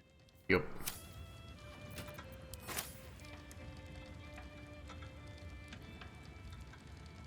Alright, so do you have control? Oh, I think OBS died on me. Oh, man. Everything's having a fucking day. Yeah, I think OBS died on me. Did It's you having a remember to hiccup. turn off the capture for when you were showing off the character sheet? Oh, yes, I did. Okay. Because you had said that there Okay, it was just a hiccup. OBS is back. Okay. Thank God. I have this issue like every so often. It's frustrating. Hello, everybody. Welcome back. I am here. I apologize for the issues on OBS's side. It was a little bit of a hiccup, I guess, on my internet. So I'm back. I'm here. I'm most certainly still queer, and we are playing some Baldur's Gate 3 alongside Chakra Zero, the P4 podcast. And additionally, I was about to make an attack before everything decided to fuck up. There we go. Oh, it says I killed them. Yes. Yay.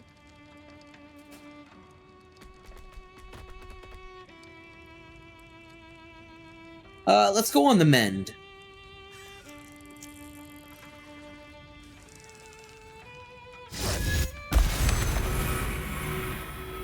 Nice. Thank you.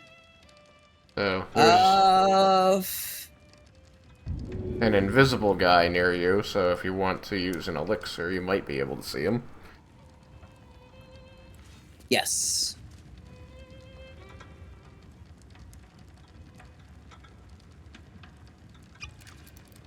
There he is.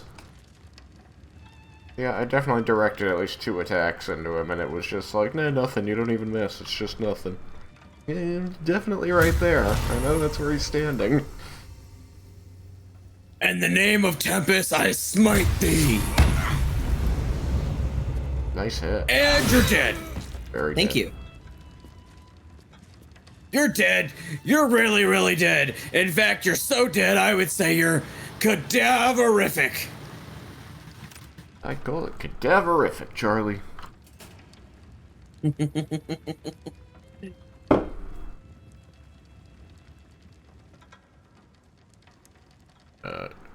And your turn? Oh, there you go. I was gonna join his boyfriend. Yeah. No, that's fine. I didn't realize. Actually, no, that was you. That's you playing. My bad. You're also playing. That didn't work. I hear needed a someone else 6. playing. No, the bear.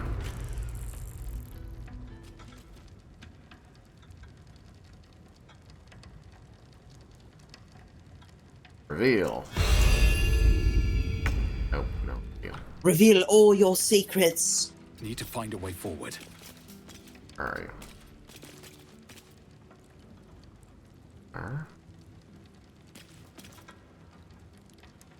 Where'd they go? Ah, there they are.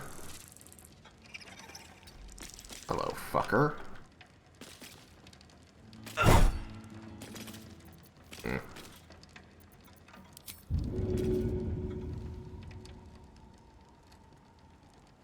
Can't do any of that.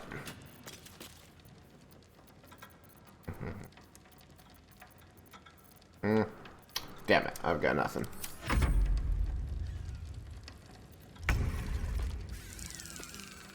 Alright, let's see what I can do. Let's see if I can find... Oh, that's, us. Nothing. Always the same old song.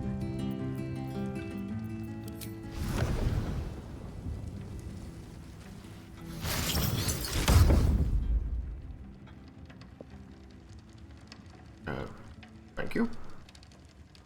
On the hunt.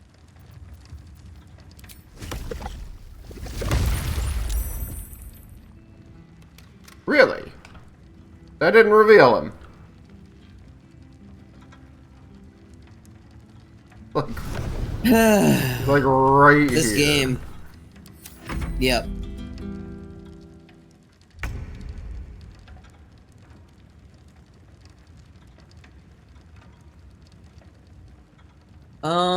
Let me do this. Maybe this will work. What do you mean not enough space?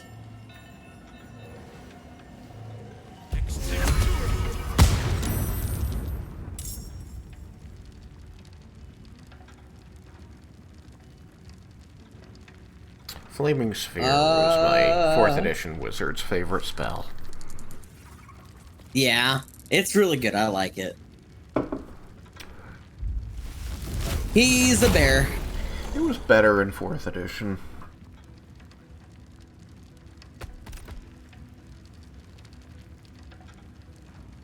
It was very much a controller ability. He was a controller wizard.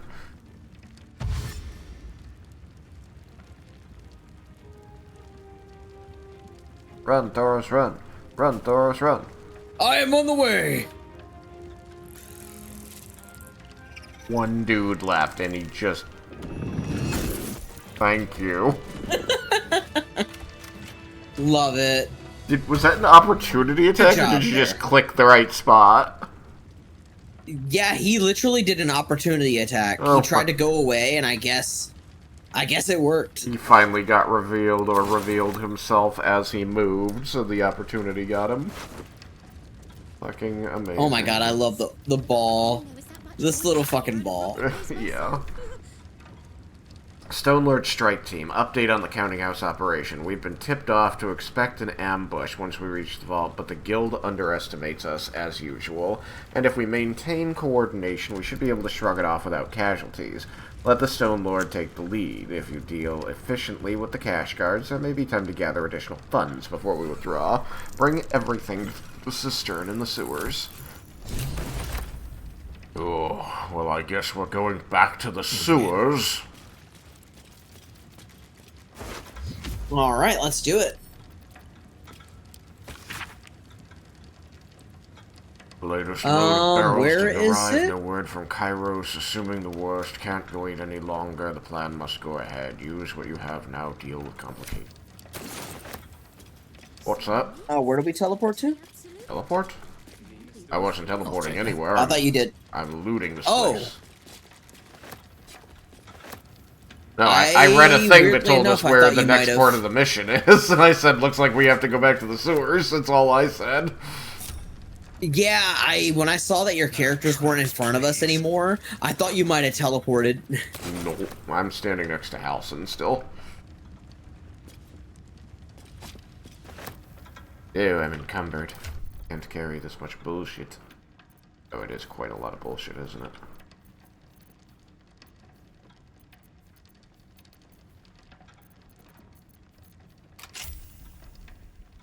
Hey, hell yeah.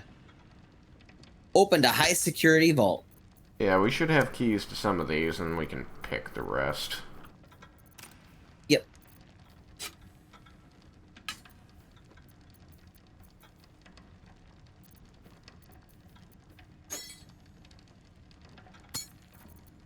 I'm gonna read this one first. This is skeletons in patriarch closets. Valuation assessment of patriarch dossiers compiled confidentially by Sayer Ukhtar. By Sayer Ukhtar Guild Bursar. Esteemed Mother Superior, the Peerless Collection is clearly the fruit of many years of intelligent work. And speaking professionally, I found reviewing it to be personally rewarding.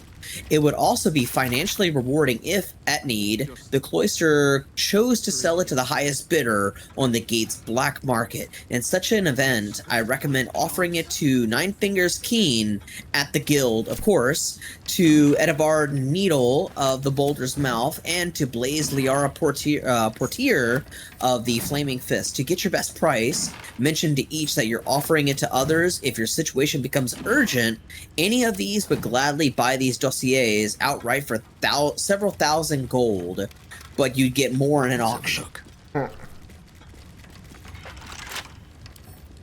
And then lastly is the Patriarch's blackmail files. This is a thick notebook containing background dossiers on all the leading patriarch families of Baldur's Gate, cross-indexed to show the web of business arrangements and intermarriages between them. A typical entry is as followed.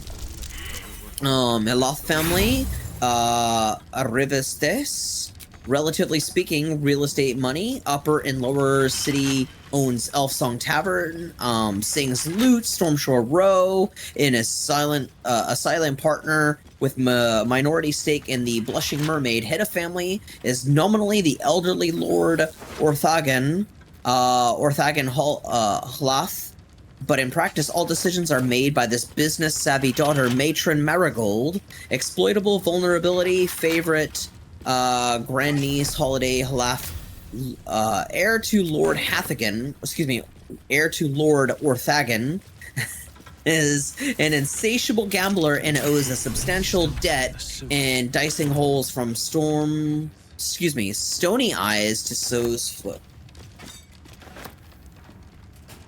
God, dyslexia is a bitch.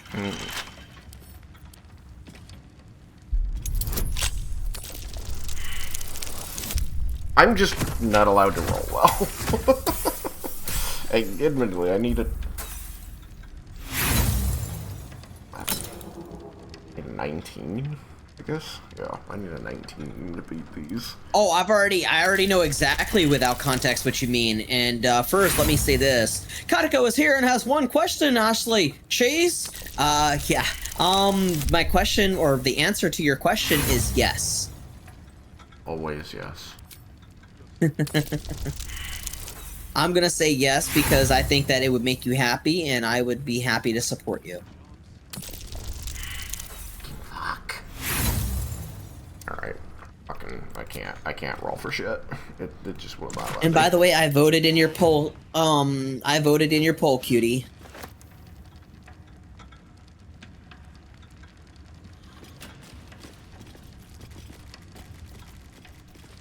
Aw, you're cute. Okay, that one's locked. That one's locked. This one's locked. What did I end up with? A nymph cloak, giving you dominate person, and a spell savant amulet, giving you spell amplification, gain an additional level 2 spell slot.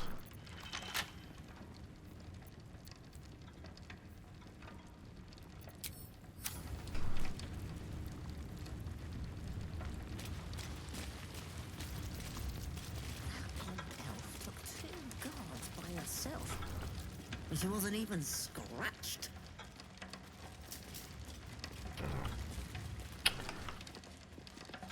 Ew.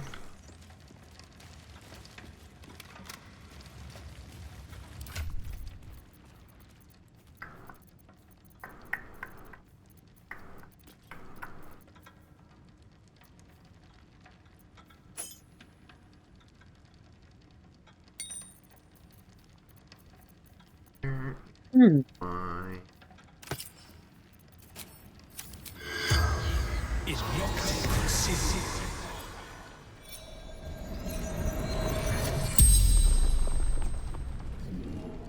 The corpse regards you lifelessly. What's with the trap for Stone Lord? What did the cult want with all the gold? What can you tell me about the Stone Lord? How can I open the private vault? Key.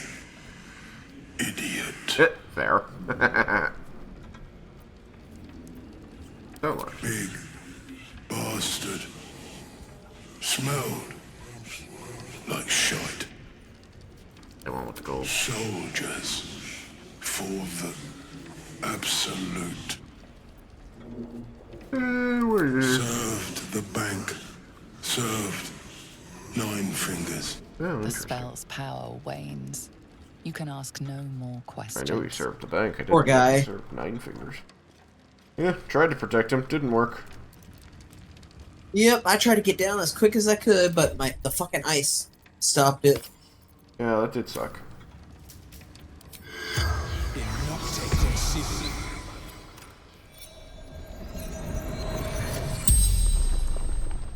The corpse regards you lifelessly. Who was wearing Jahira's face? Shape. Changer. Double. Ganger. Alright, knew that. What did the cult want? Debts. For debts. Alright then. Yeah, what does the cult want with Minsk? Minsk is dead. Stone Lord lives. Didn't answer my question at all. Where's the stone one? Look out below. Alright, already knew that.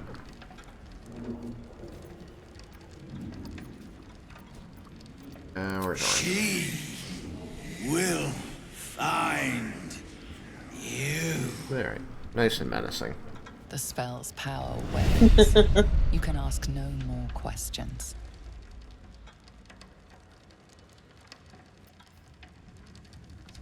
Alright, well, yeah, I wasn't able to open, like, anything because I need a 19 on every roll, and I was getting mostly 8s.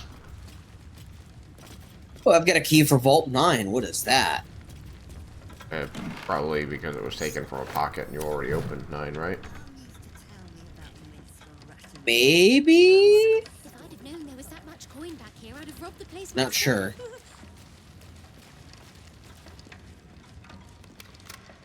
I think 9's in... Oh, did you take it off his body?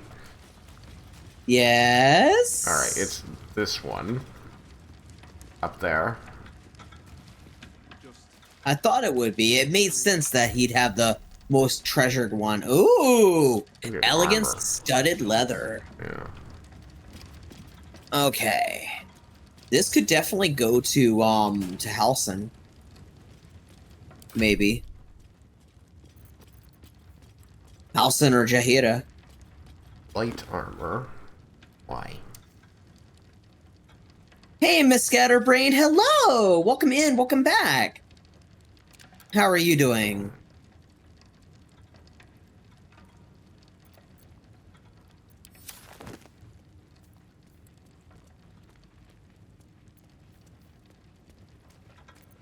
Pretty sure Jaheira's current armor is better, but... Well, no, she's wild-shaped at the moment. Yeah. Like, I get that you can't change their equipment while they're wild-shaped, but not being able to see what it is a little frustrating. Like, just let Agreed. me see what I put on them. I don't want to unwild shape. I don't have the ability to re-wild shape.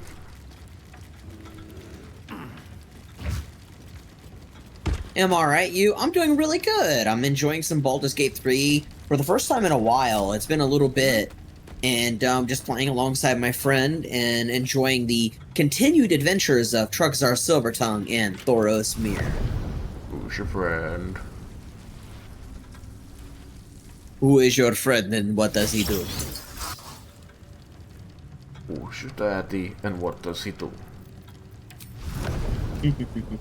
I'm glad you were picking up on what I was putting down. It's not a tumor!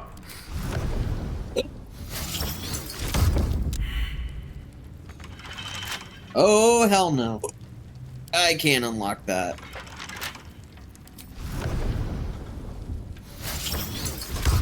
Astarion could, but I don't like Astarion. You murdered Astarion. Aye, aye. Yeah, that's right. You're right, I did. I forgot about him. Indeed.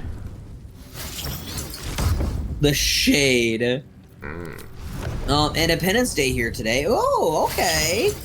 How is it going? I don't know if you're like me and you're just not like the most patriotic.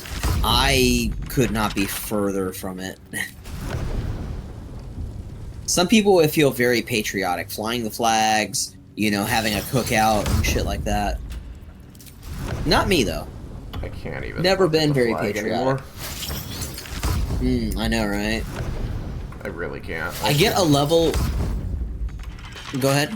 I see the flag and I get irrationally upset. You want to know what's crazy with me is that every time I see the American flag flown, especially like at a person's car or on a car or even near their house, I get the feeling that they're a Trump supporter. Yeah. I always get that feeling. People with the American flag always give me bad vibes. You see what happened when I did that? I just don't... What? Pushed a button, but I don't know what it did. I didn't see it, unfortunately, but I'm about to destroy this chest.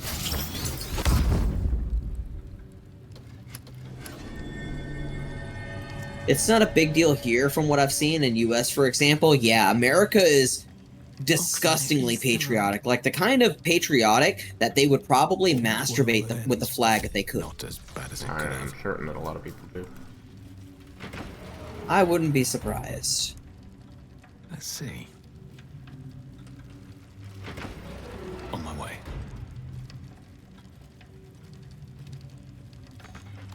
Yeah, there are some pretty disgustingly patriotic people, and I just don't like it. I think patriotism is actually really weird.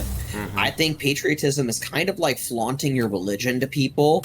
It's kind of like that for me. That's the best way I can go. It's like if someone randomly was Bible thumping and like, have you heard the good word of our Lord Jesus Christ, our Savior Jesus Christ? I'm like, if I want to, I'll go to church, sir.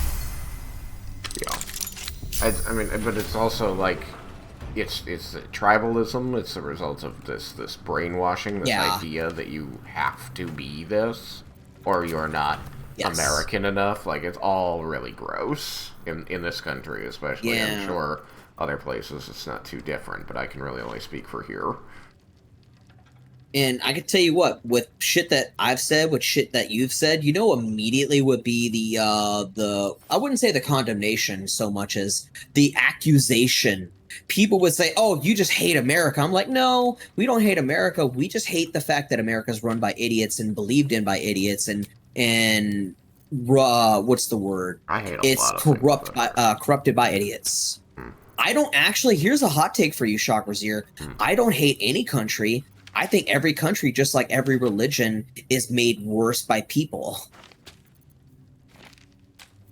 I think that there's actually nothing inherently wrong with a landmass. There's nothing technically inherently wrong too much with certain parts of the Bible. I mean, I'm not talking about the landmass. When I say I hate America, I'm not saying I hate the landmass. No, I was I hate the government. I was breaking off into a tangent. No, I'm with you.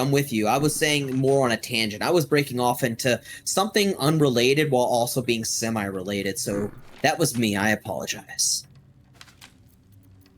Basically, the way I dirt think here of it sucks. is... Don't you know that? Huh? The dirt here sucks. Oh God, you want to hear something funny? You know what? You say that as a joke, but I swear to God, there would probably be Americans that would literally be like, oh, this isn't as good as American dirt. Oh, they definitely would. They absolutely would. I mean, patriotism People is here just... Patriotism is just a nicer sounding word for nationalism. It's the same thing. Yeah. Honestly, you're right. Exactly. That's how I feel. Me personally, I think all these different countries are just land masses, are places that one can live and inhabit, but what makes a place disgusting or detestable or reprehensible, it's the people that run it. It's the people that make a place bad. It's honestly the same way with Catholicism in places like Italy, is that we know what priests and pastors do. I don't need to say it already because we already fucking know. They make that shit horrible. They make that shit terrible. They make that shit disgusting on a level that should be punishable by the very gods they claim to believe in. I mean, I think it is punishable by the gods they claim to believe in. They just don't really, like, it's just an act. Yeah. Most common tradition here in Finland, I believe is where Miss Scatterbrain is from, if I'm remembering correctly, is watching this movie based on World War II and a continuation war, Finland versus USSR, but doubt I'll even do that. Isn't there a weird US tradition that they've buried people outside of the US but had, like, jar of dirt from US? I don't know about that, but I know that people do collect dirt from other countries from the war, just to symbolize that they've been there. In World War II, tons of American soldiers were buried on, not on, obviously, in Normandy at Omaha Beach. They weren't buried on the beach, per se. They were buried above it. But so there are a bunch of American soldiers buried in Normandy, France, and that land that is the funerary plot, the cemetery there, that is American land. They claimed it from France. So there is American soil in France. Yeah. Which probably people don't know. I don't know. I don't know what anybody knows. Alright, I was able to clear out these vaults. Hell yeah. Oh god, these glyphs aren't working anymore. I turned them off. Oh shit, how did you do that? The button that I said I didn't know what it did, I found out what it did. It turned off the glyphs. They're still displayed, but they don't react anymore. Weird. Where's the button so I can know for future playthroughs? Up on the wall above the brazier. Oh, I see it. And you are allowed the God. place where the two circles form the little triangle corners. You can teleport to those little spots and not get teleported out. And while standing there, you can hit the button. I was gonna say, can you shoot an arrow at the button? You might be able to. I didn't try. Try it. You know what? Fuck it. Let's try it. I want to. Yeah. This could be curious. There we go. And one of them. Okay, it's not working. No, my plan failed. Well, I mean, at are least you now we positive? know. Did you walk on it? Did you get teleported out? No, I'm walking on it now, Yeah. and the button hasn't reacted after shooting it. Oh, okay. I'm gonna try it again. Nope. Alright, we only had one key Oh, back well. here, and... I can't pick locks in I wild do shape. have Arrow of Transposition if you need it. Oh, yeah. I do, too. Yeah, I keep can give you forgetting I some. have that. I bought a bunch. I have Yep, 20 it's very I helpful. have 25 of them. I kid you not, Trugzar, they are definitely one of my favorite arrows. I constantly forget that I have them. Constantly. Yeah. Like, I go and They're buy them so actively. Like, yeah, I should get this. And then I forget that I have it. Forever. These are even easier to unlock, so these I might not have to just keep doing over and over and over again. A lot of gold in here.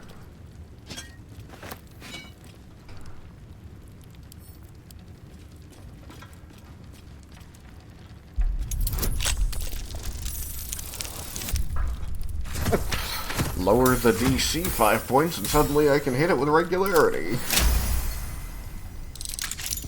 I only need a 9 to hit this DC. Oh. Oh.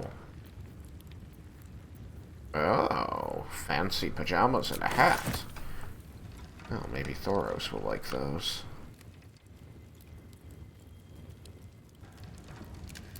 What was it? I got fancy pajamas. Ooh, fancy pajamas. I do like my suit, though. Yep, I do too. Yeah. If you ever wanted to go back to being naked, I got the Angel Scion. Yeah, I love that attire. I kid you not. I have an internal conflict. It's like, do I want to wear the Scion attire, or do I want to wear the fancy suits that you and I are wearing? Because I go both ways on that shit. Yeah, feel ya. I tell people all the time, but not as often, I guess, as I should. But I recently was sharing with Jessica Jasai, that when it comes to fashion, I'm very genderqueer. I identify as genderqueer. I am so used to dressing masculine for obvious reasons, but naturally I also want to start dressing feminine. But in terms of fashion, my idea, I love wearing leather jackets, I love wearing latex pants, or rather want to start wearing latex pants, but I'd be cool with wearing skirts, I'd be cool with wearing jeans, I'd be cool with wearing suits. Dresses, I'm not really feeling. I don't think I want to wear a dress. I think skirts is probably the most, like, femme I could go. I would be wearing, skirts with, thigh highs. Or knee highs, even. Tell even. you how to be femme. There's no... Oh, wherever yeah. you are. You can be more feminine. If you want. You can feel more girly. Feel more like... There's no wrong way to be you, right? Oh yeah, exactly. And there's another term I believe, maybe I'm misunderstanding it, but it's actually a pretty interesting one. It's called futch, which is basically feminine and butch. That's funny. Yeah, it's an interesting term. I like it. Yeah, I've even thought of the idea of getting with a girl who's feminine and butch and then say I'd love to be a futch packer. Ah.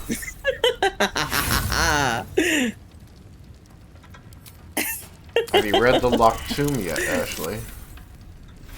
The Locked Tomb? I have not, maybe? I don't know. I can't remember. I recommend it. It's very sapphic.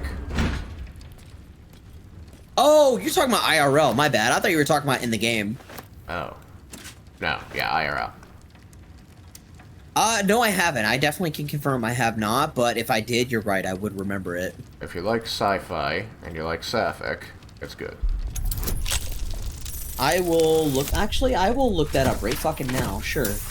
You said it's called The Locked Tomb, like it's, LOQ? I thought you were saying what the name of it was. The Locked Tomb is the name of the series, so, like, that will get you there, yeah.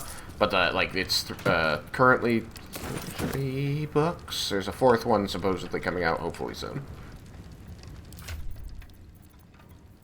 Oh, The Locked Tomb. Got it. It's a series of sci-fi... Excuse me, it's a series of science fantasy novels by New Zealand author Tamsin Muir. Yep.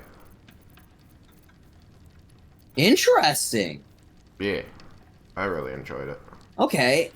I'm gonna read this out loud for the chat because we do have a lot of queer folk here that are very much, you know, I think sapphic stuff will be nice to know. So here is the thing that I can read aloud. It says, okay. The first of these short stories, The Mysterious Study of Dr. Sex, set in, or made in 2020, is set a few years prior to Gideon the Ninth and focuses on Palomedes and Camilla. As Yet Unsent, 2022, is an epistolary story from the point of view of Captain Duteros. Takes place between the events of Gideon... Oh, I was being fancy. It takes place between the events of Gideon the Ninth and Harrow the Ninth. Both were published on Tor.com, both as Yet Unsent, and the short story Blood of Eden Memorandum for Record were also included with paperback and ebook editions of Harrow the Ninth. The Unwanted Guest was included. Yeah, this is just... I just finished reading facts. The Unwanted Guest. It was good. I liked it. It's a very short story at the end of Nona the Ninth. I will definitely have to check it out. Maybe there's an audiobook version. There is.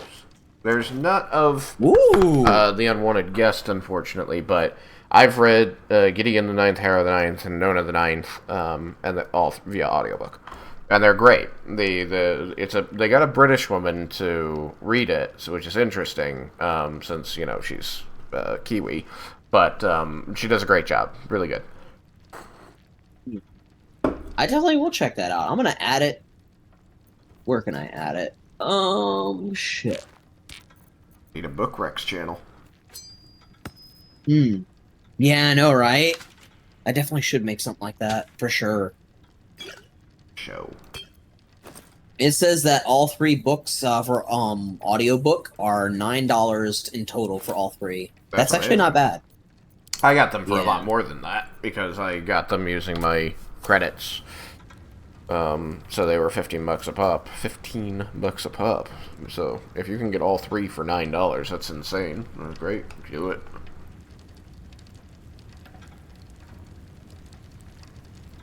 These boots have seen everything.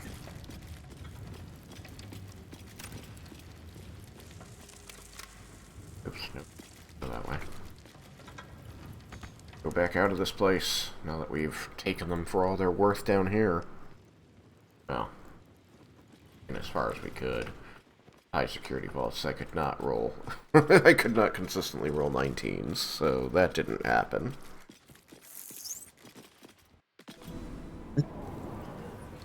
I have left my Jahira behind.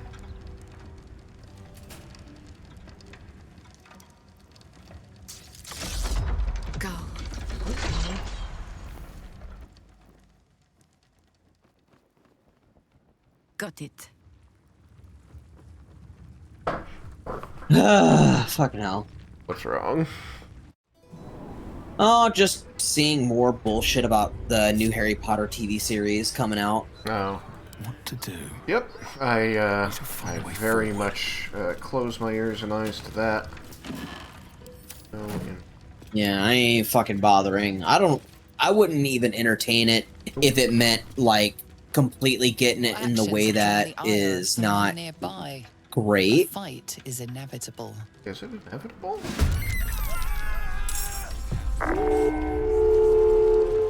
Yeah, I have no interest whatsoever. I tell people, I've actually left it that far behind in my life that I even owned all the books, by the way. At one point, I bought them many, many years ago. I think back in, like, 2015, roughly. 2014, 2015. And I put them in a fucking bag, and I said, one day I'm gonna sell these motherfuckers.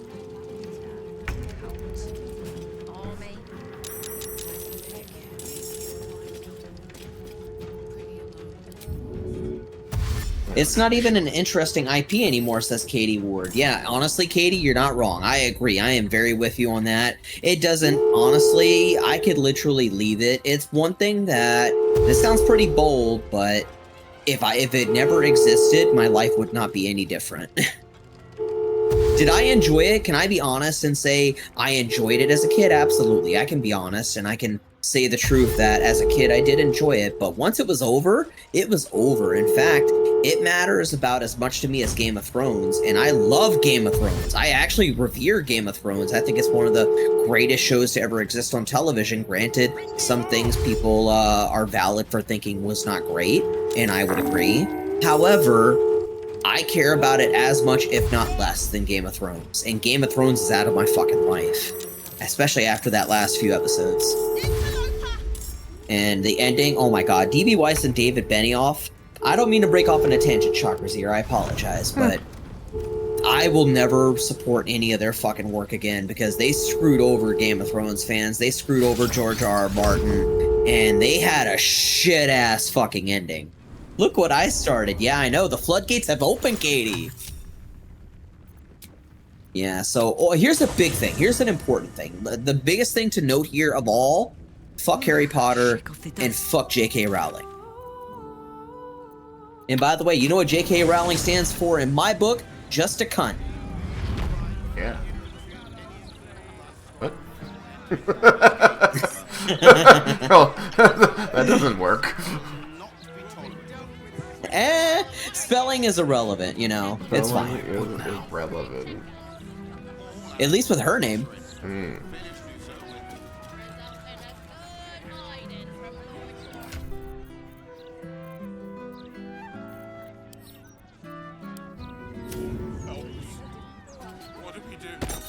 But yeah, like I said, I wish we would stop giving credence to her ignorant ass. Oh yeah. I like Lord of the Rings. Yeah, so does Arya, so does a lot of people I know. Lord of the Rings is another revolution. J.R. Tolkien is very much revered as well in the world of world building, and I definitely think that he. I definitely think he is much more of a brilliant mind than J.K. Rowling. I definitely think that they definitely have a much more richer world, for sure. Like, not even trying to be argumentative or some what's the word? Not semantic. What's the word I'm thinking of?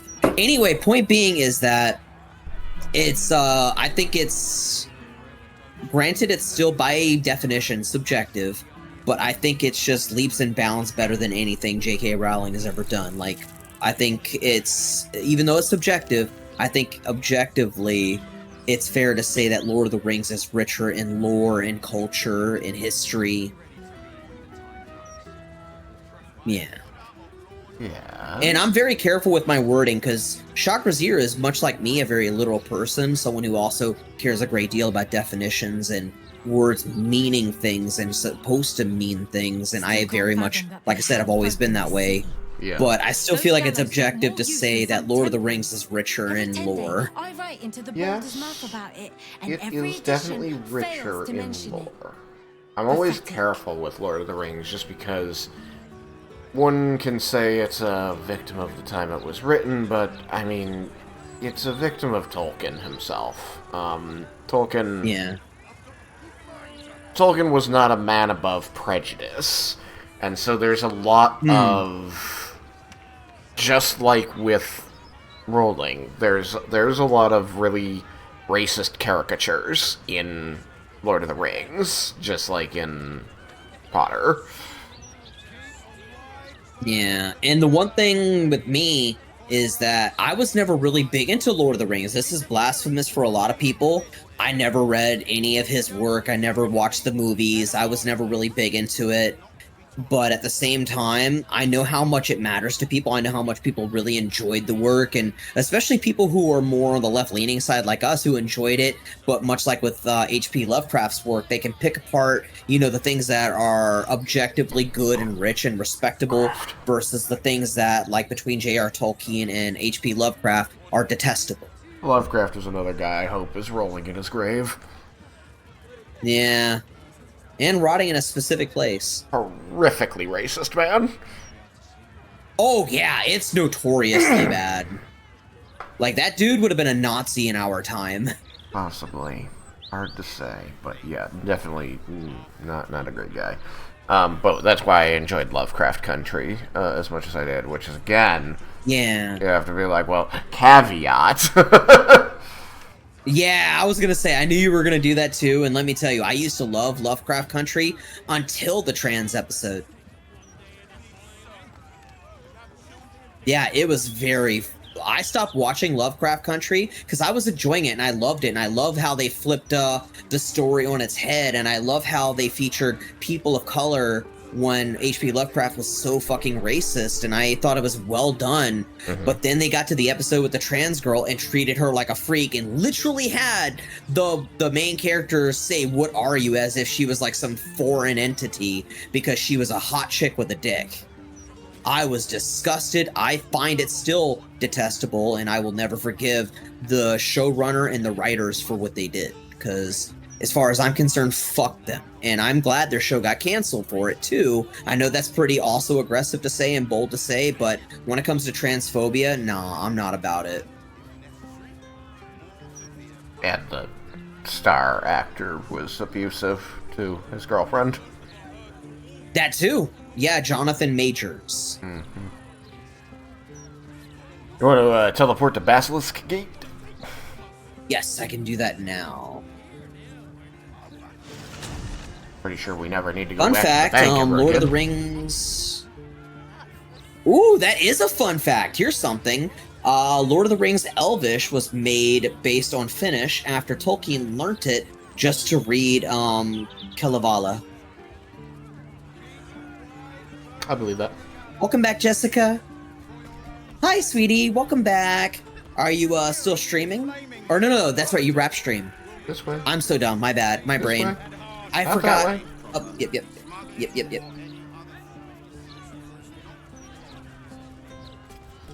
I had a brain fart, Jess. I'm sorry.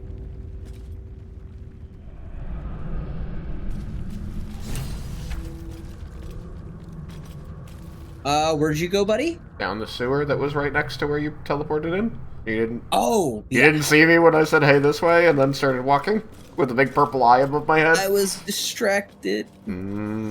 Distracted. Have you seen the photos of the Blue Sky CEO? She looks kind of elvish. Huh. I have not. Nope. I got a first edition Holo Gadget Trio and Splitting Planrian. I don't know if they are good. I could not tell you.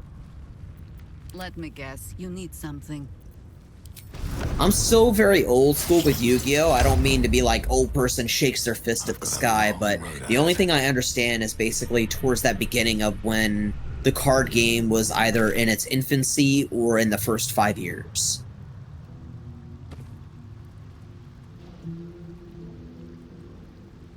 Halson, you want to jump yourself down? Why? I didn't say... Very well. Oh, God. Blarian, please.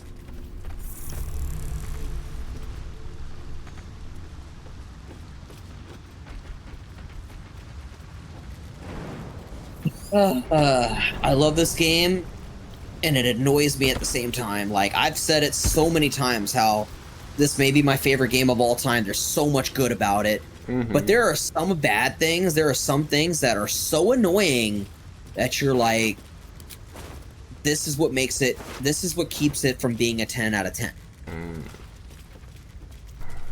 I've got a policy now as a reviewer, as a critic, at least as an aspiring critic, where I don't like doing ratings like numbers. I think it's kind of arbitrary and stupid. Personally, I don't like it. I just like to give opinions, detailed opinions about how I feel towards a subject, and then also presenting the facts of a subject. Like, for example, a fact about Baldur's Gate 3 is that it's made by Larian Studios. I like to present everything in one review and one critique, and then call it a day. But people like numbers. So in my opinion, the thing I've changed over time is that I think that no game can actually be factually perfect. No game can be perfect because every game is going to have an issue at some point with something.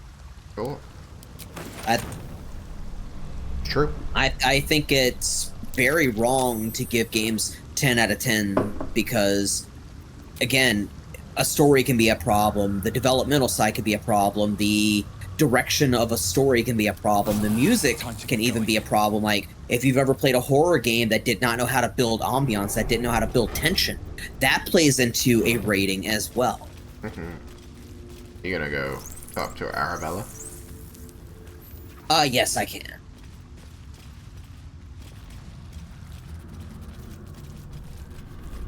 Arabella seems not to notice you as you approach.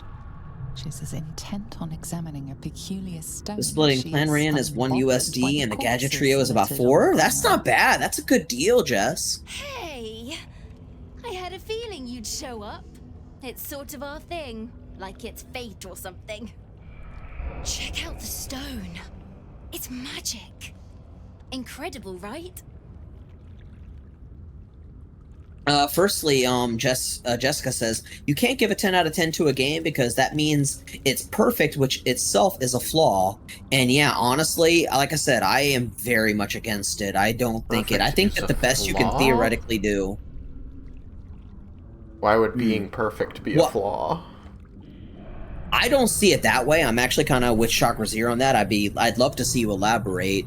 But with me, I just think that, the closest a game can be to being realistically perfect would be a 9.5 out of 10, which I would give Baldur's Gate 3 probably a 9 to 9.5 out of 10 at best. I mean, I think that Baldur's Gate 3 is... I think that it's possible for a game to be a 10 because it can hit the highest note that you can imagine and, like, check all of your boxes, because, of course, it's a subjective rating, so I loved the music, I loved the characters, I loved the graphics, I loved the voices, I loved the story, I loved the combat, whatever. Those could all be 10s for you. Now, that is not to say that what you call a 10 doesn't change after that, and you go, okay, I played another game, this had really what I would call a 10 in combat, and honestly, comparatively, that would now say maybe BG3's 9 in combat, giving it a 9.8. But, like, a game could be your 10. I don't think that it's unattainable because it's subjective. Something could perfectly match what you want. But I think it is not unreasonable to just say, I'm going to come at this from the angle that something can be very good, but I'm not going to throw out 10s. Yeah. I think there was a time where I would have said, because here's how I would have rated things when I was younger. I would have said, did I enjoy the story? Did I enjoy the gameplay? Did I enjoy the graphics? And graphics is subjective as well. You can enjoy graphics that are like a kind of cartoonish style versus a realistic style, but that's neither here nor there. My thoughts is that I would have said Baldur's Gate 3 would have been a 10 out of 10 because of how much I love the story, how much I cared about the characters. And nowadays, I think that, again, I have given so much praise. I could natter on for 5 minutes about all the bright sides of Baldur's Gate 3, but in terms of the reason why it's not perfect to me, is that, to preface this, I feel like it's probably unfair to say the one bad thing about Baldur's Gate 3, in my opinion, without sharing all the good, but I'll just say this. Here's what I'll do. I'll say it really quickly. I do genuinely think that the story is so damn special. There's so much diversity and choices. There's so much different routes that you can take to get to from point A to point B. I think that they give you a lot of options to fully customize your character in a number of massively incredible ways. I think that the direction of the story is very well done with very good pacing, in my opinion. And I think that the gameplay is very D&D heavy. It's very, if you're a D&D geek, you're going to love it. And I think that additionally, the music is phenomenal. Let me tell you right now, Borislav Slavov, one of the greatest performances slash scores for a game to ever exist. I think that the lighting is absolutely brilliant. I think that the game is really, really fun in terms of just like really wanting you to come back. It has replayability. With all of those positives, here's my opinion on the negative side. It's a fucking buggy nightmare. That's the negative I will say right now. It is, without a doubt, my favorite game of all time with so many positives, but it's a buggy nightmare. And if anybody says that it's not, they're lying to you.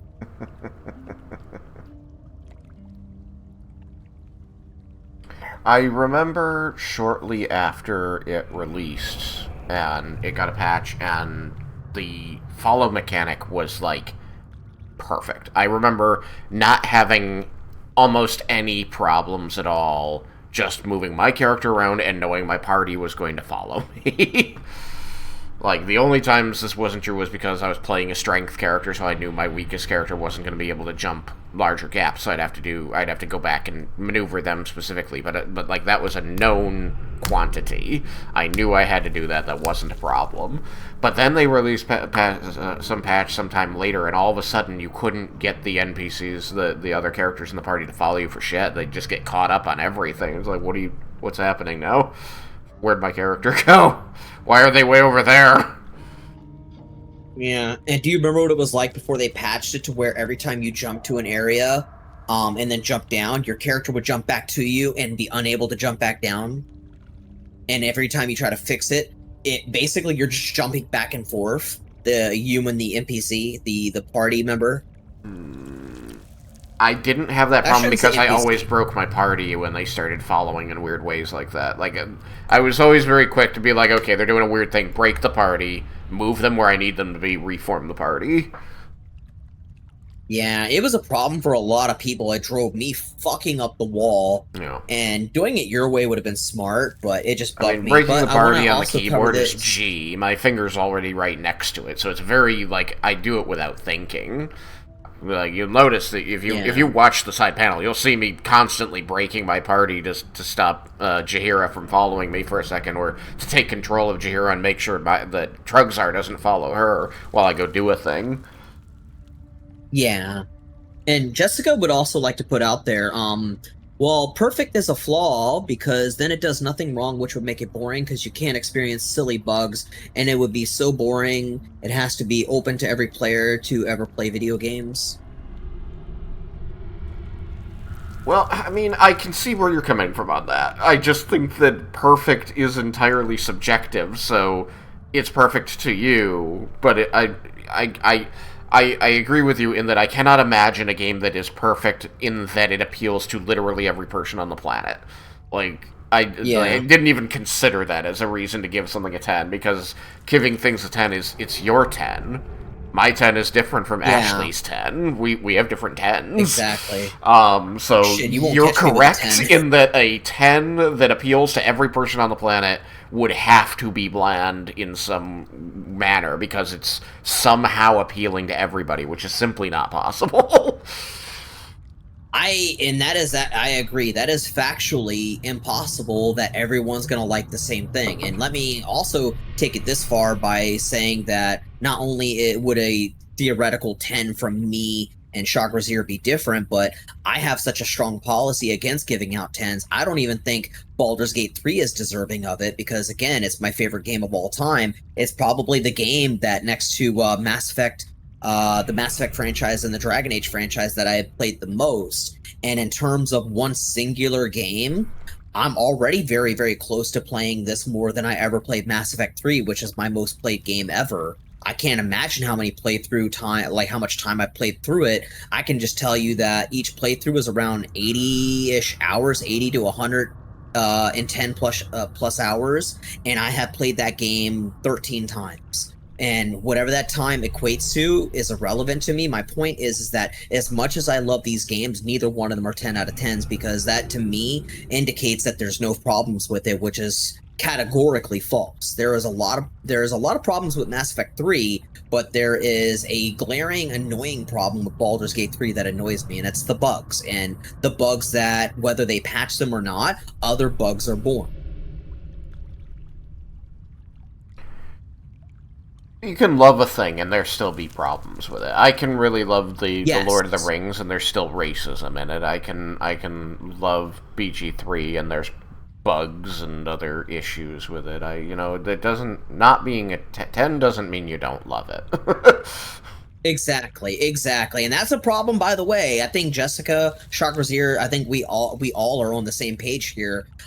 First and foremost, I agree once again, Jess, that it could not be objectively a 10 out of 10, and it makes sense to not be. And on Chakrazier's point, you can still love a thing, and here's what my biggest gripe is, the thing I wanted to cover. That's why I don't like things like IGN, that's why I don't trust things like IGN when they're constantly giving things a 9.5 out of 10 or a 10 out of 10, and then whenever they do a 7, have y'all ever noticed this, when a game gets a 7 to a 7.5 out of 10, that's people's impression of IGN doesn't like it. That's a horrible score. That's one of the worst scores you can ever have.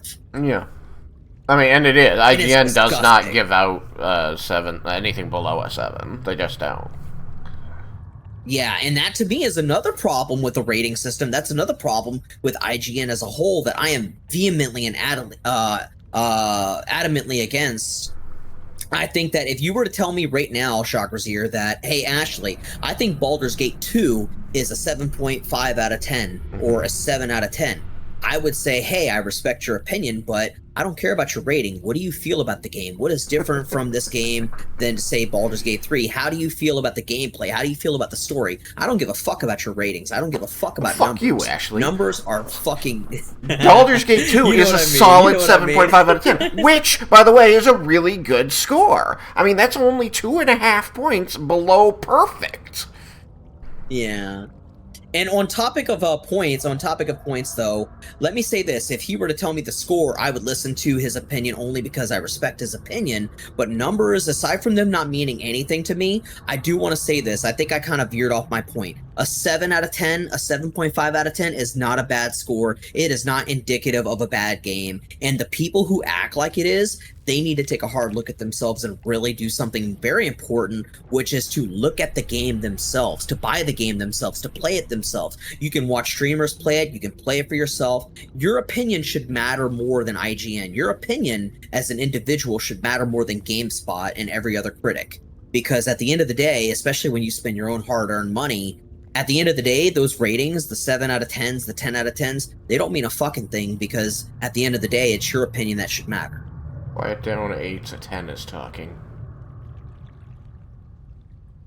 No, my favorite game of all time is Rainbow Six Siege, but I would give it a 5 or 6 out of 10. IGN scoring isn't 1 out of 10, it's just 4 out of 10, where 4 is fail, so not even a game. Yeah, IGN, I don't like it as a whole. I don't respect IGN at all. I will gladly put that out into the ethos. When I review movies and games, I don't use numbers because they're comparative. And yes, you're right to say that numbers are meaningless, Ashley, because without knowing what you consider a 10, all you've really told me is, I liked this quite a lot. And I go, okay, cool. What did you like about it? You know, you say, I give it a 9. I'm like, great, that's a great score. You must have liked it a lot. What did you like about it? Mm-hmm. And you know what? You actually said a very key word for me, a very important word.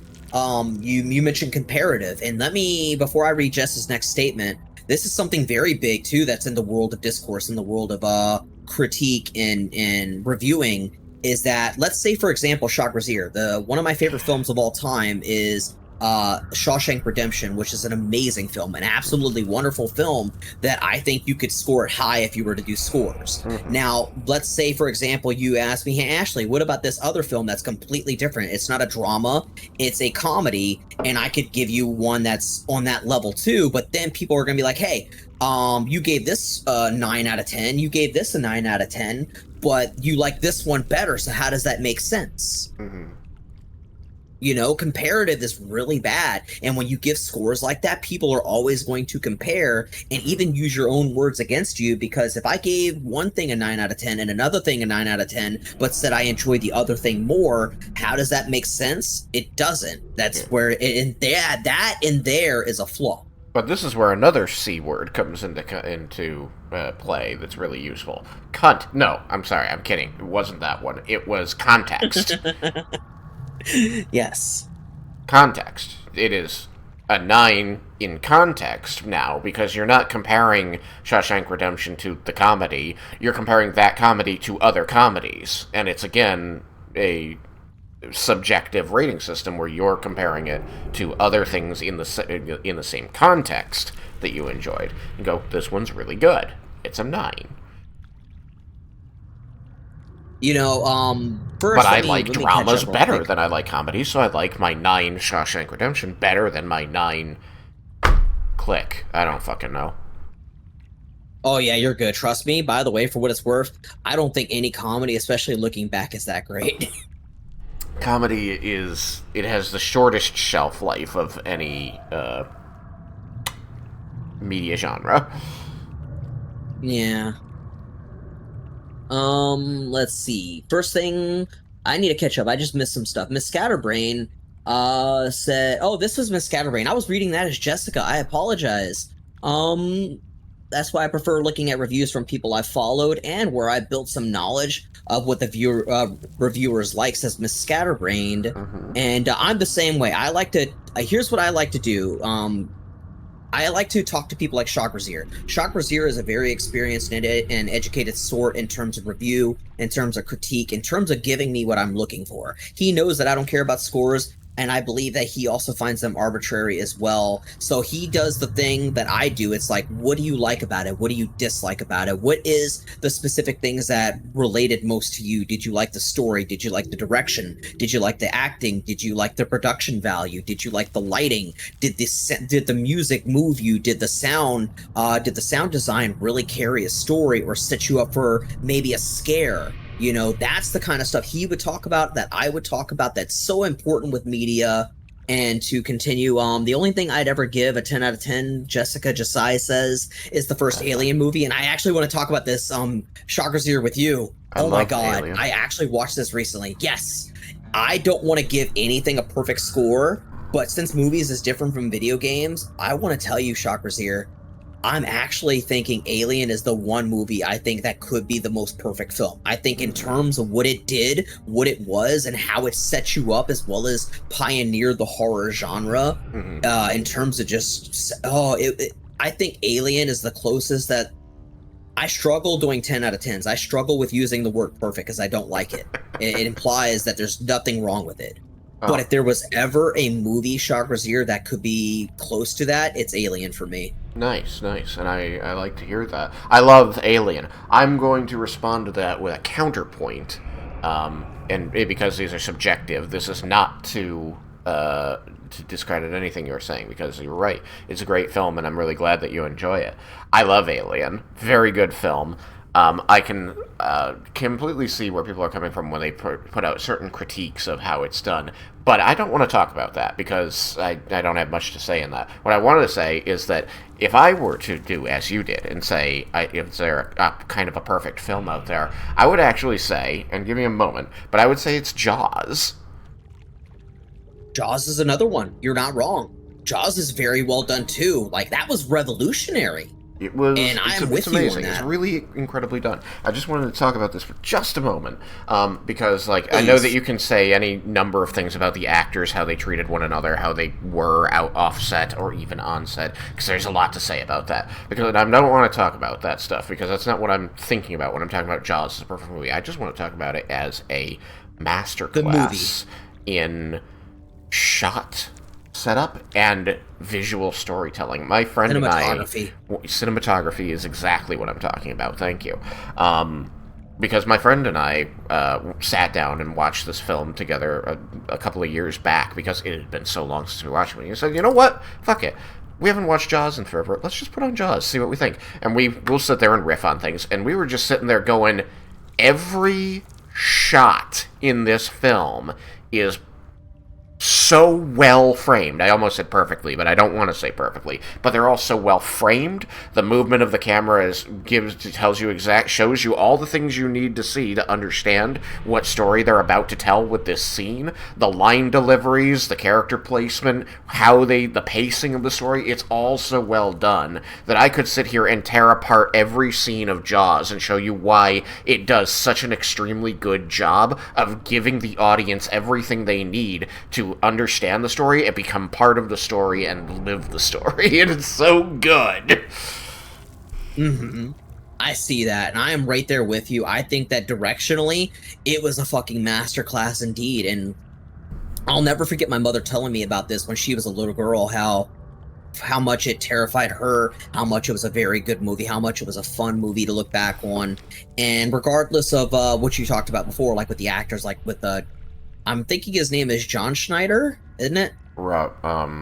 I think it's John Schneider, the main actor. Well, anyway, the point is that regardless of all that other stuff, I remember it being a very good movie too. I remember it being very well done. But the biggest, Roy Schneider. Okay, Roy Scheider. Oh, I thought it was Schneider. No, Scheider. Scheider. Roy Scheider, Richard Dreyfuss, and Quint was played by... I've totally forgotten his name. It'll come back to me later. But Quint, the guy who played Quint was the problem actor. He was very method, and he really was just having he was giving Richard Dreyfuss a bad time, and you realize that him doing that, watching the film, Richard Dreyfuss hated him. And because of that, his character was able to really reach into that and hate Quint in the way he was supposed to. So he really helped Dreyfuss act those scenes very well. But it's the wrong way to do it. It was a shitty thing to do. Yeah. Anyway, I'm sorry. I pulled you off your point. No, you're fine. Trust me, this is the banter that I want. And when you asked me earlier, hey, Ashley, what could we have a podcast about? It's this kind of shit. It's this. I love it. I'm fucking on it, and I'm glad you're the ranting, rambling, and pointing out shit is what I want and what I'm here for. So you're fine. And then to cover Miss Scatterbrain says, I've never seen it. Which film? So that way I can get the context. I apologize. Aquafox says, it's only technically one because people didn't know what the film was about at the time, but it's one of the best movies to come out in the last 50 years, referencing Shawshank Redemption and how not supposedly, but apparently Shawshank Redemption was a box office disaster, which was crazy. Yeah. And I didn't know that. I wasn't around for it because here's another fun fact for you all in chat and Chakra's ear. The movie Shawshank Redemption came out the year I was born in 1992. How did I end up watching it? I watched it because my mom loved it, and she watched it a lot.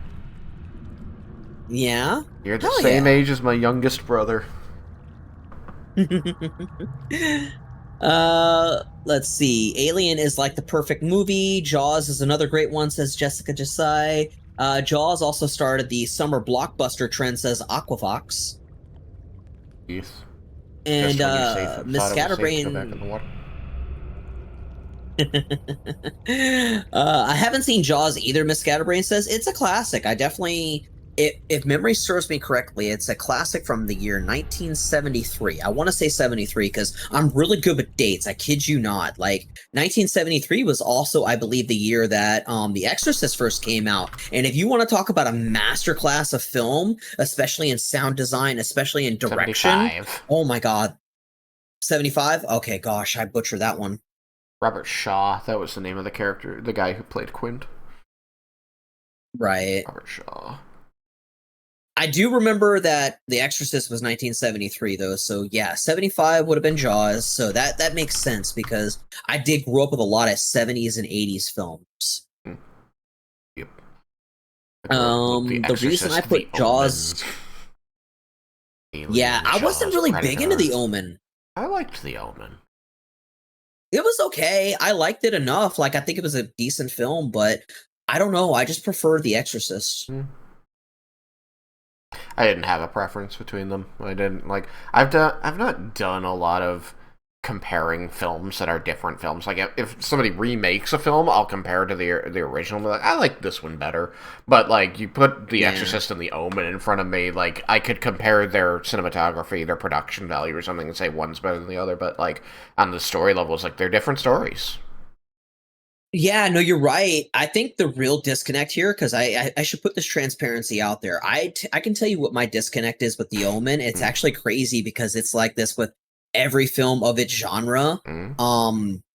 But I have this really weird thing with more religiously based movies. Like The Omen has a little bit more religion into it, and I just get so turned off by priests and pastors and whatnot. And then you would ask yourself, well, what about The Exorcist? Because Yeah. it featured a priest trying to exorcise a young Two girl. priests, I felt like actually. it's An old priest and a Yeah. young priest trying to exorcise Exactly, a Sumerian exactly. god.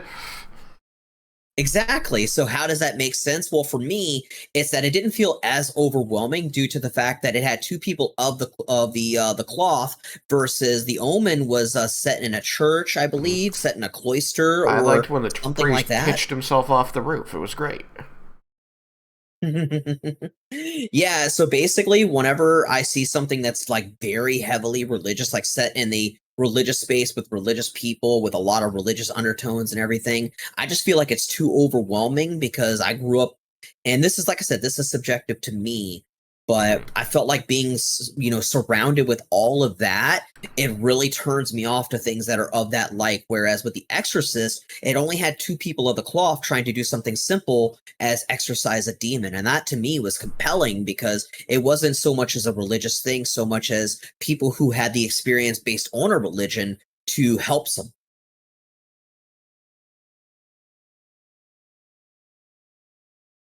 But let's see. Never seen Shawshank Redemption. That is my second favorite movie of all time, and it is definitely my top three in terms of like best movies ever made. It's definitely up there for me. I think The Shawshank Redemption is definitely really good. It is a masterclass in storytelling, a masterclass in direction. Cinematography was really fun, and you get to see a very relatively young Morgan Freeman, who is, in my opinion, to this very day, he is top three best actor of all time for sure. If not top two, definitely top three. I might say he's number one for me, but that's a whole nother conversation for a whole nother time. But Morgan Freeman's that damn fucking good. And Iconic Tim voice. Robbins as well. Yes, indeed. Absolutely. And such a brilliant mind as well. And Tim Robbins was another great actor opposite of him. I didn't grow up with films, which is easy to tell. No, you're totally valid and you're totally fine. That's why there's time and you can always experience things that are new if you want to, or rather new to you. You I know who love I Morgan Freeman like because as an he is an actor, ally. Ashley? Who is that? I really like Sam Neill. Sam Neill? Yeah! I like really him like too, him. honestly. Sam Neill is a really compelling actor to watch. I love how he emotes. I love his conviction. Yeah. Like, I first met him as Actually Alan gonna Grant in Jurassic Park, which is, like, my favorite movie forever and ever. And then, saw him in a few other things, but the next big one that was, like, really hit me with his performance, with how he really was able to own that role and become a different person, completely different from Alan Grant, was when he played Dr. Weir on Event Horizon. Mhm. I love Event Horizon. I was looking at his credits, and I was trying to remember where I first saw him. I want to say it was either Jurassic Park or Bicentennial Man, but it was probably Jurassic Park. I think Bicentennial Man was Robin Williams. Oh no, apparently he was in the film too. Sam Neill. I don't I looked at his remember. credits and he's in it. I don't either, to be honest with you. It's been a while. Robin Williams played the robot in Bicentennial Man. Yes, indeed. He was the protagonist. The aforementioned Bicentennial Man. The titular Bicentennial Man. The titular character, indeed. Yes. And yeah, Robin Williams is another great actor, and he was amazing. He was a very giving sort as well, from what I understand. Eponymous. Hmm. The word eponymous. The thing that a thing is named I like for. My favorite movie is Your Name, but that's for more than how good the movie itself is, right?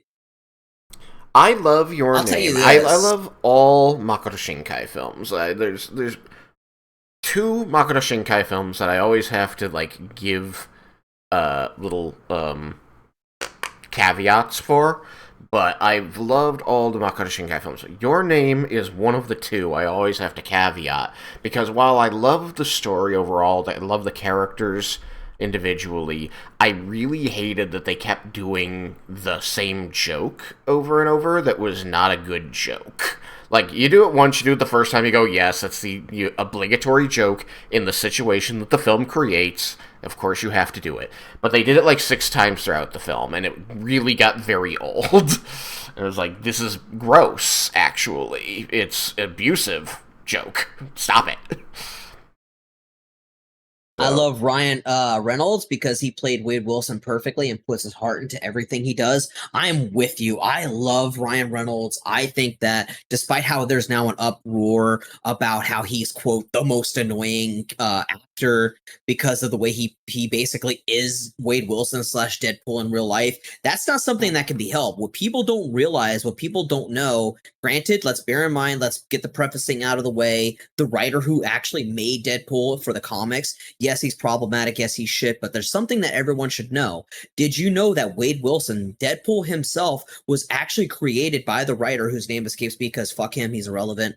Point being is that he made Deadpool in the image of Ryan Reynolds. He actually says in an interview that when he made Wade Wilson, he instantly thought of Ryan Reynolds.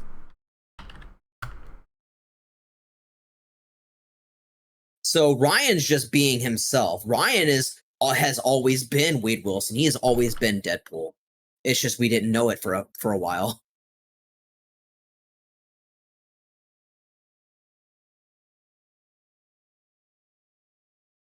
Sorry to cut you off, Shockers here. No, you're fine. I actually went hunting for when, like, I wanted to understand how that could be possible. I still don't.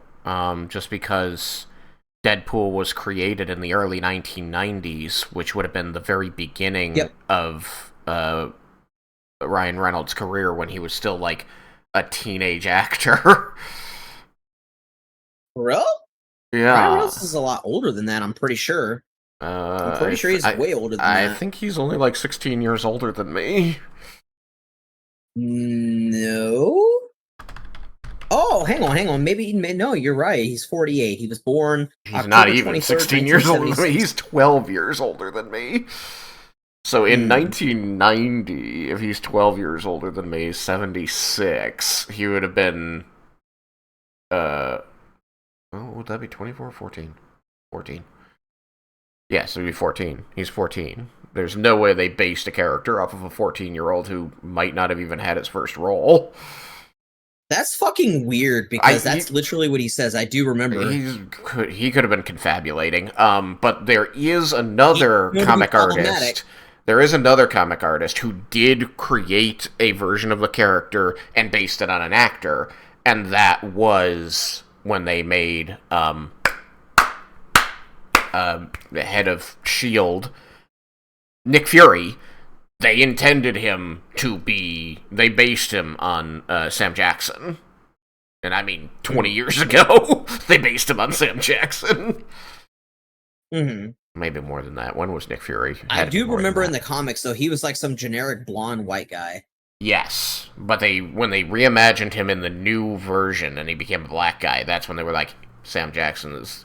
If I could imagine anybody being this, it would be Sam Jackson. And then years later, they were like, hey, Sam, you want to play this character who was based on you? And he's like, yes. No disrespect towards David Hasselhoff, but Sam is clearly an upgrade.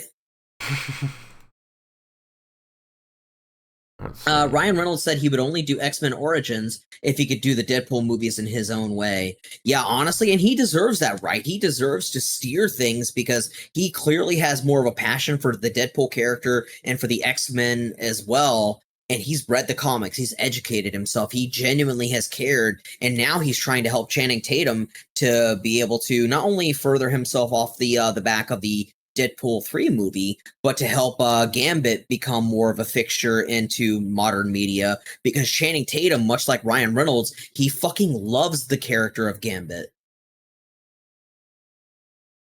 Marvel did so good at getting the perfect actors for those roles. Yeah, Marvel has been really good with their acting, or rather their casting, but they haven't always been perfect. I look at people like Jeremy Renner and Scarlett Johansson. They were not the best for Hawkeye and Black Widow. I will stand by that. Mostly because Jeremy Renner is an abusive, ableist piece of shit who mocked fucking people who are actually hard of hearing. As a hard of hearing person myself, I find him detestable and find him to be a massive cunt. And he also never depicted the character the way he was supposed to be until the very bitter end. And then with Scarlett Johansson, I don't like her as a person, and I find her acting to be, no pun intended, quite wooden. But in terms of Black Widow, I think she's a great character. I actually think that she didn't do Scarlett Johansson didn't do her any favors, but she's definitely a great character. That's shit because I liked Hawkeye. Yeah, unfortunately, and it's something you can easily look up too if y'all'd like to do some homework on it, because I always even though I say things and I know them to be true, I always encourage people to check it out, because there is a video at a Comic-Con where Jeremy Renner was asked about, hey, how do you feel about the fact that Clint Barton is the character's name? Clint, how do you feel about the fact that Clint hasn't really gotten to show us more of the fact that, in terms of representation, how good it would be to be another person that's hard of hearing? You know, there is that need for representation. And so when the woman asked the question on video, he went, huh, and went towards his ear. And then she asked it again because she thought that he just didn't hear. And then she repeated it, and he did it again. He went, huh? And then that's when everyone started laughing, and she just stopped talking because she, much like myself, would have been offended. He was being a fucking troll. And it's also known that he's been abusive towards his wife. One time, he threatened to kill her, and that's a matter of public record, too. Cool. Sorry, I didn't mean to break off into a tangent. We're slowing down the game. I apologize. Alright, what am I going to choose? Let's get back into this. I want to check out the stone. Fuck it, we're going to do Arcana. You got Ooh, Bardic Inspiration. I'll take it. You're going to love that.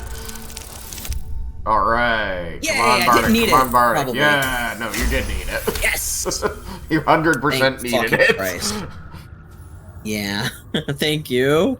But like Chris Evans, Chris Hemsworth, and Robert Downey Jr. were perfect for their characters. They really were. And the best part about it, they were actually good guys. All of them are great guys. And I want people to know Robert Downey Jr. really changed his life. He went through a fucking life. He did some stupid shit. He was not his best self, but he turned it around. And when he, yeah, well, he apparently did some other stuff in Hollywood that wasn't great too. Apparently he had, due to his addiction, I heard that he was kind of a bit egotistical and kind of arrogant, is what I heard. But he changed all of that after he got out of prison and rechanged his life. And they said that no one wanted to give him a chance, but Marvel gave him a chance with Iron Man, with Tony Stark. And that's when his life changed forever. Yeah. Creatures slain, lovers reunited, spells crackling through the air. The stone holds records of all who have passed by it. Arabella is collecting them. It's as natural as breathing for her.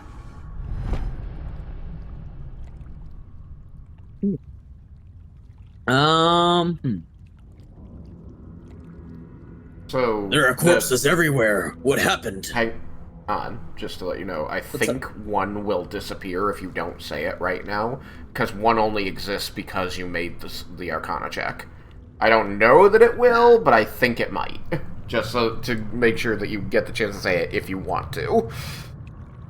That was your reward for making the Arcana check. Yeah, I feel like this is going to be an exclamation point to the conversation. So I'm gonna just go with it. Sure. You're right. The stone is it's incredible. I saw past events as if I'd been there myself. And I've only scratched the surface. I want to know everything. Bone Man was right. The weave will take care of me. I just need to listen. Bone Man. You're right. Thank you. I'm glad. Yeah, I was gonna take it for better or worse because, yeah, honestly, even though I was about to do the other choice, I'm glad that you informed me because, yeah, I want to be able to experience this one too and ask her. There are corpses everywhere. What happened?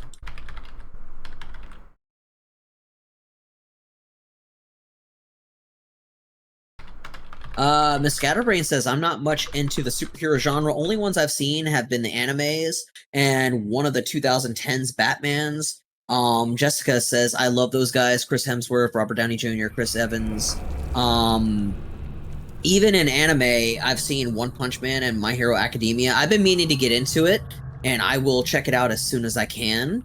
But yeah, I hear good things. Additionally, Shagrazier says, I really enjoy Full Metal Alchemist, Brotherhood, but I watch in Japanese to avoid I'm not even gonna say his name, fuck him. But also, you know what I actually call him, by the way? I know this is gonna sound silly and juvenile, but forgive me, I call him McEggnog. Yeah, that's okay. I call him McNogna, because that's not how you pronounce his name.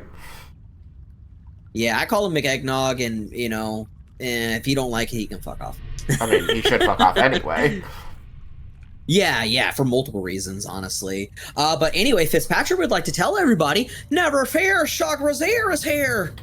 My first chat for the night. Yes, indeed. Arabella, have you been here on your own this whole time? Yep, and I like it that way. Bone Man told me to follow the weave, to let it guide me. I've learned a lot thanks to him, and I'm still learning. Don't worry about me, I'll be just fine. I'll see you soon enough. Bone Man said so. Alright, that was an interesting conversation. I'm a little worried about the child. Slightly. I mean, if Wither says she'll be okay, then... I mean, he does seem like he knows more than he seems. Oh. I mean, you're not wrong. I just mean, no. It's worrisome. She's still here. I thought she usually left. Arabella seems not to notice. Oh god, no, I'm not having the conversation. Hey, check out the stone. It's magic. It's okay. Don't worry about me. I watched FMA when I was younger, Full Metal Alchemist, and it was airing on TV. I actually watched the OG Full Metal Alchemist when it first came on Cartoon Network, and I loved it. Same. I actually watched that whole first season, and then I dipped out. So, I guess since we're talking about that, I'll just put out there that I would recommend people start with the original and then go to Brotherhood. Yes. Because while I love Brotherhood, and I think it has the better conclusion and the better overall story, because it was written to the manga, whereas the original, only 3 volumes of the manga existed when they started making the show, and they only had a 4th one out, I think, by the time they caught up. And then the writer said, it's going to take me a long time to get to the end, and it's not going to take you a long time to get to the end. So here's how I'm going to end my story. You need to do anything other than this. And that was just like, that was the rule, was like, they could end their story however they wanted, it just couldn't be what the mangaka was going to do. And I respect that. However, it means that the story is it gets a little hinky after that, and it's fine overall. I just didn't like it as much as I liked the way Brotherhood concluded it, the way the mangaka concluded it.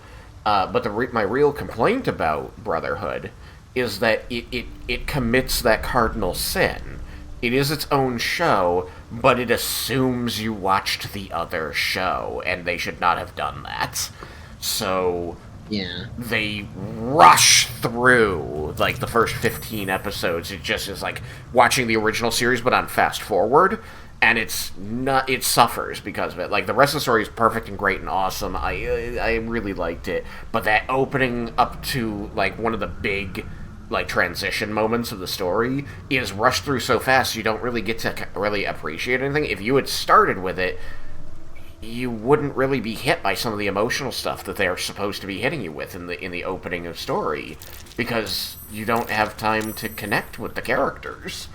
And it's, so that's why I like the original, because they spent 26 episodes, I think it was, getting where they got in, like, 8 in Brotherhood. And I think the original series is 51 episodes long, and I believe Brotherhood is only 65. So it's only 15 episodes longer. But it does a hell of a lot more on the back end.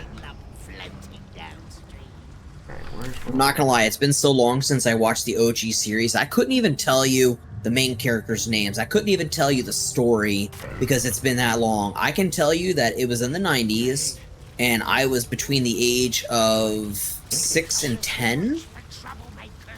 Fullmetal Alchemist started airing on TV in 2002, I think.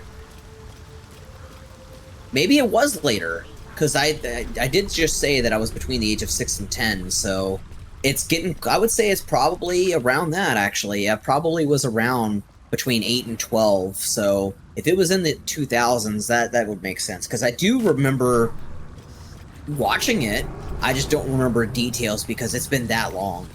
Because I'm 32 now, and if I watched it between the ages of 8 and 12, shit, we're talking a long fucking time ago. Yeah.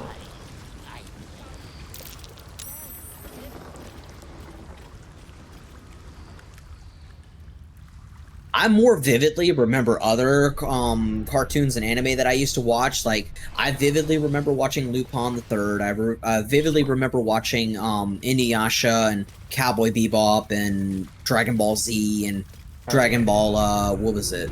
I did watch the original Dragon Ball later on in life. I always preferred Dragon Ball Z, though. Dragon Ball Z is infinitely better. Anybody who tries to say Dragon Ball Z is great and that you should watch Dragon Ball, you should only do it for the relevant stuff, but trust me, it's a lot of filler and boring shit. Believe me. I sat through every goddamn episode and I regret it. It was really fucking bad. What you doing all the way back here, I could never. Nothing really. Were you not following me?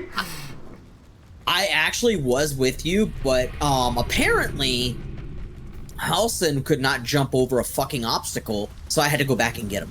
Ah, I see. And it tastes great.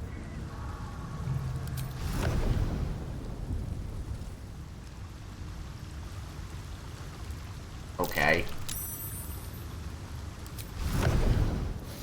Do what I ask. But yeah, I watched those shows as well as shit, there was a whole bunch. Oh yeah, that's right. Another one of my personal favorites, chat. This is a very underrated one, but as much as I love Dragon Ball Z, here's a hot take and a fun fact at the same time. I preferred watching Yu Yu Hakusho over Dragon Ball Z. I liked it, and the story, yeah, it was so good, Chakras here. It's very underrated, and the fact that it didn't reach the heights of Dragon Ball Z is a shame, because while they both deserve the limelight and the credit and the accolades, I feel like Yu Yu Hakusho was definitely a more powerful story. Looking ahead. Oh, I thought that was, for a second I thought it was Arabella again. Like, what's she doing here? Our Lord sends us a little diversion. I had Dragon Ball manga as well, Ranma 1-2. Ranma 1/2. Oh, okay. Hell yeah. Ranma 1/2 is also by the same woman who wrote Inuyasha, Rumiko Takahashi. Oh my god. That's amazing. I don't know how to feel about Ranma. There's a lot of ways you can take it. There are some very good messages you can draw from it, but I really get stopped by a lot of the just straight up sexual harassment going on in it. Played for laughs. But one can take it as some trans allegory from the freaking early 90s, so that's not a bad thing. you know, caveats. You know what I actually realized had a... How do I... I'm debating on mentioning one show that I used to watch. I will tell you this. One show that I did watch that also hasn't aged well in some ways was Lupin the Third. It was a product of its time. People don't realize this, but it is an actual old anime from the 1970s in Japan. Yeah, Lupin's been around forever. Yeah, you always have to ask I people, didn't did you even watch know. Green Lupin or Red Lupin? Oh my god, honestly... That's a the no-joke only one I can question. remember- Those are two different eras of Lupin. No. You know, you're right. There are different Lupins, because the only one I can remember was, I think, the second version that came out later. I need to look it up, because there is another way that I knew it by. Did he have a green jacket or a red jacket? Red jacket. That's actually the older one. Mm-hmm.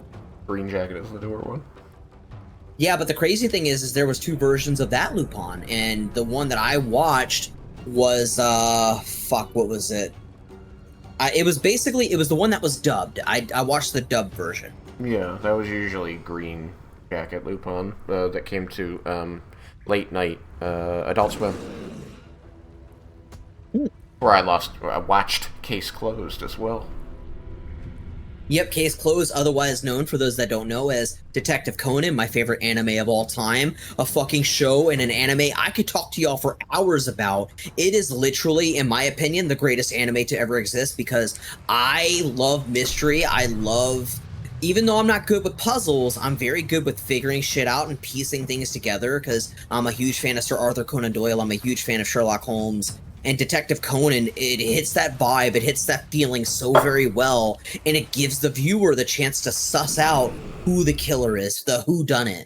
And it's just, it's a masterclass of storytelling. But instead of talking about it for hours, you should attack something, because we have 8 minutes, and I'd like to get through this fight, these two fights. I'm sorry.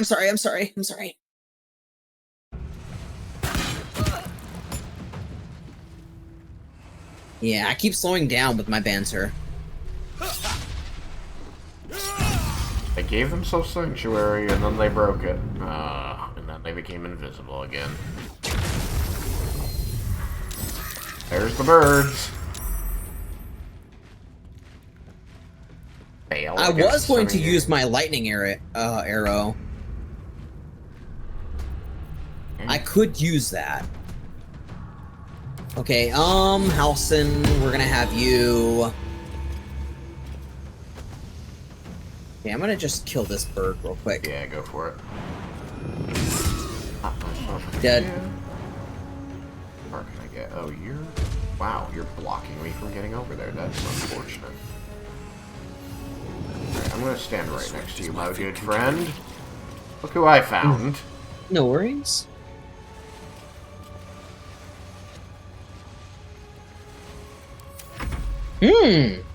Love Spirit Guardians. Yes. Donald Duck comics were a big part of my childhood, though. Says Miss Scatterbrain. Donald Duck's really beloved here. Most well-known Disney character in Finland. Oh yeah. Okay. Be able to prevent that from hitting.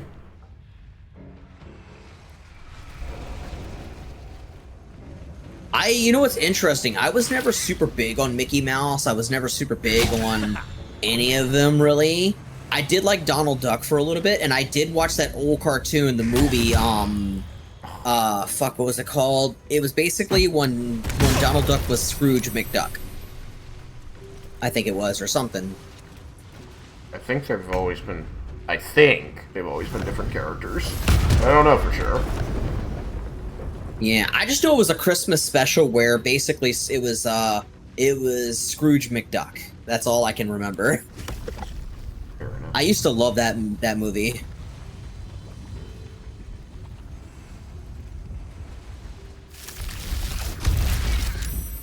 They're different characters, yeah. That makes sense, because if I'm not mistaken, it's Donald Duck is, yeah, way different. I was just saying, I know that they're currently different characters. I was being careful because I don't know that they've always been different characters. But, like, Scrooge McDuck is supposed to be Donald's uncle. Yeah. It's a good movie, Jess, right? It's such a good Christmas film too. I know it's probably silly, you know, to some people, but I think it's a great Christmas movie. Definitely one of my favorites. Alright. Danger, what's behind you? I'm gonna stun this bitch. There's a stranger. Okay, out fuck to you. Find you. I have an idea. Okay. Nope, can't do that. Gonna bring her. Never mind, here. that ain't gonna work. You were thinking of bringing her over here. Yeah, I was gonna try to do a scorpion thing. Yeah. Get over here! Love it. Mm. Alright, fuck it. We're gonna slash at this bitch. Bye-bye, Barnes. Wow, nice. I'm gonna take you out to the barn like... I'm gonna take you out to the barn like Old Yeller. Oh, God. That's an old movie, by the way, chat. I know Trugzar probably knows it, but, anybody ever seen Old Yeller? And Old Yeller's a zeitgeist. You'd have to... A what? A zeitgeist. You know, for the first time, I'm stumped on the word. Zeitgeist is a German word, which directly translates to time ghost, but a zeitgeist is a concept media, usually a concept or a media, an idea, that becomes a defining feature of a period of time.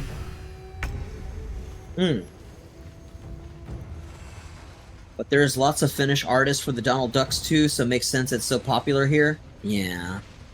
I was very, very young though. Oh yeah, you would honestly you would have to be, because shit, I was pretty young too. I remember.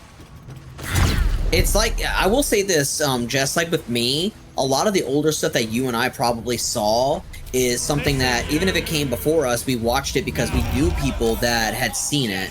You know, it was introduced to us. Like my mom, you know, everybody knows that's, well, let me rephrase, maybe not everybody knows. My favorite cartoon of all time is different from my favorite anime. Cartoon being here in America, my favorite cartoon was made in 1969, it was Scooby-Doo. And I'll never forget because, I mean, Casey Kasem, how could you not love that man? How could you not love that man's voice? He played the role of Shaggy Norval Rogers, he also played Scooby-Doo. And Frank Welker, who plays Fred Rogers, he is still kicking to this day, now as Scooby-Doo as well as Fred Rogers. And unfortunately, I know Casey Kasem, I know Frank Welker. I have forgotten the names of Velma and Daphne, unfortunately. Terrible. How could you? It's reprehensible. It's terrible. I should feel terrible. Not a true fan. I know, right? Fake fan. I'll tell you what, there are some people who actually act like that, who actually are dead-ass serious like that. Well, I'm sorry. Women have to know everything. There are actual people, though, who act like if women don't know every single thing or know as much as them, then they can't be real fans. Yeah. Don Messick, yeah. You Also know who's Don another Knotts. actor, too? Yeah, thank you. I was just about to say him. He was in Scooby-Doo. Same brain. You'd have to be a lot, like, you'd have to be It's either Don older like Knotts. us. Or Phyllis Diller. They had so many, like, cameo people come in for an episode here and there, but Don Knotts was in multiple ones. Yep. Don Knotts was pretty fucking special. I knew him better, though, I might be able to stop from this. an old show. Stop it. Of course. I needed a 2. I rolled a 1. Ooh, here we go. But yeah, I knew Don Knotts actually better from the Andy Griffith Show. One of my favorite shows growing up as a kid.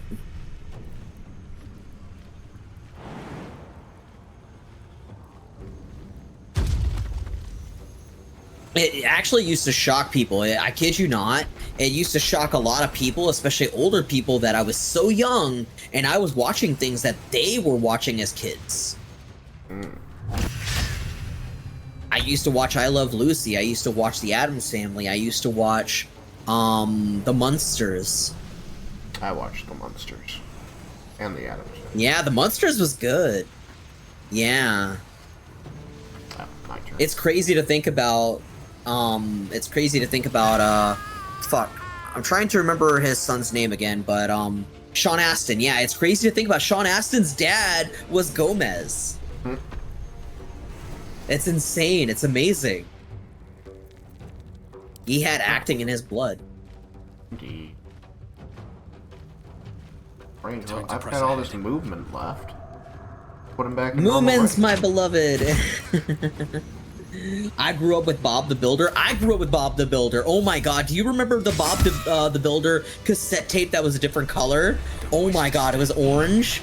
Do you remember that, Jessica? Oh my god.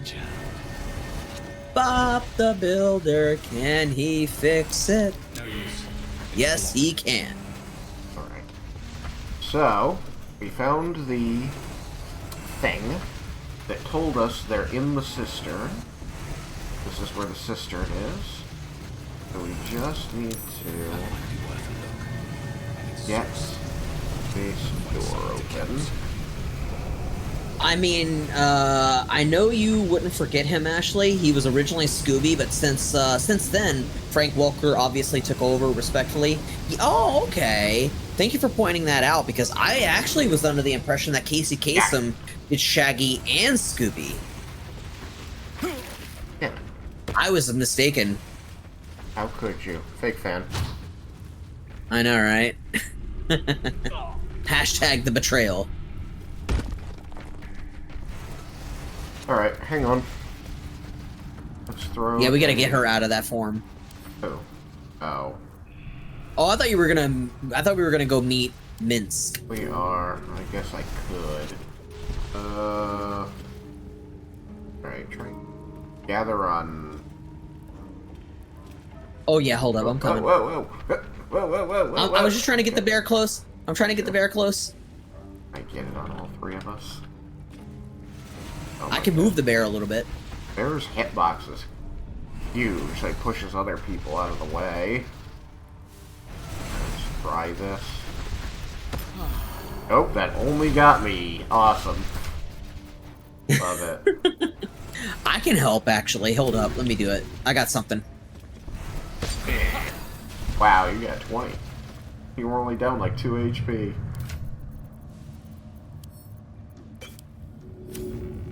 Nope, that's not what I meant. Bad Ashley. Only gets me. I don't like it. It's fine. Everything's fine. Whatever. Okay. Do a quick save here. Save. Yep. Kept forgetting Let's to save fuck shit before. up. Trying not to save. Trying not to forget to save. Alright. I was meaning that Frank took over for Scooby these days, but nah, originally it was Don Messick who voiced Scooby. Yeah, I was mistaken. I thought it was Casey Kasem at first, but no, Casey was just Shaggy. Yeah, that makes sense. Shaggy, and a lot of people don't even actually know his real name. Like, a lot of people forget Shaggy was just because of his hair, and his real name is Norval. Norval Rogers. So, hang on, I must have got the name wrong, because if I called Fred Rogers, that I was wrong. It's Fred something else. It's Fred Jones. That's right, Fred Jones was his name. I apologize for the mess up, chat. But yeah, there was Shaggy Norval Rogers, Fred Jones, Velma Dinkley, Daphne Blake, and then Scooby-Doo. Alright, let's go. I don't know about you, but Scooby-Doo. Let's make it happen. Make it rain. Gonna follow you. Gonna solve that mystery. I actually used to love all the versions of Scooby-Doo, even a pup named Scooby-Doo. I love the pup named Scooby-Doo. All the coin seems to be there, if a little blood-stained. Rora Munglo. Enthusiastic about your lord's Roa. work. Our lady. Roa? We serve only the Roa Munglo. Silly me. I'm pretty sure Roa We've Moonglow sent was to Rimmer in so long past our own godly the roots. I'm afraid I forget the half of them. temple at the beginning of the game. You, I know. Yep. When did you start Goblin worshipping camp. gods? Indeed she was. She was a merchant there, basically just telling us, hey, money's money. Rodent. Enough! You will show the Stone Lord proper respect, and you will return to the Guildhall and Don't worry, I wouldn't know half the names either way. Oh, the only reason why I remember is because I've got a very good memory. Wait. For the most part. Flop all you wish, little fish. But Minsk has caught you. On that note, good luck. The job will be done by the time you get to the guild hall.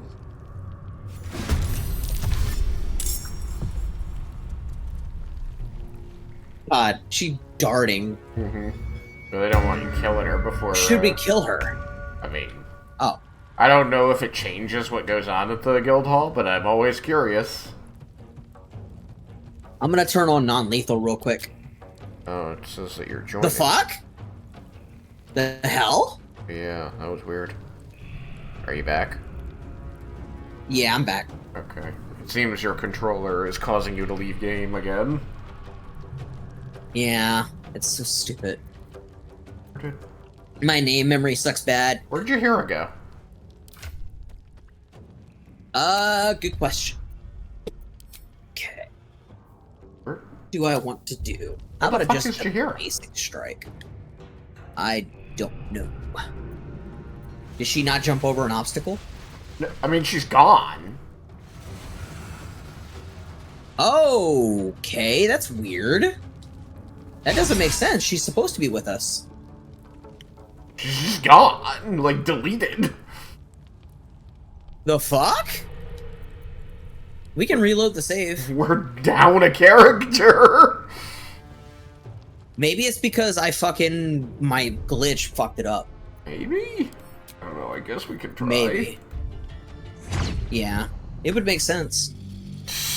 Well, my name and face memory both are almost non-existent. Yeah, I'm really, really good at it. Like, that's one of the things I pride myself on. I'm really good with remembering names and faces, and now usernames here on Twitch. I can tell, you know, usually when I see someone, especially if I know them by their by another name, I can remember. You know, for example, if someone went by the Sorcerer Supreme, I can say, "Oh, hey, you're Todd," or whatever the case may be. Him the Sorcerer. Yeah. Look, she's like with Shah Grazier, even though I know Shah Grazier, and obviously know Shah Grazier very well, I do remember his name, only because he had shared it with me when he found out that I actually play a character in Baldur's Gate 3 that has his name.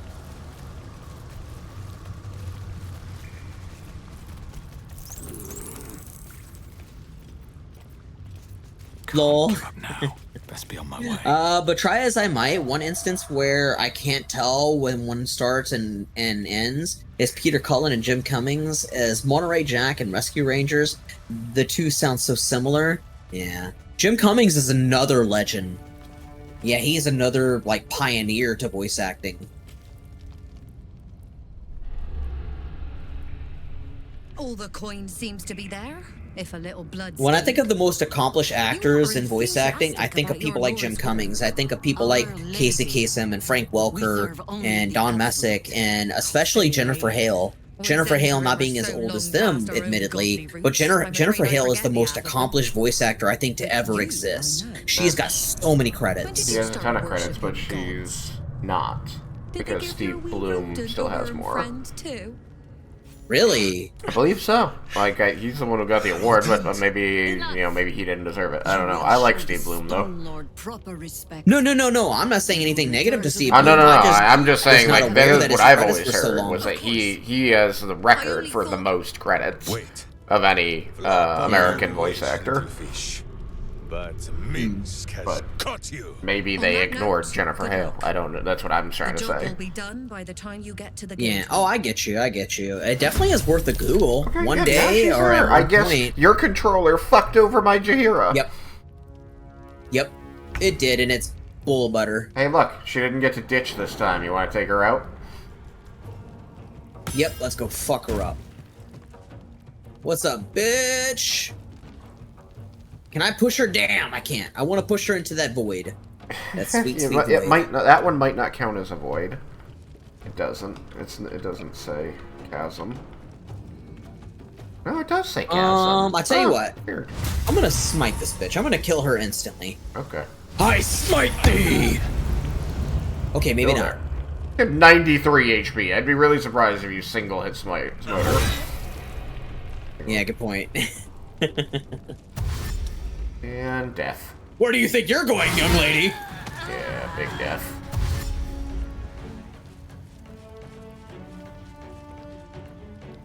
Oh shit, Jaheira. There's two Jahiras, chat. One whose hips do tell lies and is very deceptive. There's another one whose hips definitely tell all truth.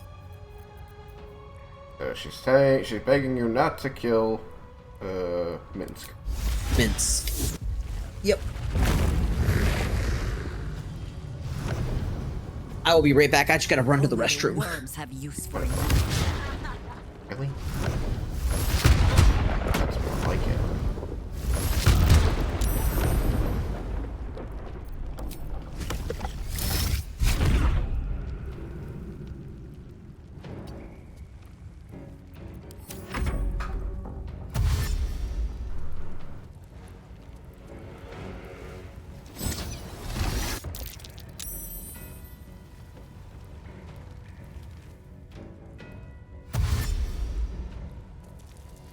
Edward Tremby.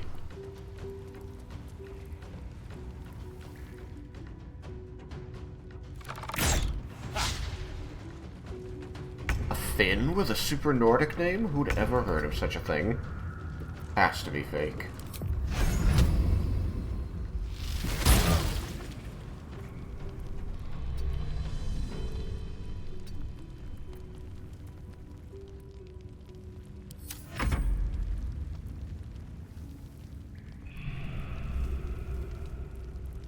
I'm back. Sorry for the wait.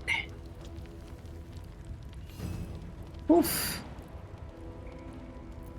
No trouble. It just became your turn anyway. Right. Well, let's kill fake Jaheira. Bye, fake Hira. She's super dead.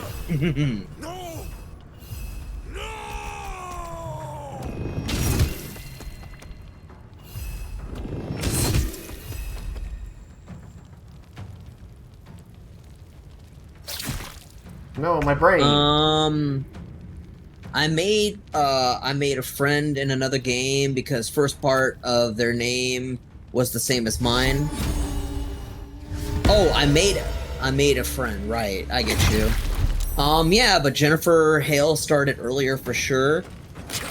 Than Steve Bloom, yeah, definitely. She was definitely around before Steve Bloom. I can say that categorically because I remember the first time I ever heard her beautiful voice. She was in a Scooby-Doo movie as this character, this vampire-like character named Thorn, and that was in like the mid-90s, roughly.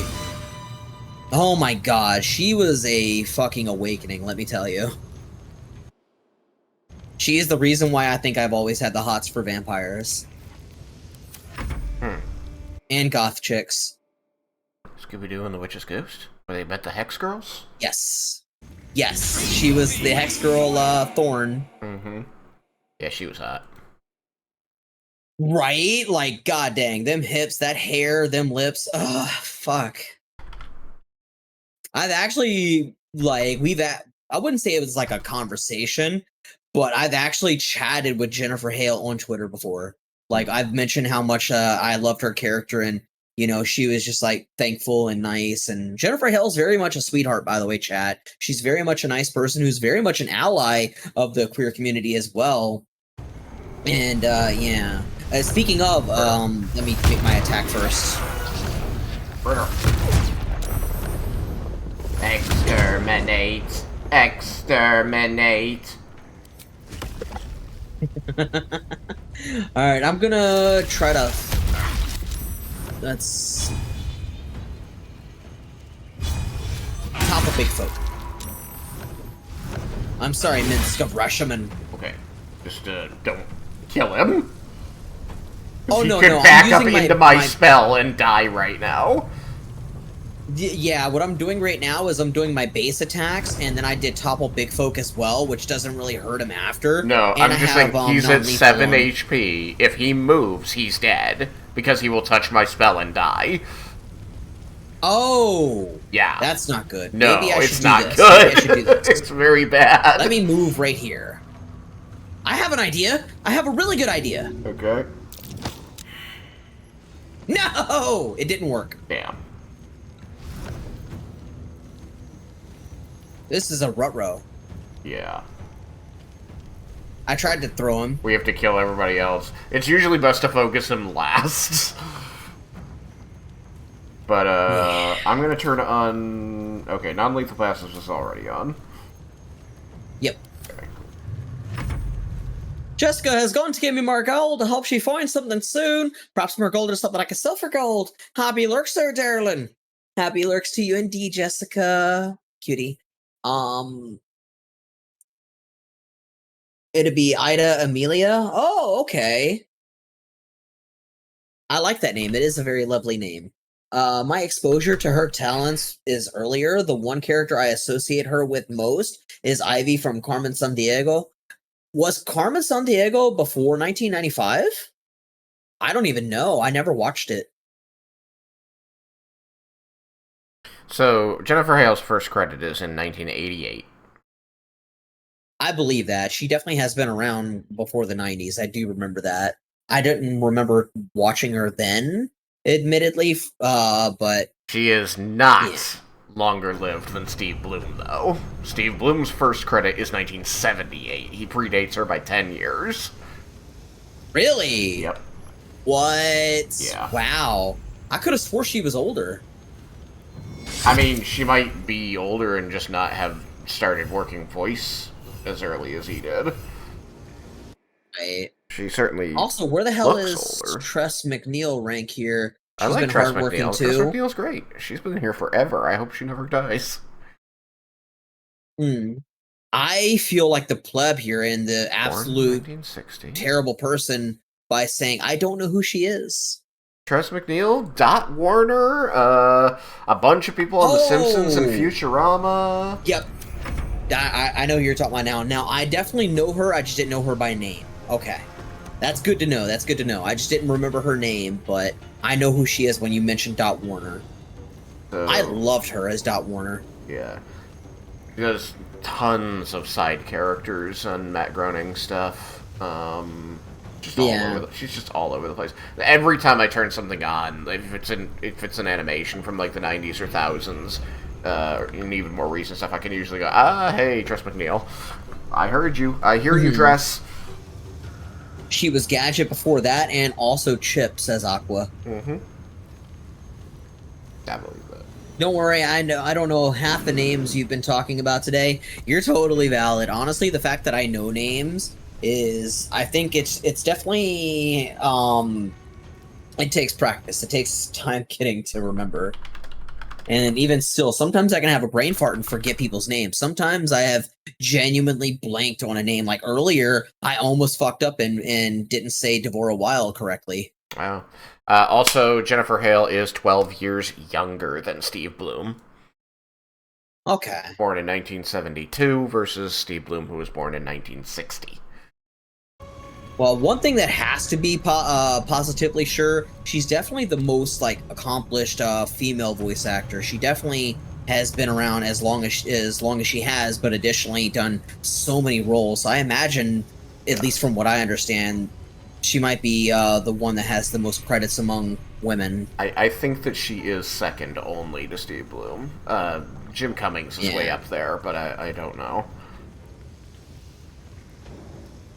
Also, Ashley, you know who Babs Bunny is, right? Is Babs the same person who did fuck, I'm blanking on her name. McNeil. Is it? I think so. It's been a long time since I've seen Tiny Toons, but when I think back to her voice, I think it's Tress McNeil that I'm hearing. No relation. Yeah.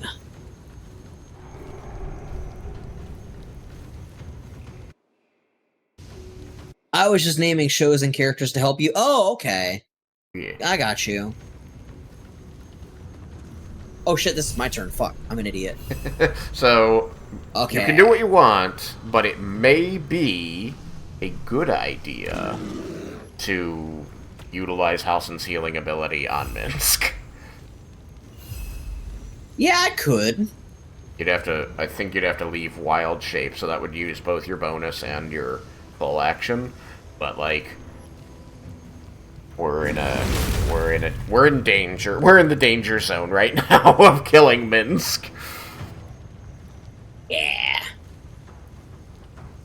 You'll let that boy up. I'd do it if I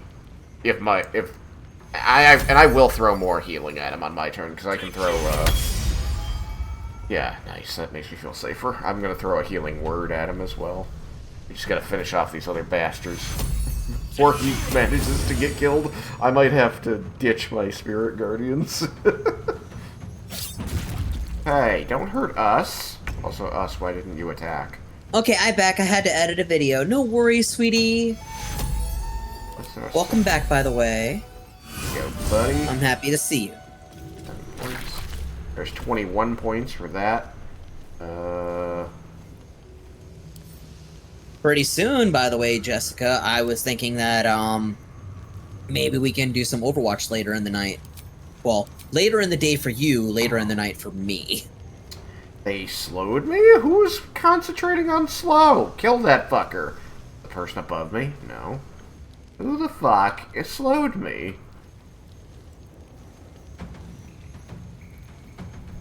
Why am I slowed? Slowed for 10 turns. That means nobody's concentrating on it. What?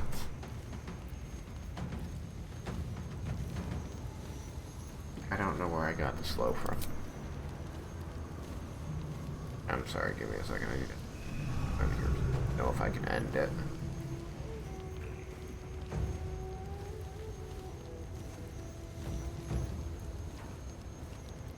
No. I don't know where it came out this turn, that's all I know. There, Thoros, us, Cape Nelson, Trugzar, lost condition displaced. Something hit me. I don't know where I got slowed. I don't know where that came from. I don't see it. Fuck. Okay, well, whatever. Oh, I saved against the slow. Jesus Christ, no, Minsk! God damn it!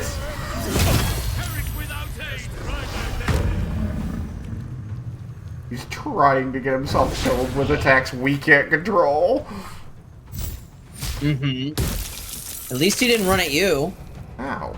They seriously knock me down and make me lose my spirit guardians? Since when can Ice Knife knock people down? Maybe the ice is what made you slip. Seriously, stop missing. Fuck me in the ass. Right. This person needs to go away. You're concentrating on slow. You're dead. You're dead. Thank you. Dead. Well, on your way to dead.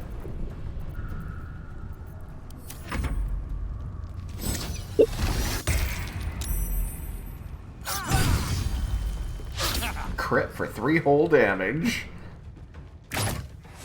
Missed me.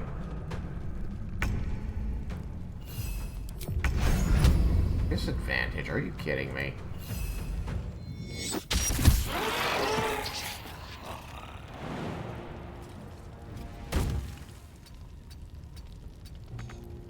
Come on, can't stay idle. Alright. I seriously don't have a fucking... Ow. I don't have a Misty Step.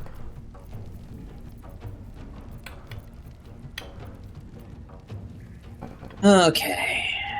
Paulson, you know what? Let's have fun with this chat. No, it's not gonna work. I was trying to bring him closer anyway, but that's fine.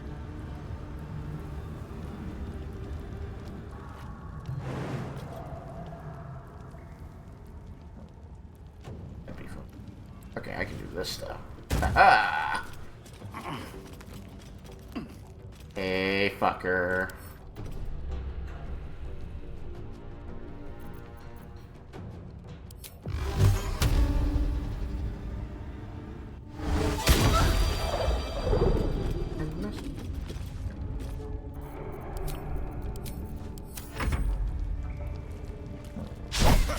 Alson. You got lucky there. Minsk, please stop trying to die. Please stop trying to die.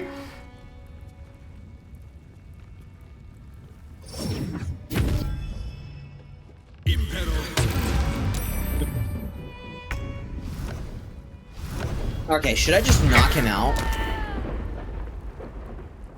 Oh, Right, we're on non-lethal right now. Yep. I'm sorry, is she slowed? She's slowed! God, I have to keep moving the slow to the character I'm using! Maybe I'd prefer try and finish everyone off, because I don't remember what the trigger for ending the fight is. If it's knock him out with a non-lethal attack, and that's fine. I do know you need to knock him out. You do? Okay, then yeah, if you have to, if you remember, because I don't remember. So if you remember that you have to knock him out, then yeah, just knock him out. I just wanted him to not be dead. I needed him to not get my spirit guardians. See? We're all good. We're all good. Now all we gotta do is kill the rest. I don't know why I'm still slowed, since the person who was... Wait. You fucking dickhead. Now this person is concentrating on slow. I might be able to hit them. Nope, I cannot. Let me try from here. Maybe I can get a good shot.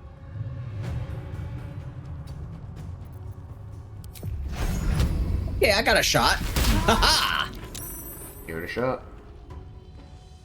I think my shot hit at the same time yours did. It did? Yeah.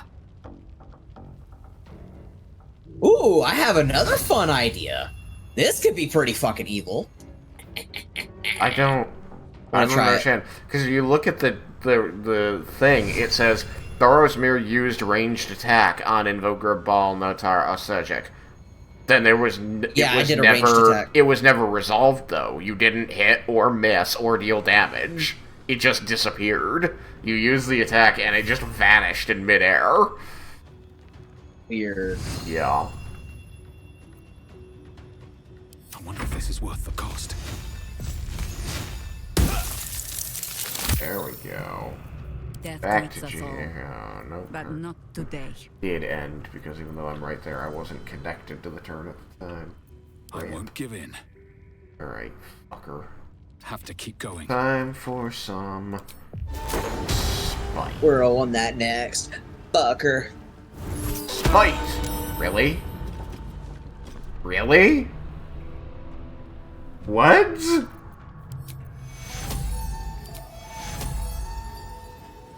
I'll kiss it better later. I'm sorry, did you just say I'll kiss it better later? Me? No, my character. When I did healing word, he's like, I'll kiss it better later.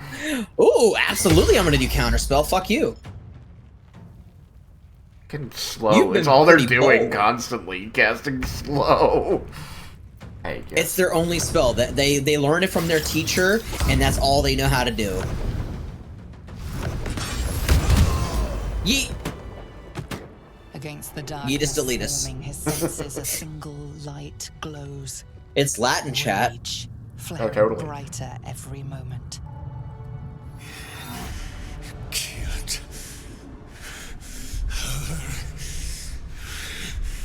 Get rid of him. No. I'm not listening to you. I'm in charge here. Stay out of my head, you dick. Well, actually, you need to do the opposite of tell him that. You need to tell him to use his power through you to protect Minsk. Yeah, that's how I'm gonna do it. I'm gonna tell him to fuck off while also asking for help. That's an effective strategy. It's a very good strategy. Usually help him, protect him the way you do me. Wait, you do him? Don't be foolish. He is too unpredictable. He will only be a hindrance to us. When did you do the Emperor? Hold up. You know what? I'm gonna be bold here. You will do as I command, or I will find a way without you. Here we go. You want to save it right here just in case? Yeah, probably a good idea. Yeah. It's gonna be a lot funnier.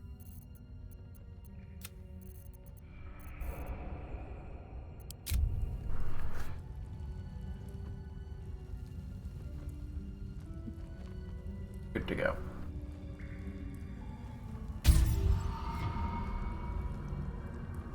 Thank God! Natural 20! Fine. Have it your way. His mind unfolds beneath yours. I made him bend to my will. Images flash by, battles fought, and friends fallen. His rage grows colder, burrows deeper, as a familiar face crystallizes before you. Jaheira, you killed her! Counter with an image of your own. Yeah, that's right. The We're gonna do that. Hesitation is enough.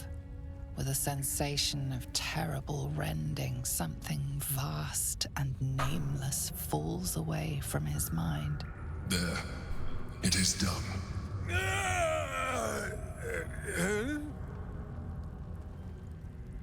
In the sudden silence, your minds merge once more. More memories, sensations, but passing too quickly for you to track. In the same breath, you share everything that happened to you. The Nautiloid, the Absolute, the chosen of the dead. That cowboy hat, though, yeah, it's so good. You saved Minsk. It's his favorite thing. I'm gonna tell you right now, Thoros loves wearing his hat. Mm-hmm. Why? The perfect shot. Believe me when I tell you this, Miss Scatterbrain, I kid you not. This began with him wearing a tiny hat, and now he's happy to have a different hat. There you go.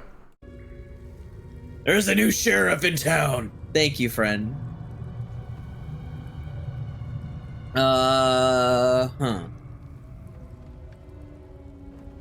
There's a fight coming. I want every sword arm I can get. And you have two, and as many more as I can rip from enemy shoulders. But I have more than Minsk alone to offer. He is... Itani. Where is he? I believe Itani is Russian for tiny. Maybe?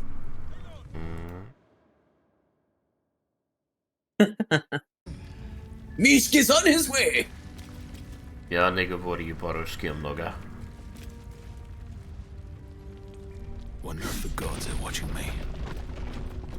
Oh. I'm gonna kill this wolf. Thoros? No, never mind.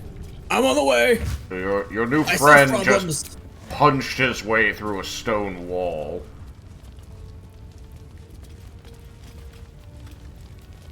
You okay? He seems okay. He's just letting out some frustration. I think he's looking for something. Yeah, I don't know what.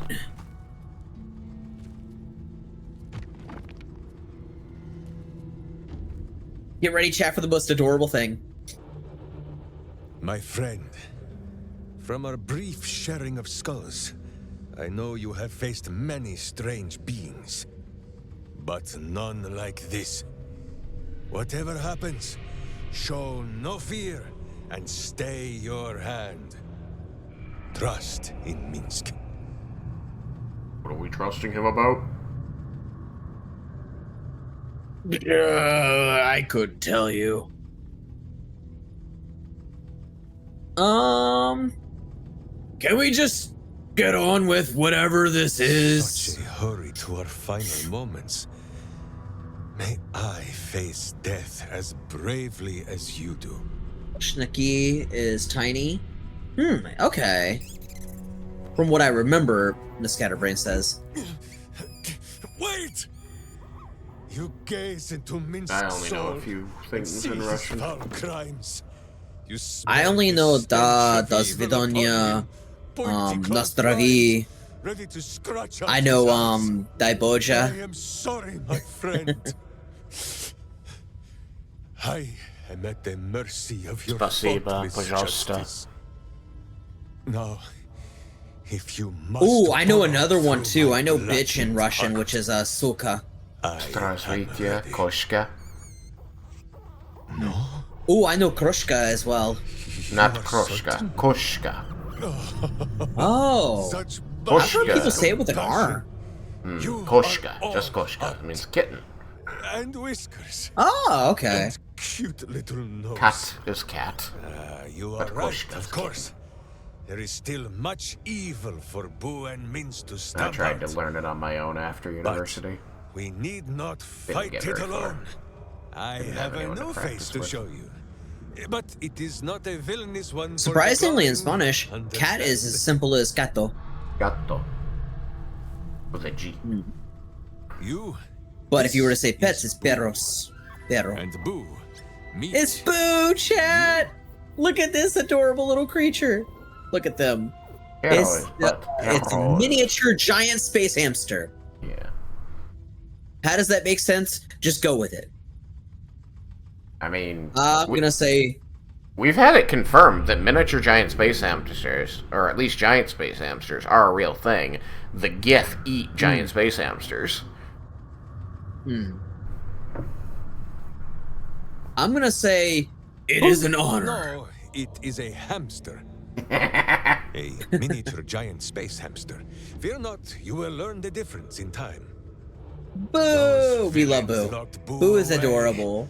Lest his righteous gaze cause their tadpole to Isn't flee that in just terror. a space hamster? Now we are together Well, the again. lore is a bit All interesting with exactly this. as- There are no It's- space hamsters, there are only giant space hamsters. Boo!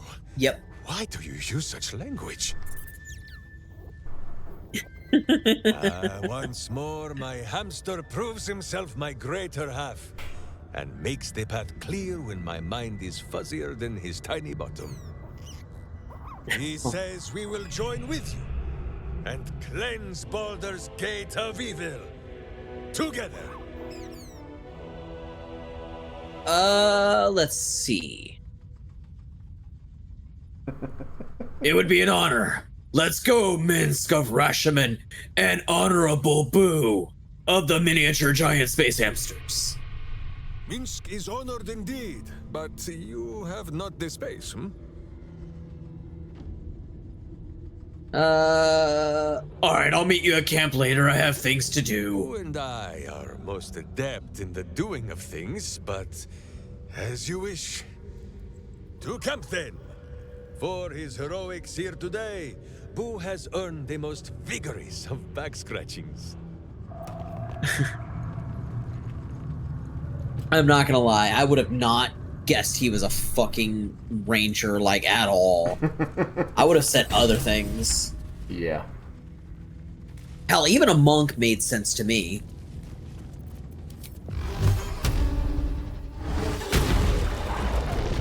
I had always assumed fighter, but the funny thing is, I knew Yeah, he was a fighter ranger makes sense. ahead of time because I first learned about him as the ranger from Baldur's Gate. But the... Did you hear the story that Jaheira told? A wood carving of a pair of wings. Like eagles, when? but longer Earlier in somehow. today's stream. A pair of wings. I believe I was listening, but may have been distracted by chat. Jaheira, when telling us that we had to Wood go carving and of a pair get... of wings. Like an eagle's, but longer somehow. When we had to go and find Minsk for her, one of the things she said was that, you know, she was very adamant to do this because for so long she thought he was dead. You know, and then she found out he's alive, and this is crazy because the last time they were together was 100 years earlier when they were fighting against Murder Boy. Yeah. And Minsk is a human. And he was already 20-odd when they were having that fight. So how is he alive 100 years later? And she said, I found out very recently that it's because he pissed off some wizard who petrified him. And people didn't realize it was him. They thought somebody had made a statue of Minsk and they put it up in town. And so she kept coming to this statue and sadly remembering her friend, wondering what happened to him. And it was really him the whole time. The only thing she doesn't know is who unpetrified him.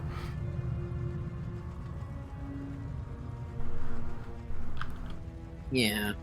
So when you go to Joaquin's Rest in Act 1, you can find a broadsheet there that's talking about statue of the legendary ranger, the beloved ranger is what they call it. Statue of the beloved ranger stolen.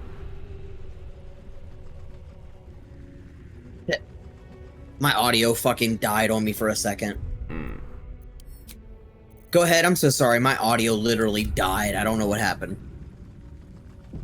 I was saying that in Act 1, when you go to Joaquin's Rest, you can find a broadsheet there, one of the headline for which is Statue of the Beloved Ranger stolen from the Wide. Because there was a statue of Minsk, of Rashomon, here in the market district of Baldur's Gate, and it disappeared. And it's because it was actually him petrified, and someone unpetrified him.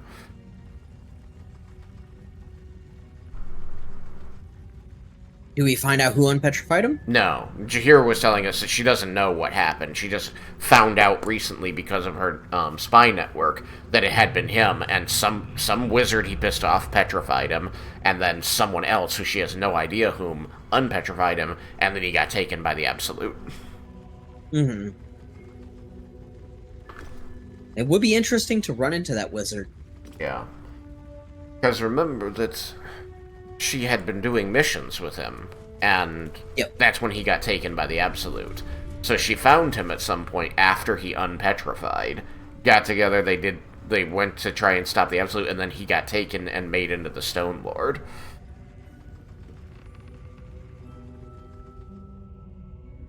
Ooh, there's stuff in here.